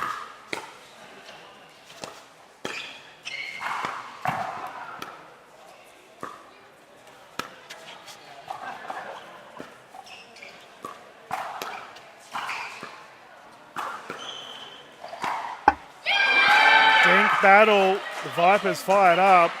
So many angles in that cross-courting battle there, Sanj.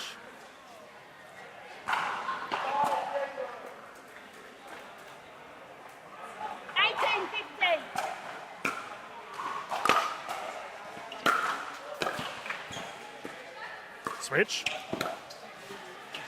And a lapse of communication. And that is a tale of two teams there. We did see a pretty early call on the switch from the Vipers, and alternatively... Yeah, unfortunately there, I think they were thinking that, Joey's going to start to come in and play a little bit more ball, and, it was a good angle. They played it in between them. They didn't play straight directly back to Zhao Yi, so smart from the Vipers.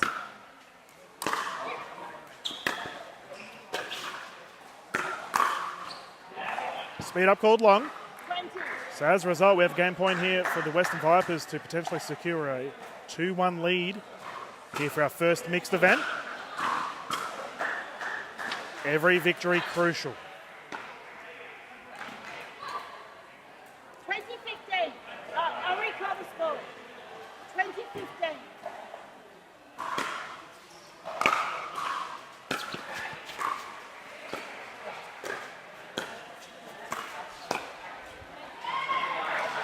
Well, got lucky there, I think, Sydney again. Like Joey really reaching across and allowed him to make that point, but it still seems like the Vipers are in control of this one.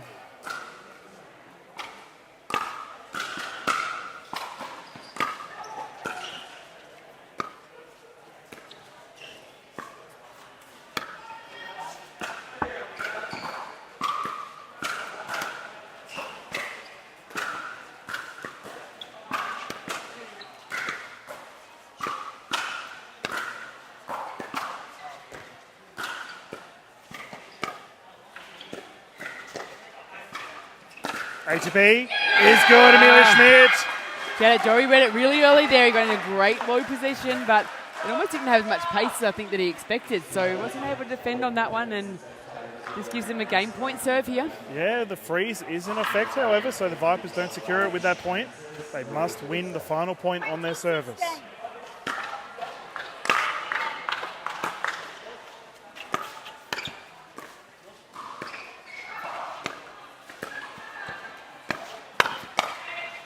Pick up, Wang Beckvale, big. I think she's almost been better today when the ball actually has been accelerated at her. On the speed up, the reaction there has been great.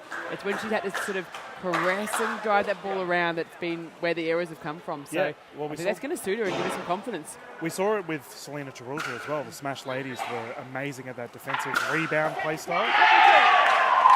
Let's see what they can do here.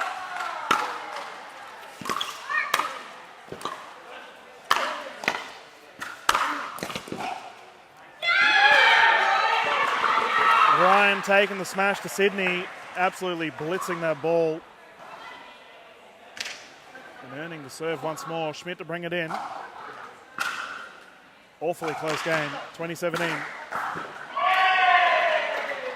The year I started playing pickleball. 2017.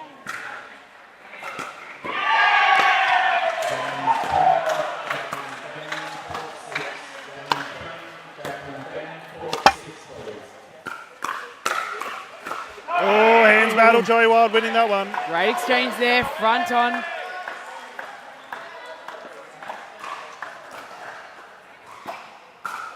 And it's crazy to consider how good Schmidt and Wild are. Like I'm going to do quote marks here, ladies and gentlemen. You can't see me doing it, but most normal people would not speed up a ball at Joey Wild.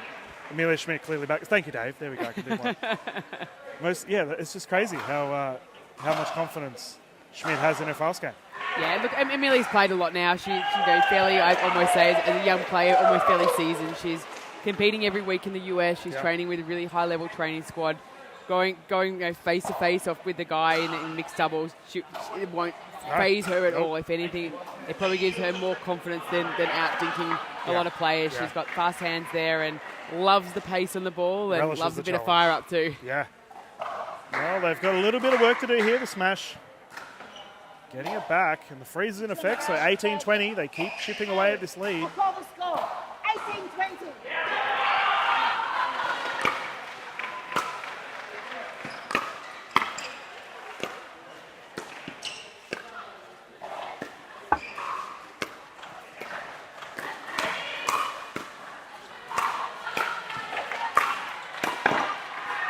I was going to say, no way. The defense from the Vipers there kept them right in that. They've always been out of it 3 shots earlier, but great to see. And you see, Amelia there backing up nice and early, paddle right down, facing up in a great defensive position. 19-20.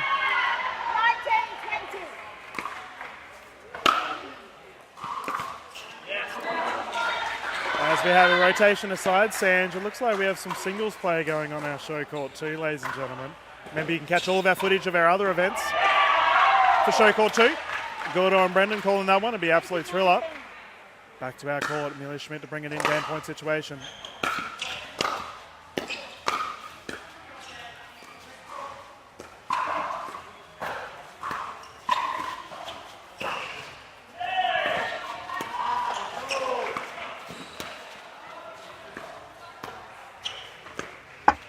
Patient pickleball on display. Henry and Schmidt secure the victory for the Western Vipers, taking a 2-1 lead.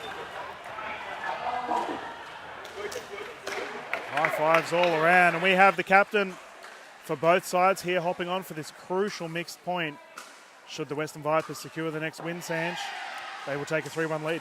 Absolutely, and we're going to see, as you said, Mitch Hargraves and Selena Tarulia up against Shelby Bates and Andy Horridge. So the two captains being thrown out there to either secure the match or save the match and throw it to a dream breaker. So one thing I've just started to notice, Dylan, it's not on the court but around, but we are starting to get players from the Eastern Rush, the Melbourne Mavericks. I can see some fast fours over there.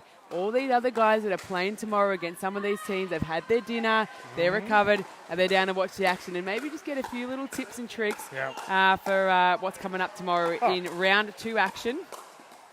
Oh, there we go. So we will have the Fours v the Aces straight off the bat. That's going to be a good game, as well as the Mavs and Crocs. Crocs currently in a dream breaker situation against the Eastern Rush. For our other games, the Southern Stars taking on the Southeast Asia Surge. I got the pleasure of calling the Surge today, as well as commentate with their coach, Matt Nola. They looked incredible, Sanj, the Surge. Man. Well, they're coming up a win on the Back Gold to back. Coast, and I know they're feeling really, really confident. They've been here for a good 5 or 6 days training together as a squad, so a lot of confidence going in there. They're feeling it. And then we'll see the Western Vipers. They'll take on the Eastern Rush, who, as I said, out there in a dream breaker at the moment. And then we'll see the Breakers and the Glory. Okay. So a little bit of a Queensland battle there for round 2 there. And then Sydney Smash on court will take on the New Zealand Hustle, who were able to secure a win earlier today. Yep. Really exciting for them. That's their first win from MLP Australia for this season. Yeah. So they got a little bit rough on the Gold Coast. They were super close in a couple of matches. You could really see that they were super excited to secure their first win. And, so some big matchups tomorrow. It's crazy, ladies and gentlemen. Definitely strap yourselves in. We have just an incredible weekend of pickleball coming your way here from the Vietnam Open. As it looks like our players are ready to go. This is a must-win game here for the Sydney Smash to force some singles action. Mitchell Hargraves, Selena Tarulja taking on Andy Horridge, Shelby Bates. Looks like the Vipers will be bringing it in first. Bates with ball in hand. 0-0. You guys ready? Ready? Okay, I'm going to call the score. 0-0.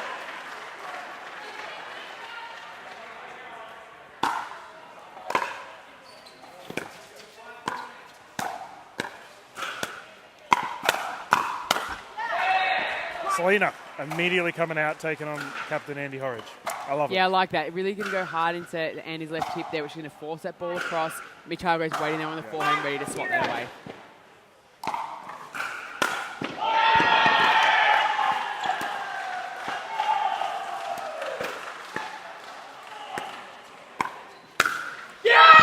And Horridge responds.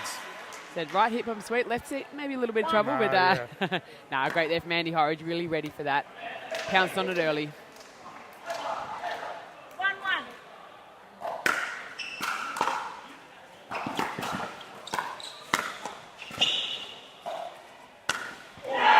Overhit.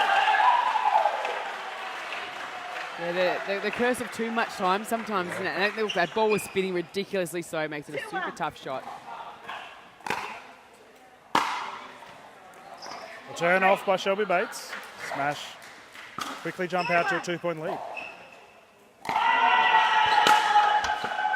3-point lead.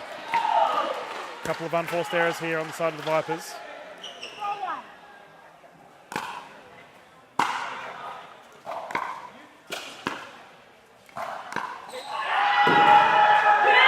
Ankles broken. Yeah, really good form. Both females using a lot of top spin on that ball, giving a lot of arc in the air. And nice little redirect from Andy then. That's great.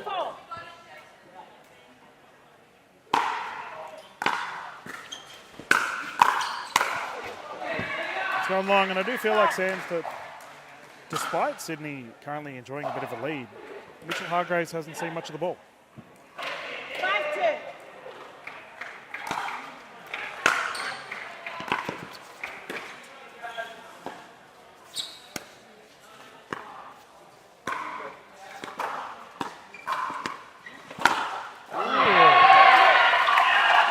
Cool and calm there, Selena, with that ball absolutely rocketing past her face. But as you said, like Selena, she's been playing the game for around about 6 or 8 months, really, at the top level. And Mitchell Hargraves is more than 4 to 6 years. So I'd be keeping the ball well away from him also. But HB attempt goes wide. What I do know about Mitch Hargraves, though, he'll be ready. So even though he might not be getting all the ball just yet, you can see his movement. He's moving with his partner really well. He's playing a very active role as the non-ball playing partner, which is pretty critical.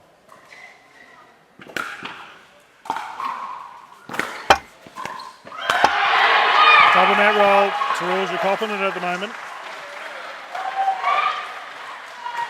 And we have a good old-fashioned scrap here. Selena got to put her helmet on, ready for battle. She is copping all of the balls at the moment. And that's left out. You do wonder if Just it's starts to dip a little bit. Yeah, no, I think it looked like it was long. These guys have hit about 4 or 5 long now, so not a bad thing to leave some of those, but Andy Horridge got enough top spin and dip that ball down into the court.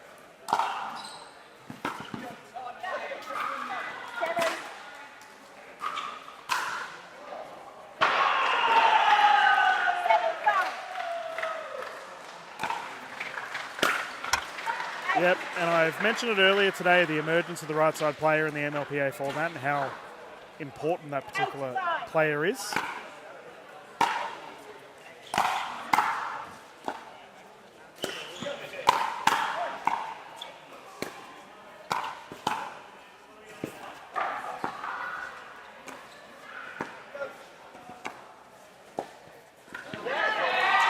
Trading forehand top spin dinks there.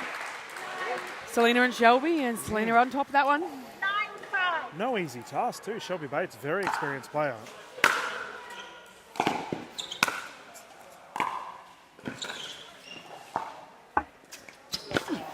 That's a net roll, catching Horridge off guard. Mitchell Hargraves making his opportunity count.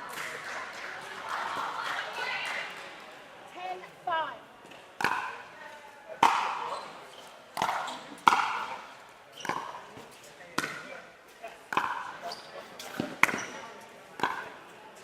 Ernie, good. Yeah, love that from Andy Horridge. He set that play up so well with that approach shot. Fast movement and put that one away. Great work. And Andy Ernie, and that's an essential point considering momentum heavily in the way of the smash.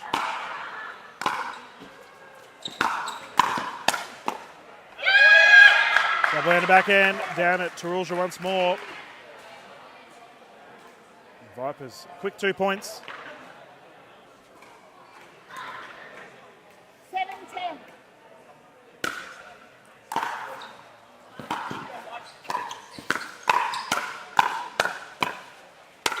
And another Andy Horridge getting big. And that is a big hands battle. Selena Tarulja held her own for a little bit there. Must have been Andy's looking so strong on that backhand, like really coming in super high, super energetic, and just playing that. It's just much more solid than I've seen him play for a long time. So I wonder if that's something he's been working on with his team.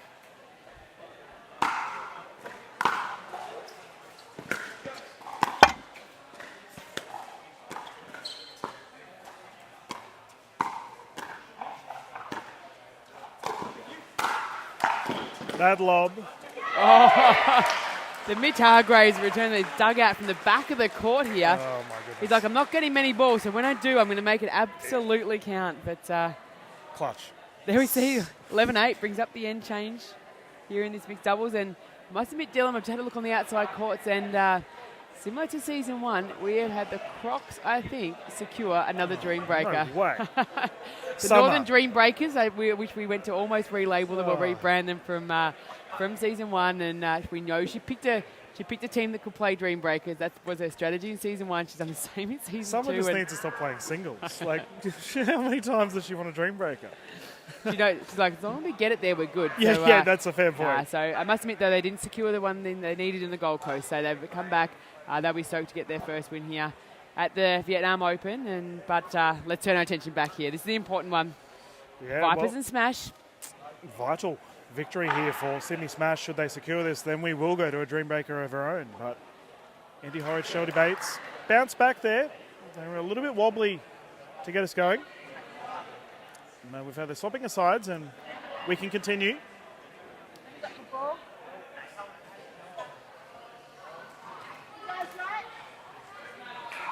Okay, Hargraves to bring it in. Let's continue. 11-8.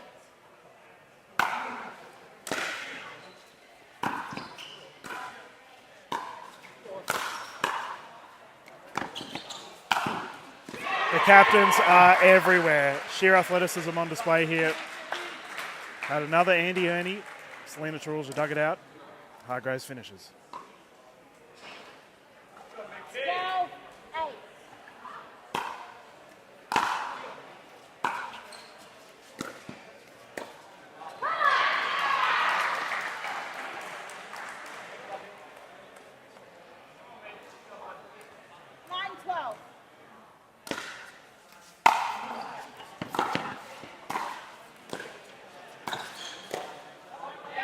Caught on the reset, Bates. Yeah, nice there from Mitch Hargraves, taking that out of the air nice and early, just taking a little time away from the Vipers. Such a high IQ player. Hargraves always plays the right shot.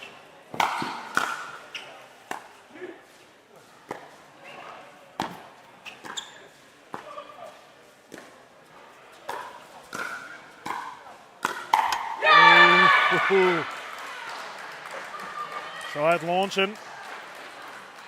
So interesting choice for the lob, but you can see as they're doing it over that backhand shoulder of Selena. So while she's able to put the ball back into play, it's not a kill. Not an offensive shot. No, absolutely not. So it's almost a great setup for that next approach.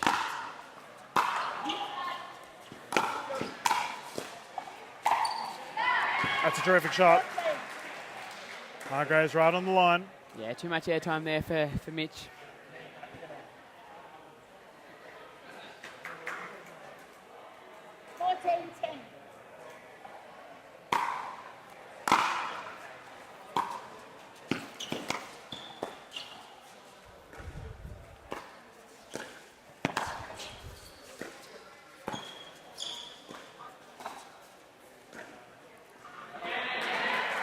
And some slow play there for the Sydney Smash, working in their favour. Currently enjoying a 5-point lead. 15-10.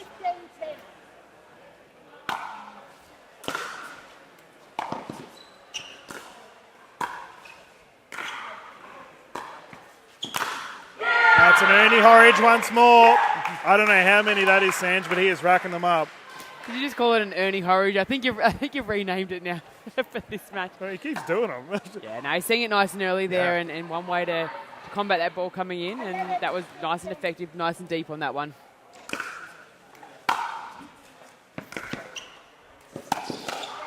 Great speed up from Hargraves. Yeah, just got Shelby a little jammed up there. Great positioning. 16-11.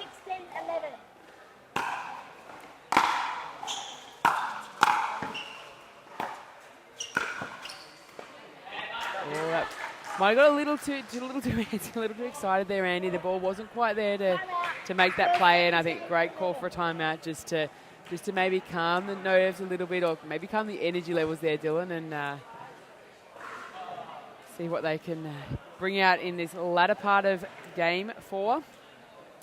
Yeah, well, it's such a crucial game, isn't it? Considering the Sydney Smash, if they do have that momentum leading into the Dreambreaker situation, you do have to ask the question whether that will impact things for the singles format. But fitting that we would end on a Dreambreaker potential, considering we just had another Dreambreaker to finish the evening. It's been an absolute pleasure calling the games for you today here at Carmelina Beach Resort.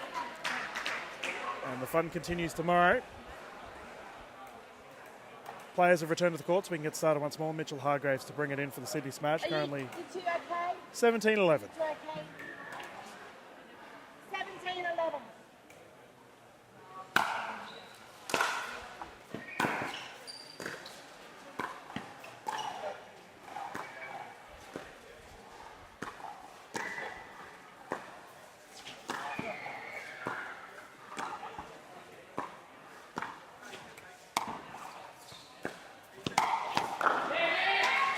Mitch Hargraves was waiting for that one and just drifted a little high there off Andy Horridge, and Mitch took that out of the air. Very happy to see that ball, I bet. 18-11.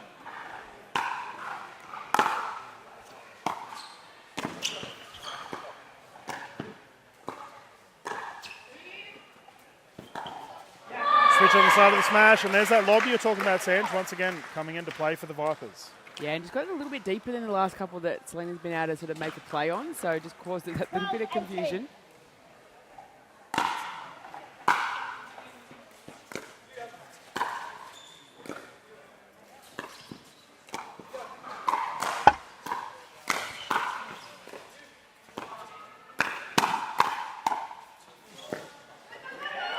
Oh, the angle's on display.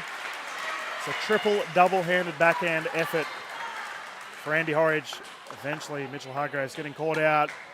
We're going down to the wire once more.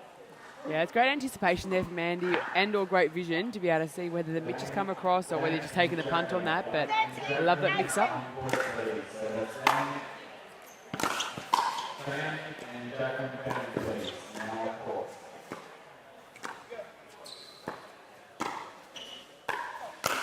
And at the feed is good. And we're seeing a bit of a trend here, Sanj. Yeah, look, they're scoring off it. So, I mean, it's 4 points they've scored in this latter half of the game with that defensive lob almost over that left shoulder of Selena. 14-18.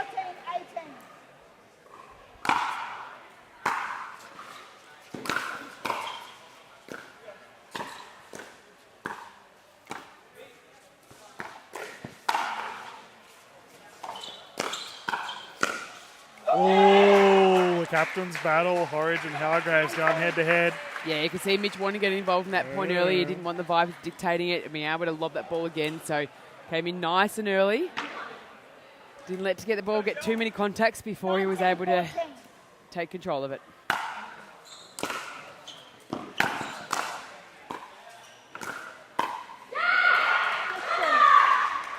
Vipers seem to keep having the answer though.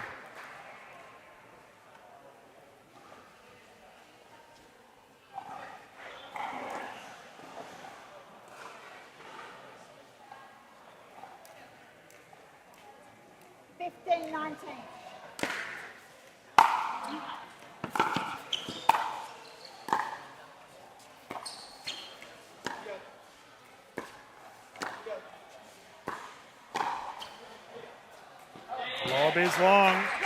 And the transition there for Shelby Bates was perfect, but The final offensive shot goes wild, and we have a Dream Breaker point.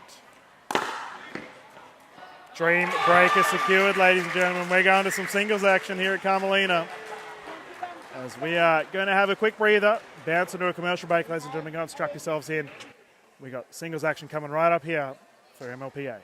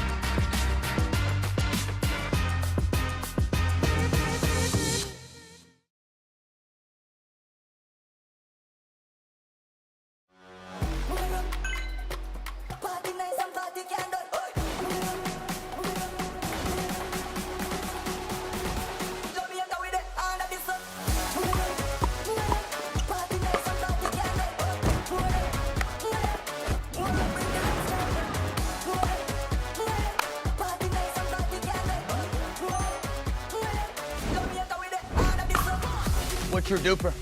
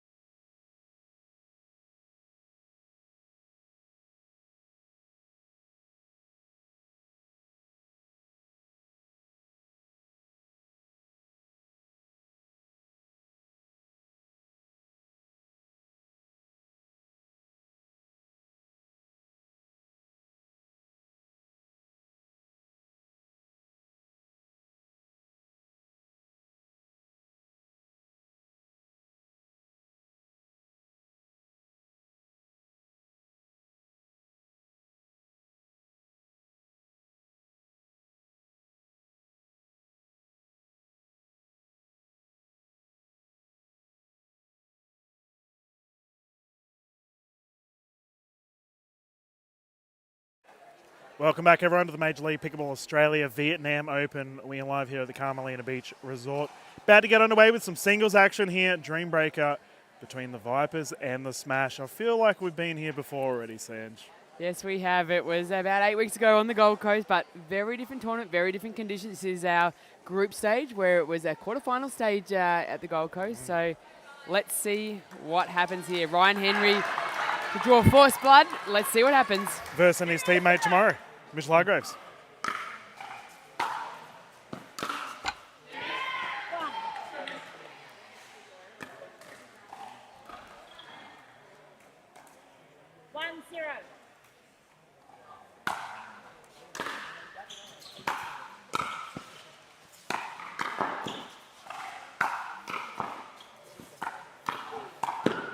Oh, Hargraves, huge point.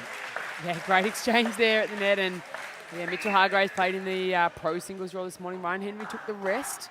So maybe a little more recovered, but also maybe not quite as tuned in as what Mitch might be on the singles court. Very interesting. And let's just talk about how elite these two fellas are at the singles scene. I'm very lucky to be able to watch these guys. That's a great serve from Hargraves.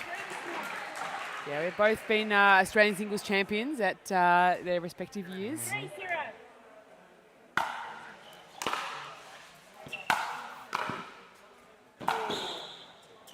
Ball goes long. And Henry takes one back. No one wants a 4-0. Oh, here we go. This was the fiery matchup we saw from our quarterfinal between Horridge and Wild. The gentlemen are back at it.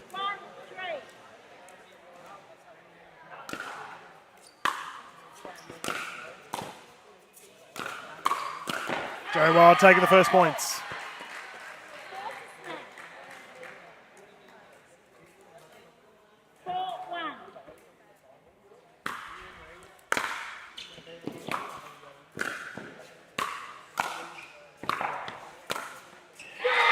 Yeah, took that one nice and early out of there, and he gave Joey no chance of making a play on that one. Trying to make a bit of a statement, I think, trying to fire himself up. Well, like we just saw with Mitchell Hargraves, captain, leading the way, Horridge would like to do the same.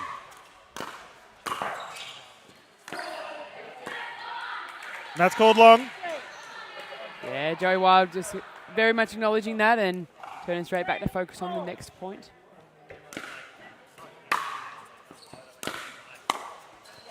Well, we just saw a 3-1 from Captain Hargraves.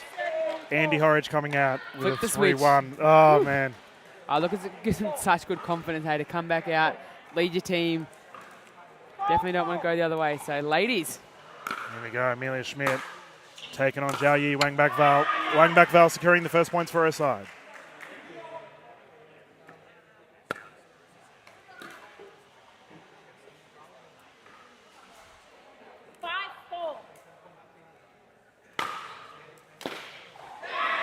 Two points for her side. And we should say to our viewers at home, each player will play for 4 points and then rotate.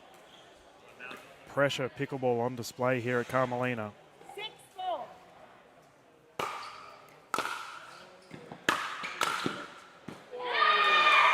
Yeah, grabbing the outside of the line there. You can see the ball kicking off as it does when it grabs the line, and very clear indication. And 5-6. That's a 2-2 tied up. This is going to go all the way, Sanj. I have no doubt at all. Shelby Bates, Selena Tarulja, 6-6.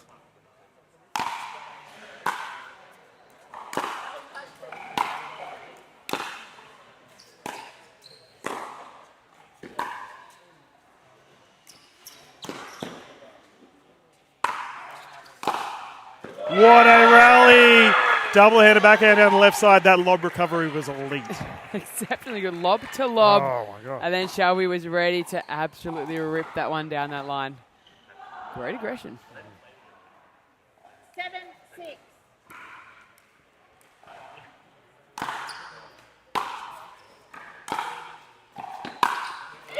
George has tried to go down the line herself. Unsuccessful. Shelby Bates currently enjoying a 2-point lead in this ever-crucial game thus far.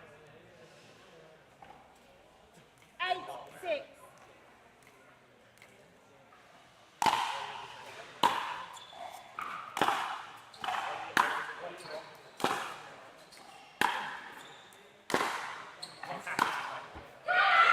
Big once more. Bates the barometer, always firing her side up. 9-6. Remember, we are playing the 21, ladies and gentlemen, swapping at 11.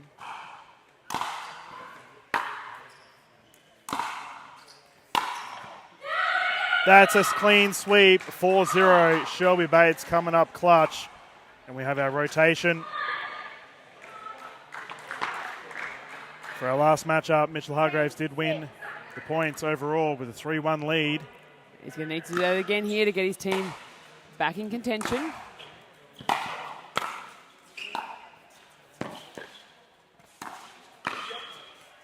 Ryan Henry securing the first points. That's a big one. Yeah, he want to make amends of that 1-3 first rotation, so got one on the board. 11. We're up to 11 points, so the players will rotate.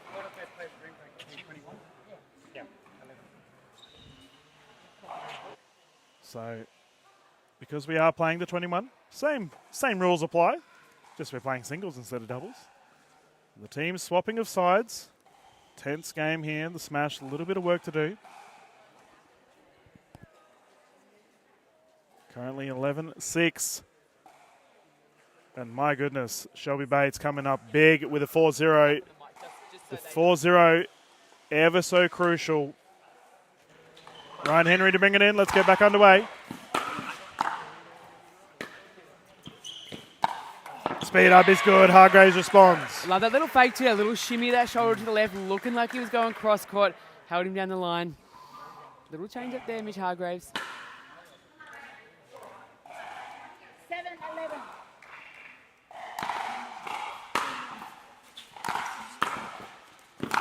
7-11. Ooh. Hargraves trying to rip one down the left into the net. And Junior, we're starting to see Ryan Henry being out again in the kitchen first, which is normally Mitchell Hargraves' bread and butter. 12-7.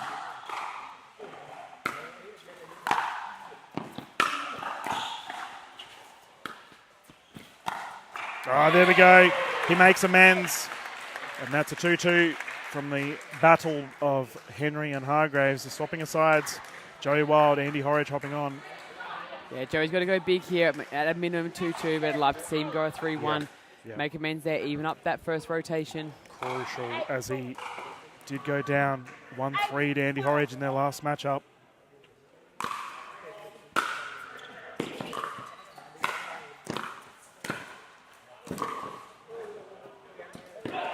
Ball scored long, all on the line.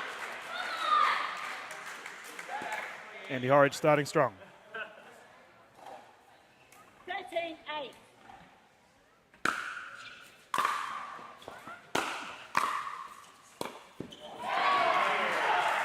Yeah, a little change of pace there from Joey, just dropping it in front of Andy. Like to see that change up from him. 9-13.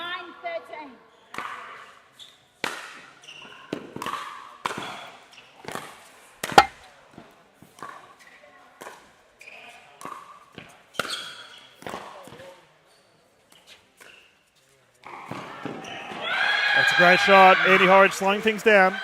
Yeah, this guy's extremely well there, Andy. The big wind up. How crazy that the Wild nearly got it. The pick up in the line and the baseline that Joey got after and he smacked it down there is pretty incredible to start with. Athleticism. 14-9. Service area, that's big, and that's a 2-2.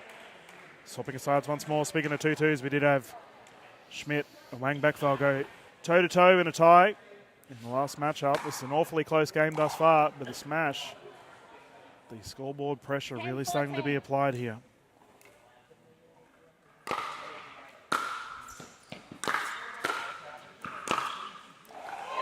Ooh, just long. The gap was there.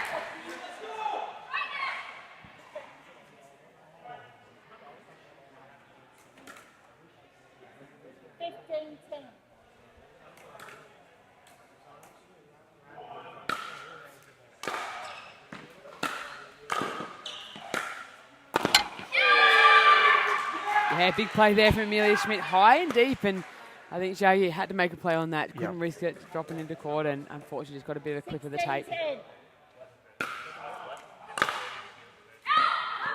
Oh, 3 quick errors in a row here. This is huge for the Vipers. Wang Beckfeld needs to respond. 17-10.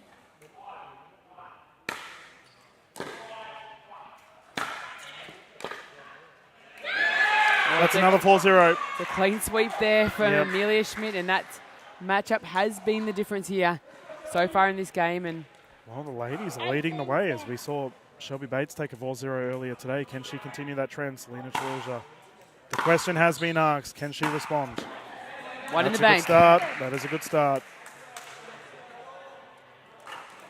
Keep in mind, Shelby Bates does have an opportunity to secure the victory here.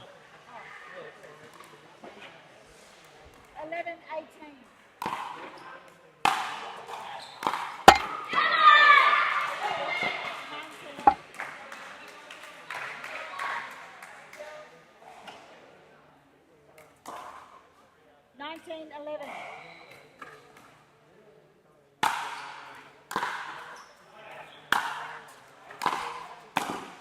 Angle goes wide. Chirulja keeps chipping away here.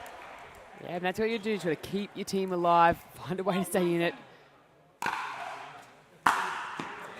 That's a 3-1. What a response from Selena Chirulja. Considering she went down 4-0, one way to get back into it. That is crazy. The gentlemen hop back on. 19-19. We have Ryan Henry, Mitchell Hargraves, once again on court.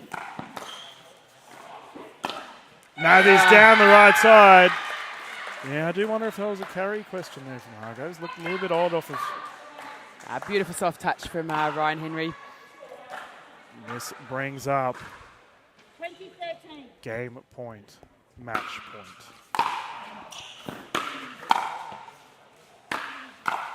Done, Ryan Henry. There it is. Vipers get the win. Yeah, again. They have a little bit of a history of Dreambreaker victories here against the Sydney Smash. They've done it once more. Here for our final games here tonight. Sanj, what an absolute blast we've had today. Yeah, we had some great competition earlier on. We had 4 matches go through 3-1s, and now we've got two last 2 have been Dreambreaker. Yeah. I think they like to keep us out here for a long time. But no, great to see the fight there from both teams, and they'll be stoked to go through to tomorrow. Another round of matches before we get to elimination phase. That's so right. both teams will still be well in the mix, and we will join you back here tomorrow, 3 p.m. Vietnamese time. Get on your YouTube, save that. Yeah, pretty much. And make sure you do follow the MLPA on all of their social media accounts and our YouTube, of course, as we will look forward to showing all the games tomorrow. We have a well-deserved break here, Sanj. Well done. Fun calling the games with you as always. But we look forward to seeing you tomorrow. Have yourselves a lovely evening. See you later.